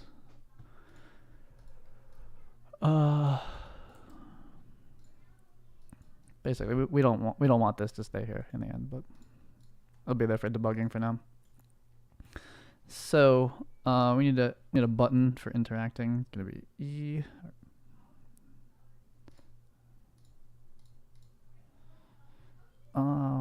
Where's this here? Project settings. Input. Interact should probably be like left pad or whatever, left button. So I say interact. We'll make it E. Is that this? E, and we'll also make a gamepad right or left. Face button left. Special left, face button left. Jump is usually button bottom, button right, hold is running, button left is interact is use. Okay, cool. Let's go get that inputs from, I guess we're doing all inputs just on the main graph right now. To inputs, action, interact. So this is going to branch into like a million things eventually, but currently all we care about, I guess we'll just implement it right out here. All we care about is like, is this valid? Like, are we hovering essentially over something that we can interact with? Is this valid? Actually, why am I rerouting at this point? We're just gonna do it out of here, but do we have something to interact with? And we hit this, then we're gonna just send this generically our interact message. This will handle a very wide amount of situations. We're gonna eventually do a press and hold as well, but we need to like respond back how long are you supposed to hold down for. But this should now start firing that first implementation, which is, we gotta kill this trace. This should say something. Received interact, receive interact. So we can now, quote unquote, interact with objects. Very basically. Let's kill that trace. It's getting a bit annoying. Our line trace interact debug is a no-no. And I'm pretty confident in our little switcher, which is part of line interacts. The debugs, we're good now. It's fine. I'll leave them there if I needed to double check, like if I feel like this is breaking, but it's pretty stable. Don't need these too much. Okay, so next is when you interact, this will be done like in a class basis, but so if you interact with a chest, it explodes the loot and despawns itself. So it's pretty much like you hit it once, but it's basically like in survival games, in the beginning you have no tools, and so this is like your base pickup. But also it's similar functionality for like chests, but we would need like loot tables and like a whole other ton of stuff happening. So we will override handle interact. So we'll do whatever the parent says. I mean, we could actually jump out of this one now, but we're going to eventually delete ourselves. Destroy actor. And so we want to spawn. We have a commonly used function with our resource node, kind of like spawns something and explodes. I forget what we implement in the child on this. I think it's probably nothing. It's just pure data at the moment. Yeah, we don't implement anything in the child class. So it's all done here. We spawn explode, but we have like physics on and stuff like that or something. No, it's just spawn loot. Like this is a common thing. But it's pretty easy, I guess. It's just this. What's spawn explosion? The fuck is it? This isn't the pickup itself. Okay. Oh, so we just tell it to spawn itself. So it's basically this call. So this is not like a tremendous amount of code. So, but the difference between a resource node and a pick and a interactable at the moment are pretty similar. But a resource node, you'll never interact with it. So, but they're pretty similar. You hit it, but it's gonna have health. It's a different. They're different. So, but they're close. They're pretty close in what they do.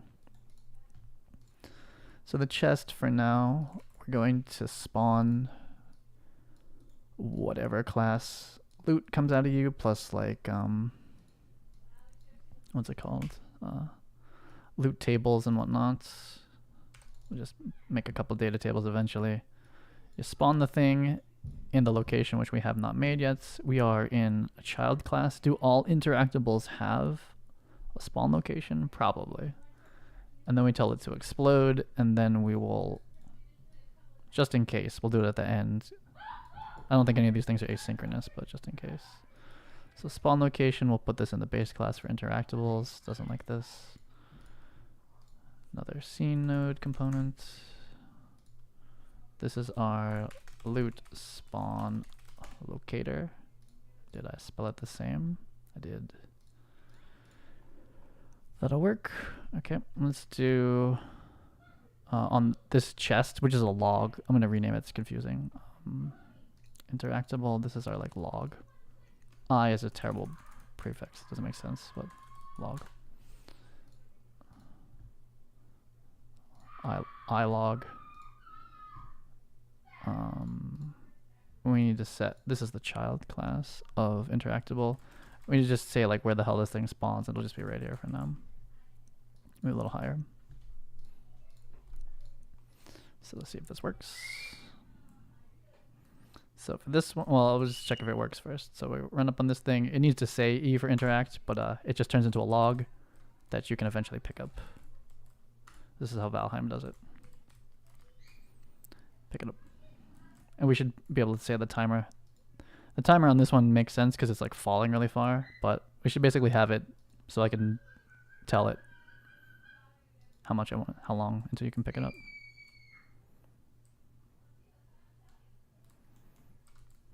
Okay. So next thing is upgrading the HUD to just tell you that you can interact with the thing, and per class, per interface, it should say what the use command is, or we do it through data tables. So I'm going to do it just like directly through the class. So in interactable, we have interact going out, and we're going to have get interact data for now. And it's an output, so we're going to need float interact time needed, and also I guess there could be a boolean of like if it's instant or not, but also what the hell is it? Oh yeah, string. We'll do interact command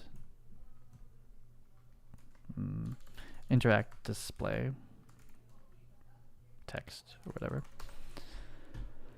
Something like that. Let's go back to our interactable master. Has a new get interact data, has to be implemented as a, oh, you could do it as a function event. It's not bad. I'll do it out. Oh no, we can't do that. Failed. Okay. Oh, can't have parameters. Never mind. We gotta do that here. So we want to be able to override this, or we could just make these base class. We'll just make a base class data. It's fine. So the interact time. So this is just part of the class defaults. Float interact display text. It's kind of a weird way of writing that, but string. And in all cases, we'll just return our class defaults.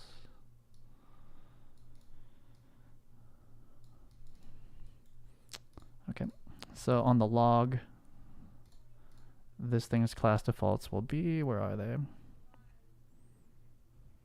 Interact time, 0, instant for now. We'll just say pick up wood, or log, pick up log.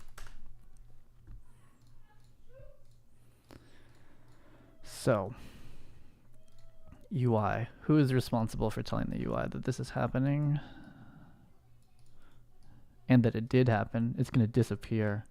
So it's kind of part of this line interact for now. This is managing basically like who is being hovered. And it would also then, in this case, this is the state change right here. Like at this point, it would be like UI on, UI off, UI on, UI off type of thing. So we do have a main HUD. It just doesn't do that yet. I'll just choose one together real quick. This is the main HUD. So we'll just permanently put it here. I'm not going to do it. A Fortnite, you put the interact message as a 2D world message on the object itself. I'm going to do it like Valheim though. Life resources for now does nothing. This is the HUD. Oh, this needs to not block. But we don't have I don't even have an inventory yet, but then this will block. We need the interact one, so I'm going to grab a size box. I'm gonna end up like yeeting them just like onto the ground, but yeah, sure, I'll try it.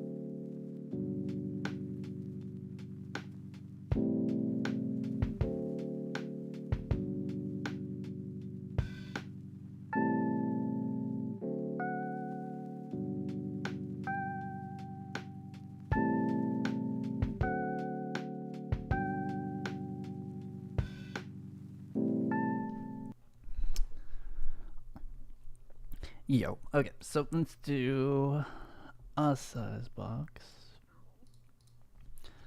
This is gonna be my interact thing. We're gonna go off the center.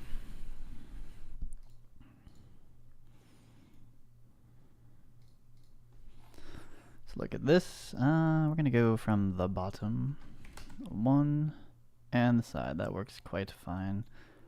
Let's do 48, 48. That's the wrong way. It's probably negative. Yeah, it was. 2 for 2 wrong right there. I don't know what kind of UI style I'm going with. I'm gonna go pretty blank to start. Let's go 200.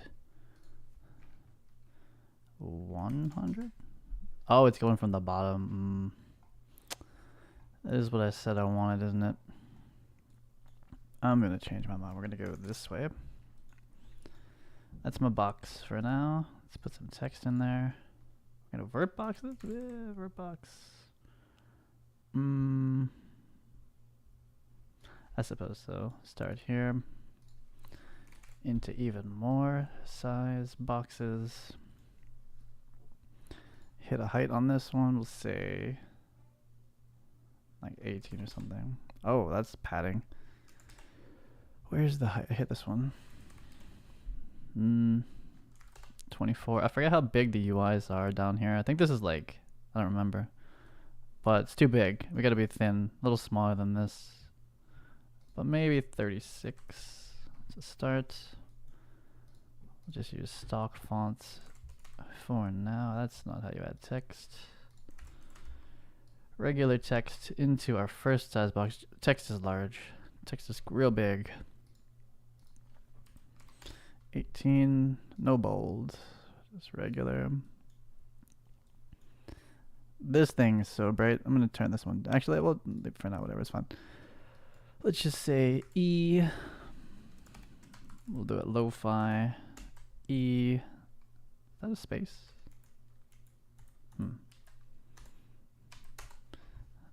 And we gotta wrap this thing in a horizontal box. Here, another text.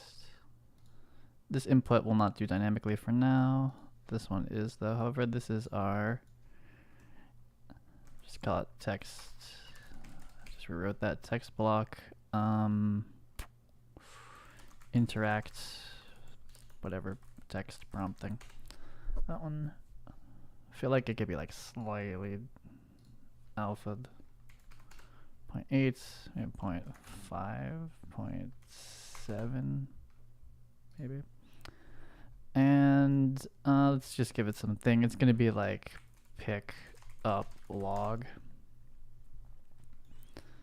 We'll see how long that lasts, like this. E right there. What is this? We're main HUD. This thing is tiny so far. This thing does nothing. So we'll just spit it into the main graph for now. Or a function. So this is going to be update interact prompts prompts.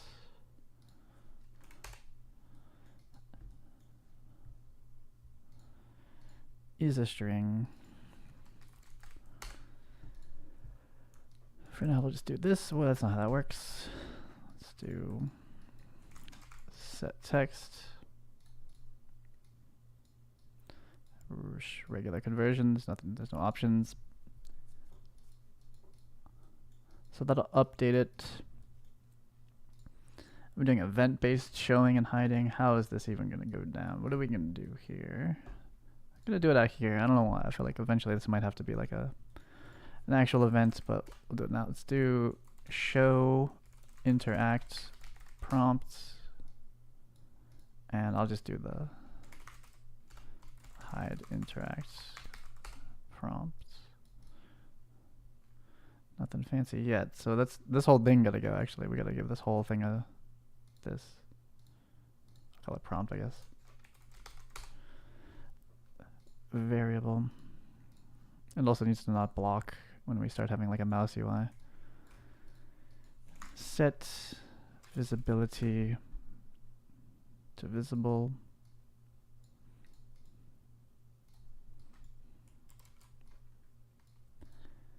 To hidden.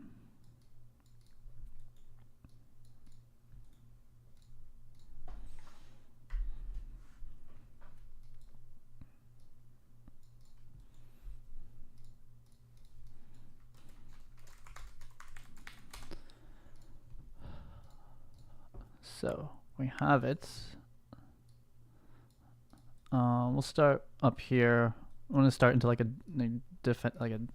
defined state. We'll start hide interact prompt. Actually, not that pre-construct. Let's do it like this.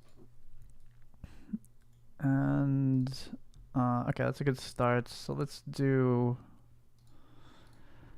I suppose it's okay to have this one handle it for now. So the HUD. This is getting kind of nasty. I guess we'll just start cutting this stuff out of here. It's worth branching this stuff. We can start caching too. This is just a line trace. It's this hit actor kind of could be stored locally. It's being used like all over the place. But this is still pretty light. We'll just do show interact prompt.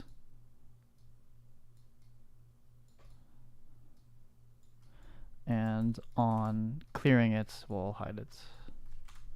That'll work for now.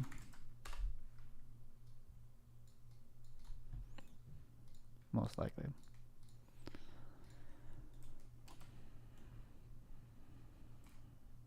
E pickup log, E pickup log, log happens. Okay, it doesn't clear it out. Cause what happened to hover? So it's permanently stuck on. So when it gets deleted, we need to like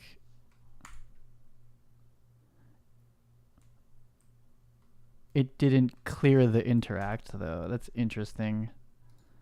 It's still referencing it. Wait, that got deleted. So there's still a it's like still in memory somewhere. Or like this happens again, and we haven't had. Wait, it should start tracing to nothing, and this should get cleared off, but it didn't when I deleted it. So does this need like a special like refresh or like what's going on? I need to like start pinging kind of beforehand. Just like what are we hitting?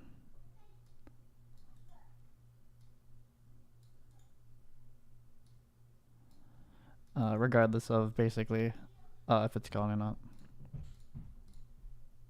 So this could be obnoxious for a second. Landscape. Chest. Landscape. How come it didn't go away? I went to landscape. I saw it go to landscape for a second. Like that. Hitting a boulder. Landscape.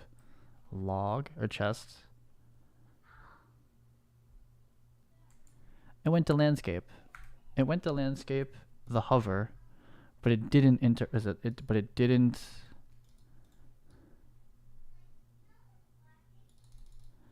It's something else. Does the thing we hit implement it? It's going to say no. But is this current actor valid is also no. So it doesn't go out. It's because we deleted it. So what is... Can I do this generically, or do I need to like just tell the game you just deleted the thing we interacted with, like turn off your message? Or can I do this like clean out here? That's what happened. We ended up here, which does nothing. But if it's not valid, we're switching. So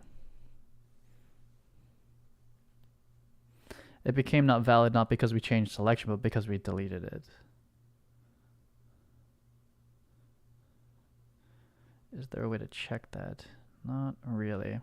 So this assumes that you can't delete it. Or this is just checking like hover switching. So on it would need like a specific call to refresh this on use basically. But we would need to like from the interactable object send back a message that's like, oh yeah, so we're dead now, like we're gone, like clear that message off. It's kind of weird. Most interactables are gonna be kind of like that though, other than chests wouldn't. I feel like there's probably a way to handle it nicely here. I just don't know what it is. So this is fine. I'll keep it for now. We might need this back. Oh, okay. That's fine. We end up here when we delete. This ends up invalid because it got deleted.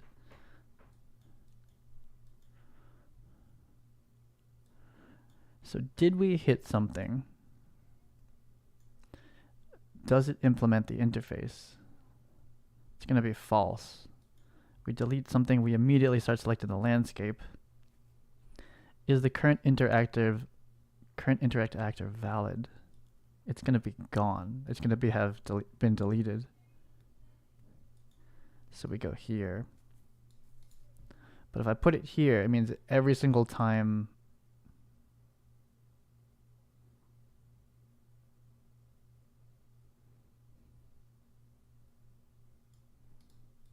this is, if we make it not valid here, like we're going to clear it out. When I come back around and I hit something that's false and it's not valid, it's going to keep forcing this over and over and over again. This is what I'm trying to stop happening. Otherwise I have to do like some sort of like weird, I don't want this firing on tick. That's what's going to happen basically.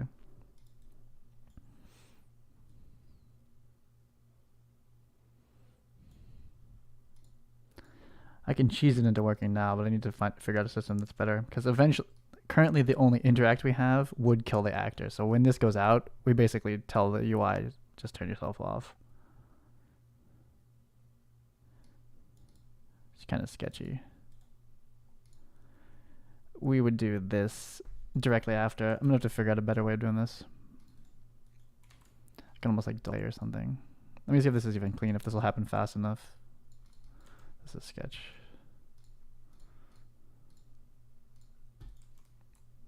But at least I'll have it in the right place. It's gone. Yeah. I mean, it's one way to do it. We need like a message specifically like that delete, like that currently breaks my logic loop, but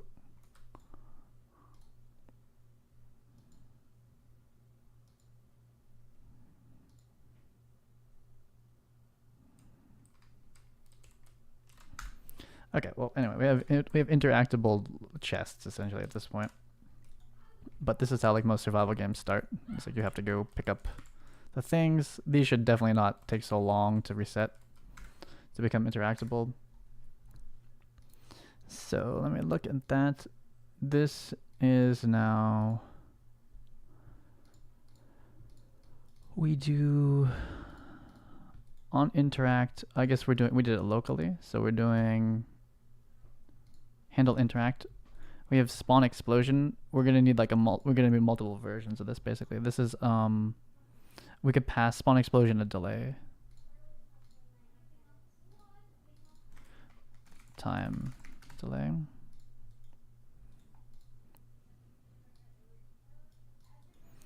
For when it becomes interactable again. So this is the this is like the lootable delay. So specifically for the thing that's already using this is the resource node. We need to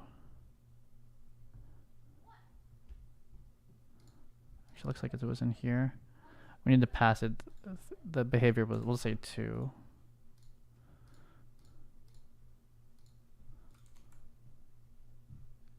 Oh, we can trace from so far away, but so it still works.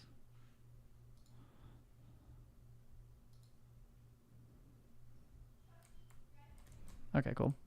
And then for this one, actually I should have tested it. I think this one will be instant because we're passing it 0 by default. So it just like instantly becomes interactable, which is a problem. Okay, so let's do, this is log. log, yeah, I guess that's it. So we need like a 1 second delay.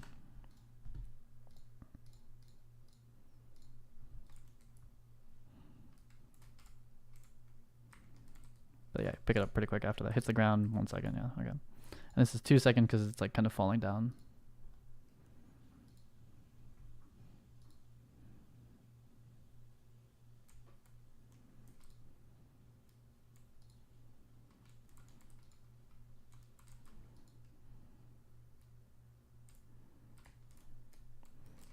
Okay, cool. So that's pretty much the mechanic I was looking for today. So basic interact. And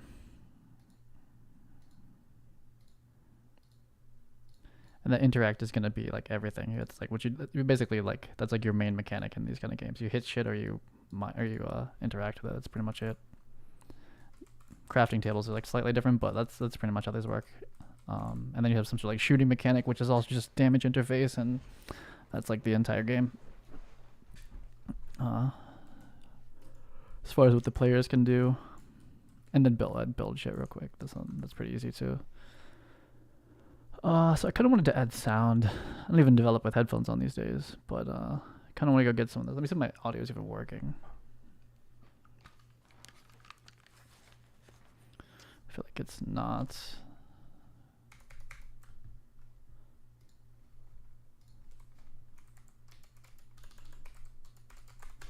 Survival.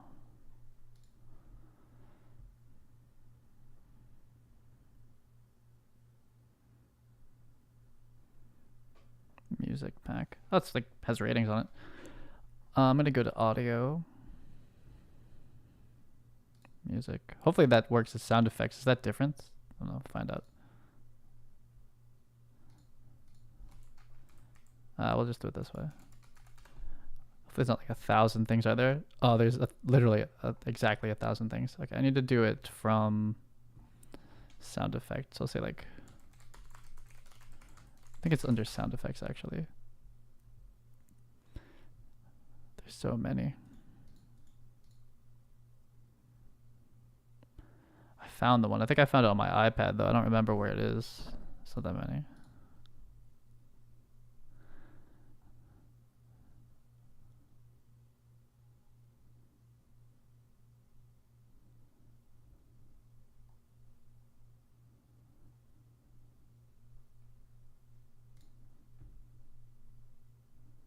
Pretty recent. Wood chopping sounds. You have a customer. Are these different? What is the difference here? Footsteps, interior stuff.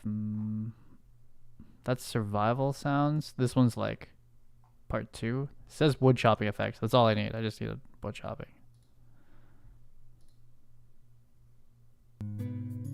Yeah. Marketplace time.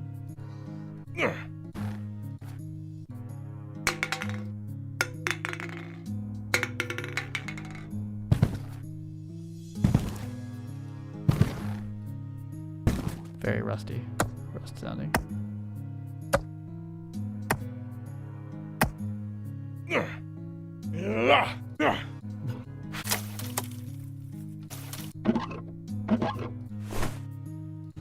Outside of Unreal? Probably. I mean, I kind of doubt producers at this level are coming after you with lawyers, but I mean, it's certainly meant for like in the game engine, but like what if you're playing it on Twitch or you use it for like a YouTube video, you know? I feel like if you're using it with an Unreal Engine product, it's fair game. So if it's like a, you know, a YouTube video, like a render.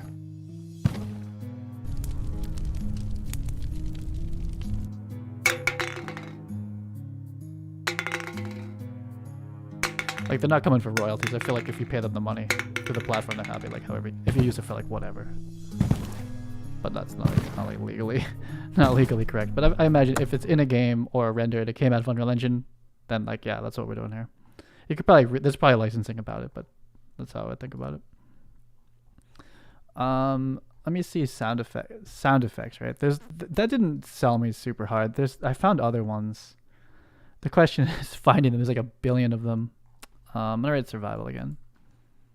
I want to search into this, but I don't know if this works like this. I don't know how I found these before. Yeah, we can't just search survival. What, like, okay, so, oh my god, this is like, I really would, with marketplace stuff, I don't like the a billion things. I guess it's hard to like categorize them down, but like, I don't really want that many of these things at all. I just want like, oh, it might have this one, survival wood. I think it was this. There's only 26, so let's just check them all. I'm pretty sure it was that one. I listened to that on my iPad last night. It's another one. Looks decent. Campfire. I'm looking. I do need to make a campfire as well.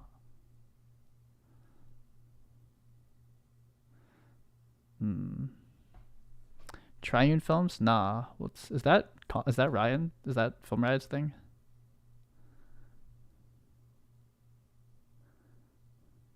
Oh, look at all these axe chops. Ooh, oh, this is it. This has gotta be it. I'm pretty sure I've listened to this. Let me see. I'm good. It's this for sure. Oh yeah.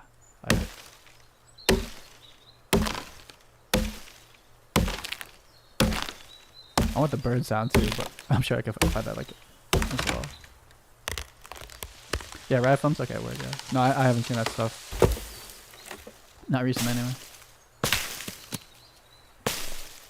I could just go literally like, I don't have an axe. I don't know. I could probably go record this myself. Not that hard, but at the same time, I feel like an absolute psychopath, like hitting a tree in my area with an axe and recording it. So never mind. That's it, man. You put the keywords in correctly, and that's what I need is this. I'm gonna buy this real quick. Be back.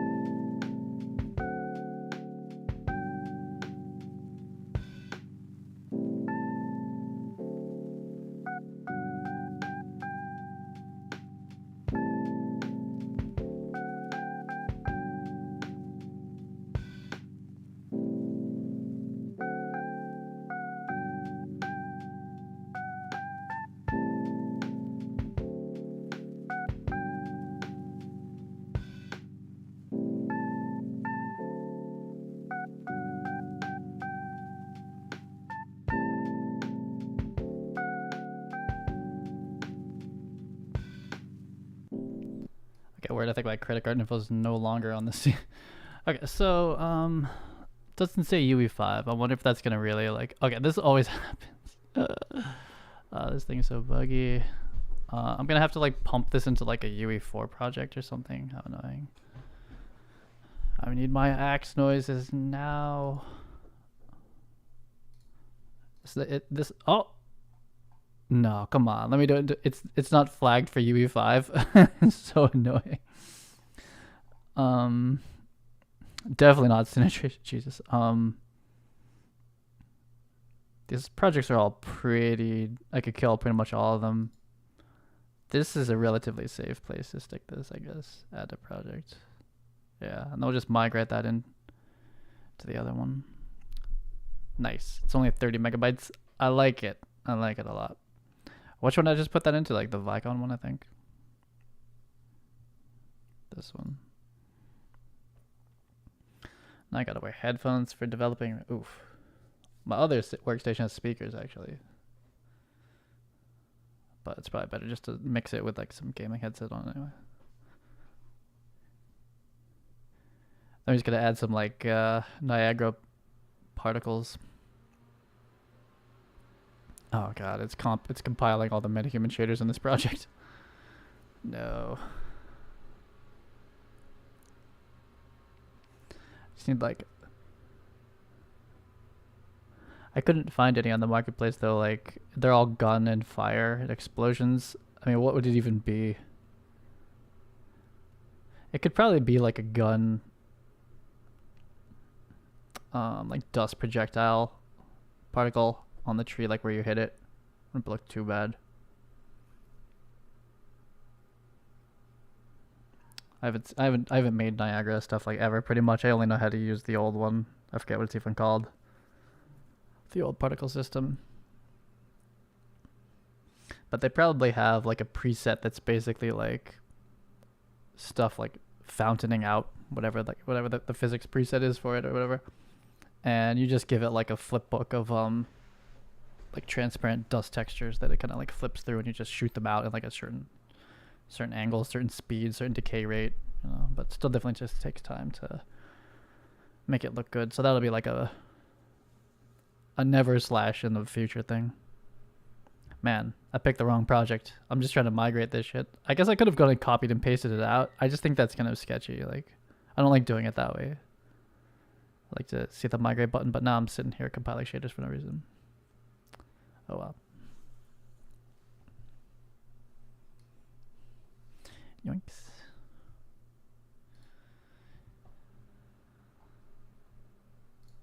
Like that was like just for wood. Like it's not going to work for like rock.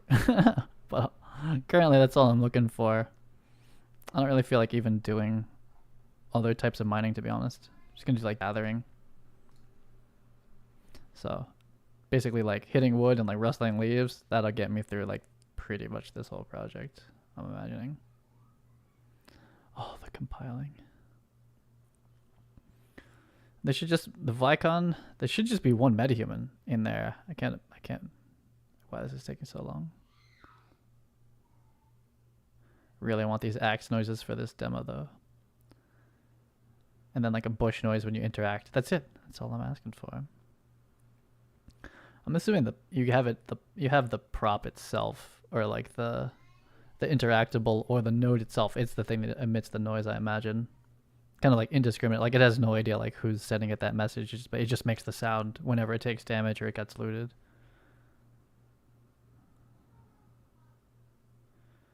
I think that makes sense. And you'd probably do soft references to all of that stuff, so it's not like loading in like every single resource in the entire game.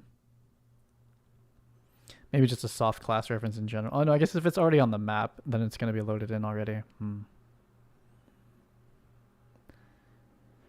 Not for this project, but like kind of just like in general, I like to understand how like the world streaming stuff works, just so I can like not even like use it, but just like set up classes correctly that it's like, oh, these can be streamed in after like a certain parameter is hit, which I'd imagine is like some like distance or something. But I don't know how that works at the moment. I know it's like all in City demo. Between like City demo and Lyra, you could make like if you actually understood everything that they were like showing you in those things, that you could make like anything. Make like Witcher 4 from like a tech backend. Like it has the replication and like streaming, all like both of those together. It's probably not true, but anyway, it's still like that would take me like years to even like not even like do anything with the knowledge, just to like acquire it and like have that, understand how to do that. Oh my goodness, now we're computing guides for grooms. 4.26, yeah. I mean, look at Cine Tracer. I have a Cine Tracer 4.25 version. That's how afraid I am to delete that. Like I would ever go back to that build, but I have it. And I mean, like if you have like, do you use Perforce at all? I don't know for like if creative stuff needs to be perforced if you're not sharing, but I have Perforce depots of all these Cine Tracers, and it's like killing a Perforce depot feels very bad. So I still have them all. Though I'm pretty safe to say that I will never go back to the older versions, but I mean, I don't know. They're backed up all over the place too. I could restore the Perforce at any point, probably. I just don't like deleting it. I don't know why. This is taking so long. This is so sad. Just to get these sound effects because you didn't flag UE5? Come on. That being said, I didn't flag my construction assets for 4.27, so it's the same thing for them. I don't think there's like a huge point of supporting moving forward 2.7 for me. as I'll start to probably build like control rigs and stuff like that. That's like kind of specialty. Oh god, it's compressing everything. And I'd rather, if I'm going to build a control rig and spend the time doing it, I will definitely want to do that in 5. MIDI guitar. Where? Oh, here it is. It's got to be this, yeah? Okay. Jesus. All that was just to migrate these sounds. So annoying. Okay. Look at this. I gotta go do some 4.27 stuff for Cine Tracer soon, actually. It's super weird to jump back and forth. The color scheme difference is like so severe. Okay, where is this project? Yeah, I mean, that being said, I ship a game and that's using 4.27, but yeah, like as far as like building stuff for other people, marketplace, yeah, I wouldn't go back. It's this one, contemplate staging, yeah. Took 20 minutes to just like get those sounds in here. I need to start to organize this soon. Here we go. Q wave. I don't know the difference. I don't know what the difference is, to be honest. Oh, there's so many. It's so good. So good. Log drop. Oh, this is my kit. This is it. So many. Oh, it's the reverb. Oh my god. Dude, yes.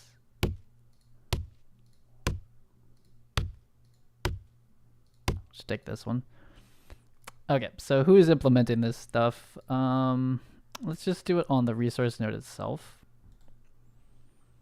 So, we're not even doing this like a child class yet. What is even happening here? So spawn loot, huh? What's got hit? Die.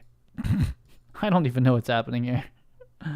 Got hit.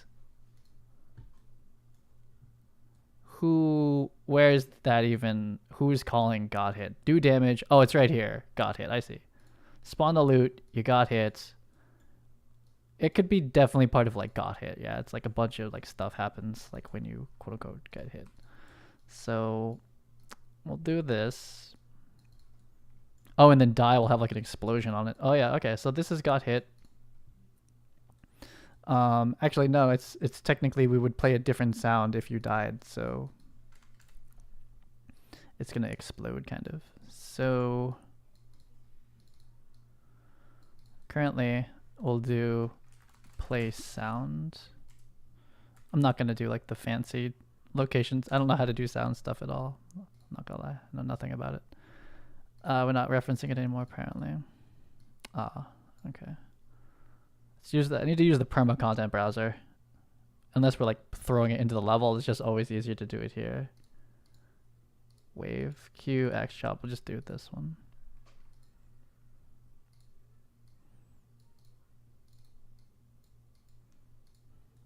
Just do that for now. Auto destroy, huh? Interesting. Does it like kill it out of memory or something? I don't know. I feel like we're gonna. I don't know. I don't know how much this takes up space wise. And so when it dies, do I have like a tree exploding sound? Probably. There's so many. Oh, those are great. I mean, we're gonna go find that. I need to get a tree. Oh, breaking a tree. It's long, super long. Falling tree. Mine kind of like explodes, to be honest. Tree crunch. Wow, these are amazing. Did I already do this? Oh, it's definitely one of these. This is awesome. So yeah, if the tree explodes at this point, we'll do the sound effects out here. This is like also spawning a bunch of stuff, but whatever. Falling trees. Okay, so let's see if this even works. Now, should kind of. I forgot we're here with our hoodie. Nope, no sound. Rip. Why aren't you playing sound?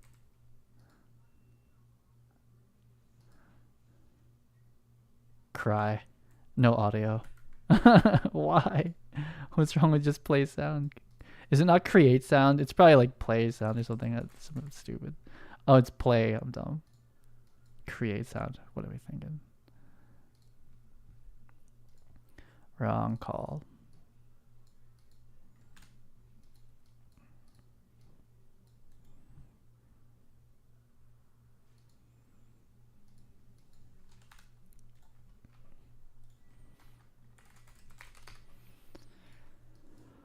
Play sound.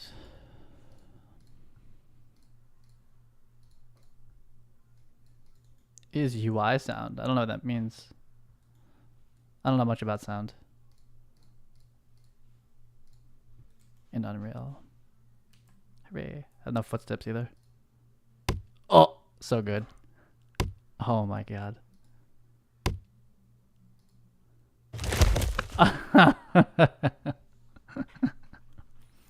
Then we gotta have like a looting sound for the wood. Oh my god.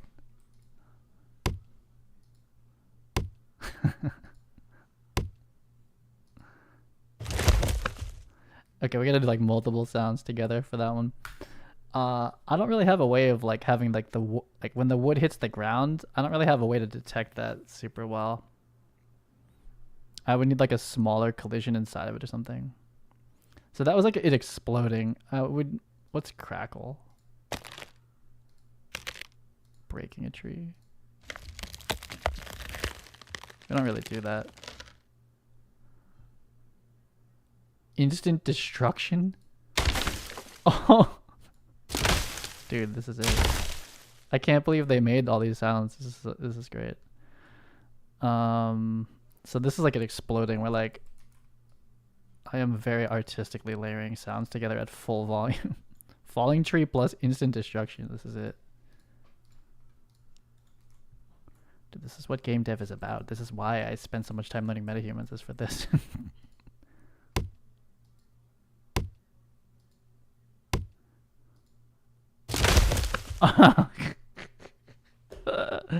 I think I have the system audio like muted, or not muted. It's like a little bit lower, but it's super loud for me right now. It's hilarious. Oh my god, it's so much better. So we could set up the sequence too, like, where'd it go? Like it's 3 hits and it explodes. We could have it like each time play a different sound. I'm gonna do that. We're gonna do if this equals 1. We just a new amount of this. Yeah.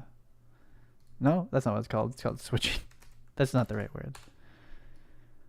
Here we go. We could have a default in case something gets broken, but I think we're able to sort this out. We'll start it. It's gonna always be 1. You hit it, it's always 1. So we're not like index, we're like proper. So this is the first one. So to play a different sound each time.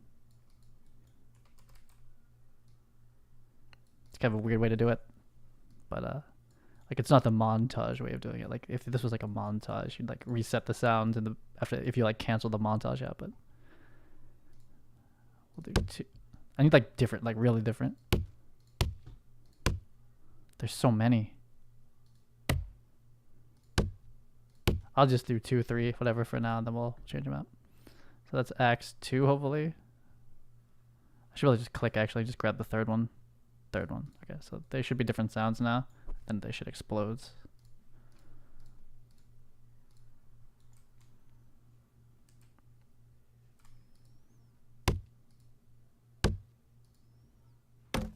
What the? Okay, the third one's crazy. Third one's no good. How dare you? What? That one seems fine. I don't get it.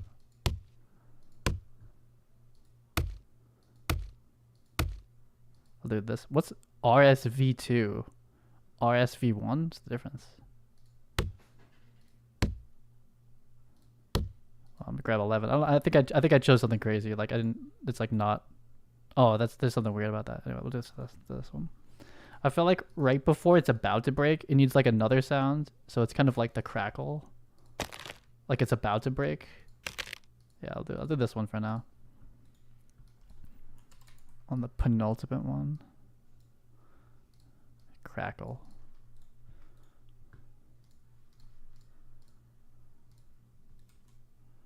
Go get that tree.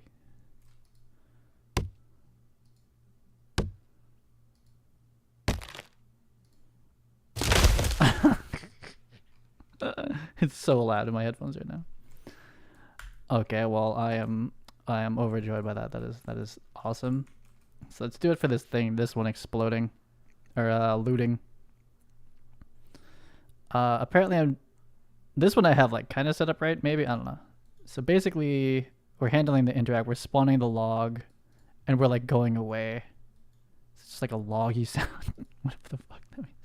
Let's see. Log drop, log take, dude. This person is like a dude. Log take. Like they know. Like I'm like the most basic UE4 dev. You either want to make a shooting game,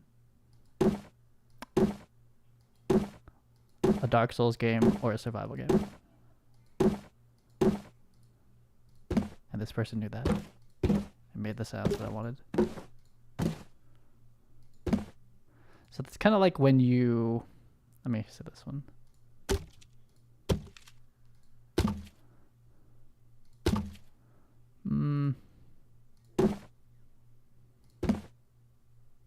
I'll do this one for now. So like kind of like figure it. Oh, we don't want to destroy actor. We'll do it in the beginning. Eventually I'll like figure this all out, and it becomes like a data table entry. It's like, okay, you're spawning this class, it plays this sound, it's this long, like, and I'll like know that, but I have to kind of design it out like this first.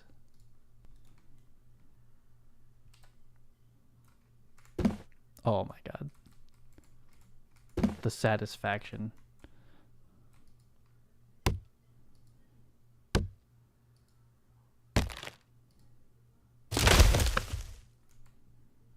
So the logs hitting the ground kind of needs something, but it might get like super obnoxious at a certain point if there's like a million of them. So you need to have like something that like limits them. It's like, okay, if you're playing like 3 sounds at once, it's like, just stop. Like, that's enough.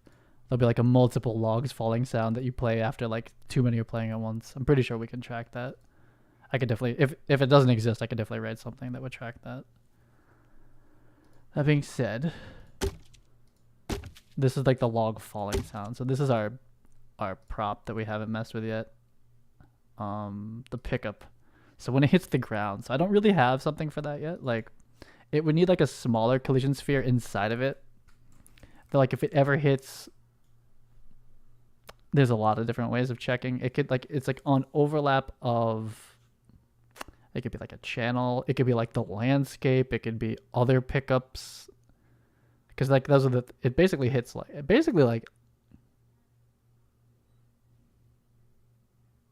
kind of needs a sound when it hits the ground. And I don't think there's like a physics way of saying, did we bounce? Or like an event. Like, I don't think so. Like you simulate physics. Is there an event for like, well, there's hit. I guess that's kind of it. Or overlapped. Physics volume component activated. I guess it's kind of like component overlapped. Begin overlap. That's going to be pretty obnoxious, but let me just see how this feels. I don't have it selected anymore. Log drop, we'll do this one. We definitely could be like, what are we interacting? We don't want to do like always, but for now, we just, anytime this thing interacts with anything, overlaps anything, it's going to be loud.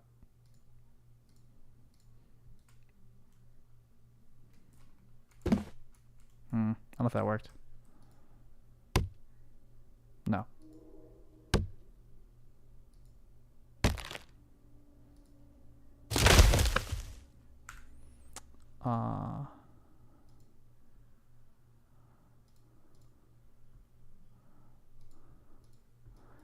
It's not ever colliding.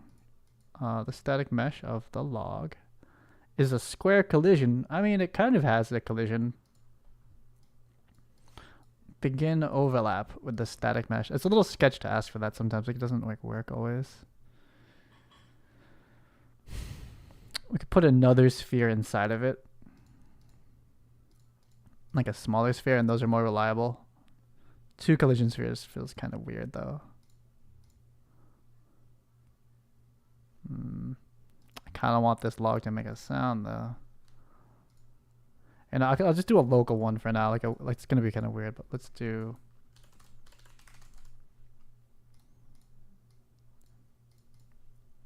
It's kind of a capsule to be honest, but like that'll detect if it hits the ground for sure. That one. So this is our like hit. The other one's like a pickup sphere. This one's like a hit sphere. And we're just doing it like locally in this class. It's not for everybody. And this one's overlap is like more reliable. I don't know what hit means. It's like a trace thing. Oh, note for collisions during physics simulation: to generate hits, simulation generate hits must be enabled. Oh, there is component hit. I'll try this one. That one's not reliable.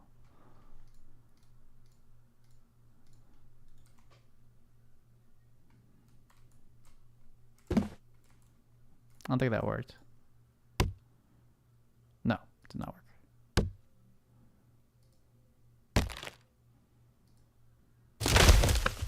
You can see it spawning in the outliner.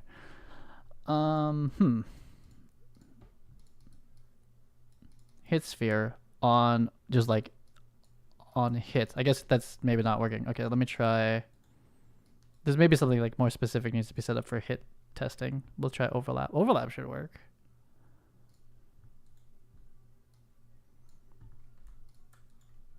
And that's what I use for the pickup.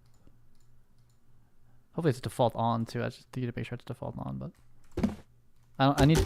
Oh, I heard it there. Okay, I see. Damn, it didn't work. It bounced. See, that's the annoying part for sure. Oh my god, why was that so loud? I'm like deaf. Oh my god. Oh my god. I am deaf. Why was that so? I think it was like multiple happened at once. I just deafened myself. That's what happened. Yeah, this is pretty scuffed. So we have to like turn it off, and we have to be like really careful. Plus it like bounces, which is like pretty sketchy. It's kind of like if it gets hit once, you just kill it immediately. And you're just looking for like the first hit. That's pretty much it. It's just like first hit, done. Which we could do like this, like set collision. Is that how that works? Or activate. I did this in one of the classes. I forget which one. I have to like turn off the collision on something, blah blah. Like I think one of the pickups is like this. The pickup base class. Overlap events. That'll do it. We'll do the overlap events. Set overlap events. Collision would probably work too, but I mean, this thing dies eventually. So anyway, so overlap's false. So basically, it'll just do it once, though it doesn't fix it up. The one on the ground was like super broken, but like this, yeah. Didn't even work. Didn't work. So loud. What the fuck? I gotta turn this down. So it's like overlapping something like immediately is probably what's happening. I think this one I'm gonna let go for a little while. This one's I'm gonna do like really figure out like how to have the logs make sounds. That's not like insane. Let's see. So that the resource node, this is baked into like the base class, unfortunately. Eventually I'll figure out like a sequence, like blah, blah, like how many hits are they, what sounds do they play, and it'll just be like a struct or something. I think these just being over on top of each other is like a little bit much, so I'll bring this down. These playing at the same time is a little bit crazy too, so I'll have them. I don't know if volume works that way where like half together makes one. Concurrency settings. Override concurrency settings package to play sound. I don't know what that means actually. No idea.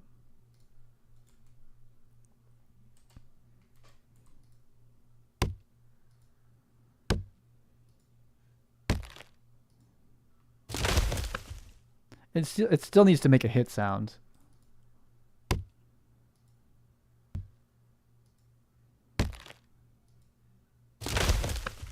Yeah, so it's missing that like butt sound at the end too, though. So not only does it explode, it also like plays like, we'll just play the first hit again. This is like a real beefy one I can go find later. And we'll just turn this down so it doesn't like clip out the computer. We'll just go half or something.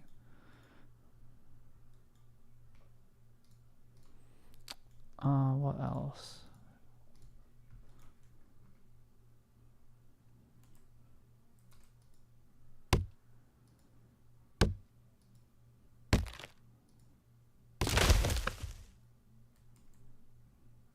The pickups, yeah. Okay, so on... This is so scuffed. All this impulse shit didn't work out for me. It might work now that everything's more stable, but anyway, it's gonna... We want to play a sound when you pick it up. When, though? It's hard to say. Like... It's kind of like the second you do it, like the very first second, it needs a sound, and then it needs to be capped so that like if you pick up like 10 things, it doesn't play like a million sounds. But for now, I'll just play a million sounds right here. Maybe we'll just make the volume kind of low and hopefully it doesn't like deafen me. Log take. Those are great. Those are amazing. They're pretty quiet actually, so let me see how bad that's gonna sound to do that like 8 times on top of each other. It's probably gonna hurt.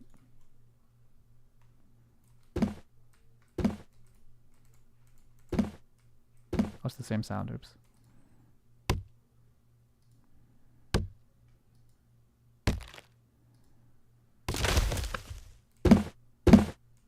Oh, they just play on top of each other. Makes sense.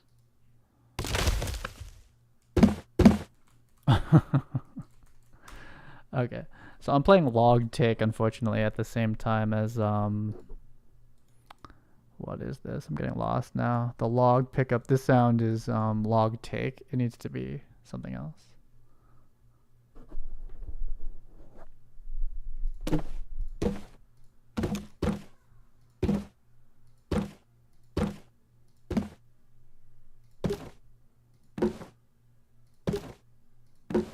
It's kind of more like tree something. Tree crunch. Oh, it's very long. Leaves impact. Those are good. Those are some mining sounds right there. Branch maybe?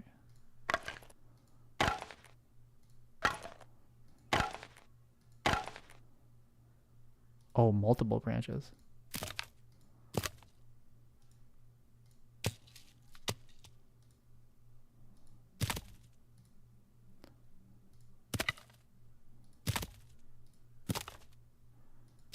I'm going to use this one for the pickup for now. I don't know what that even is. Beefy pickup. What am I doing? No, the log one.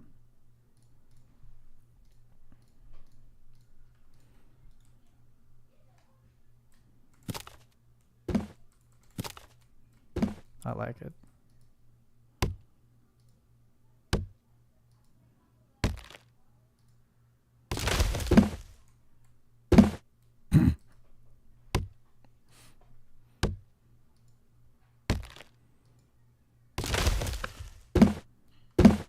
Yoinks.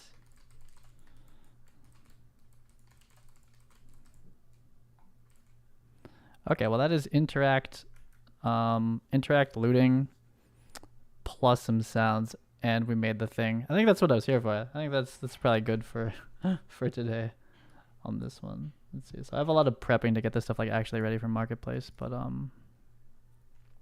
and testing. It might fix the pants a little bit. But I like this set. The hoods up are problematic in lots of ways, but they're still reusable. And again, it's a variation. There's a t-shirt and there's a hood down. I think the hood down's the best one. Apparently I don't even have screenshots of them, of all of them, but hood down's kind of the hero one of this whole outfit. And then there's a t-shirt version too, which is also viable. And then the hat, again, still kind of problematic, but it covers the hair. You just can't have hair, which I just know, like, you know, hat stuff with MetaHuman's hard. All the heads are different. There's different grooms. It's hard to do that generically. You kind of need to like pick one and go for it. But I think it's a pretty cool set. Definitely still learning a lot making them.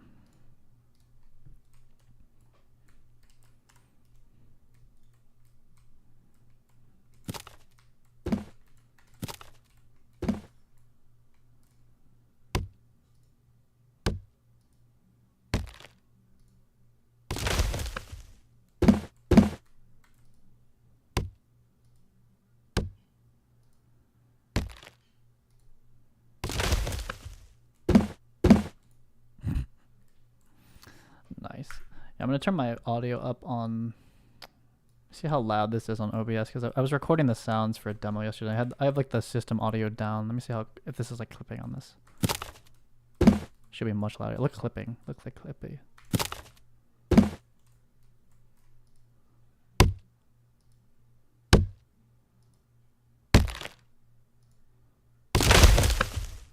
That's that was above.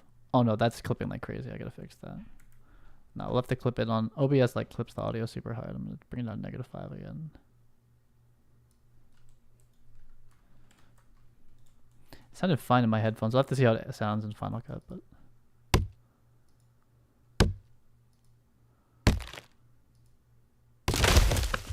that's very, damn. That's still almost clipping, but that's very high. That's like those multiple sounds at once. We gotta stop that from happening somehow. That's not so bad. Okay, well, I'll be back tomorrow. I think I'm gonna work on just like the final for Marketplace color variations for the overalls and both hoodies. The t-shirts are just gonna be plain. And yeah, I'll look at the final skinning. The back of the legs look kind of weird. See if there's anything to do there. If not, they're passable, but there seems like there's like some like little crease area. Oh, what's up? We didn't loot this. Yoinks.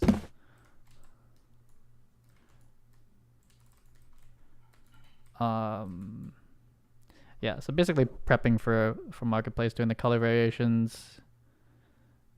I usually get that like all sorted out, and then I'll do the Cine Tracer variation, which is basically, I think in this case for Cine Tracer, the overalls are pants, but they're pants that only really work with certain undershirts. So that's kind of confusing. I'm not really sure. Or I combine the pants together with the hoodie, which is what I've been doing. That's what I did for the combat uniforms for Cine Tracer. That's pretty rough. It's gonna be kind of hard. But yeah, I basically have to finish this for like 2 different directions. Like one, like everything's 4K, there's lots of materials, and then Marketplace, and then there's like the Cine Tracer version, which is like almost like a mobile finish. Like it needs to be like really quite small, but partially modular. So I don't know. I'll figure that one out. I'll be back. Peace.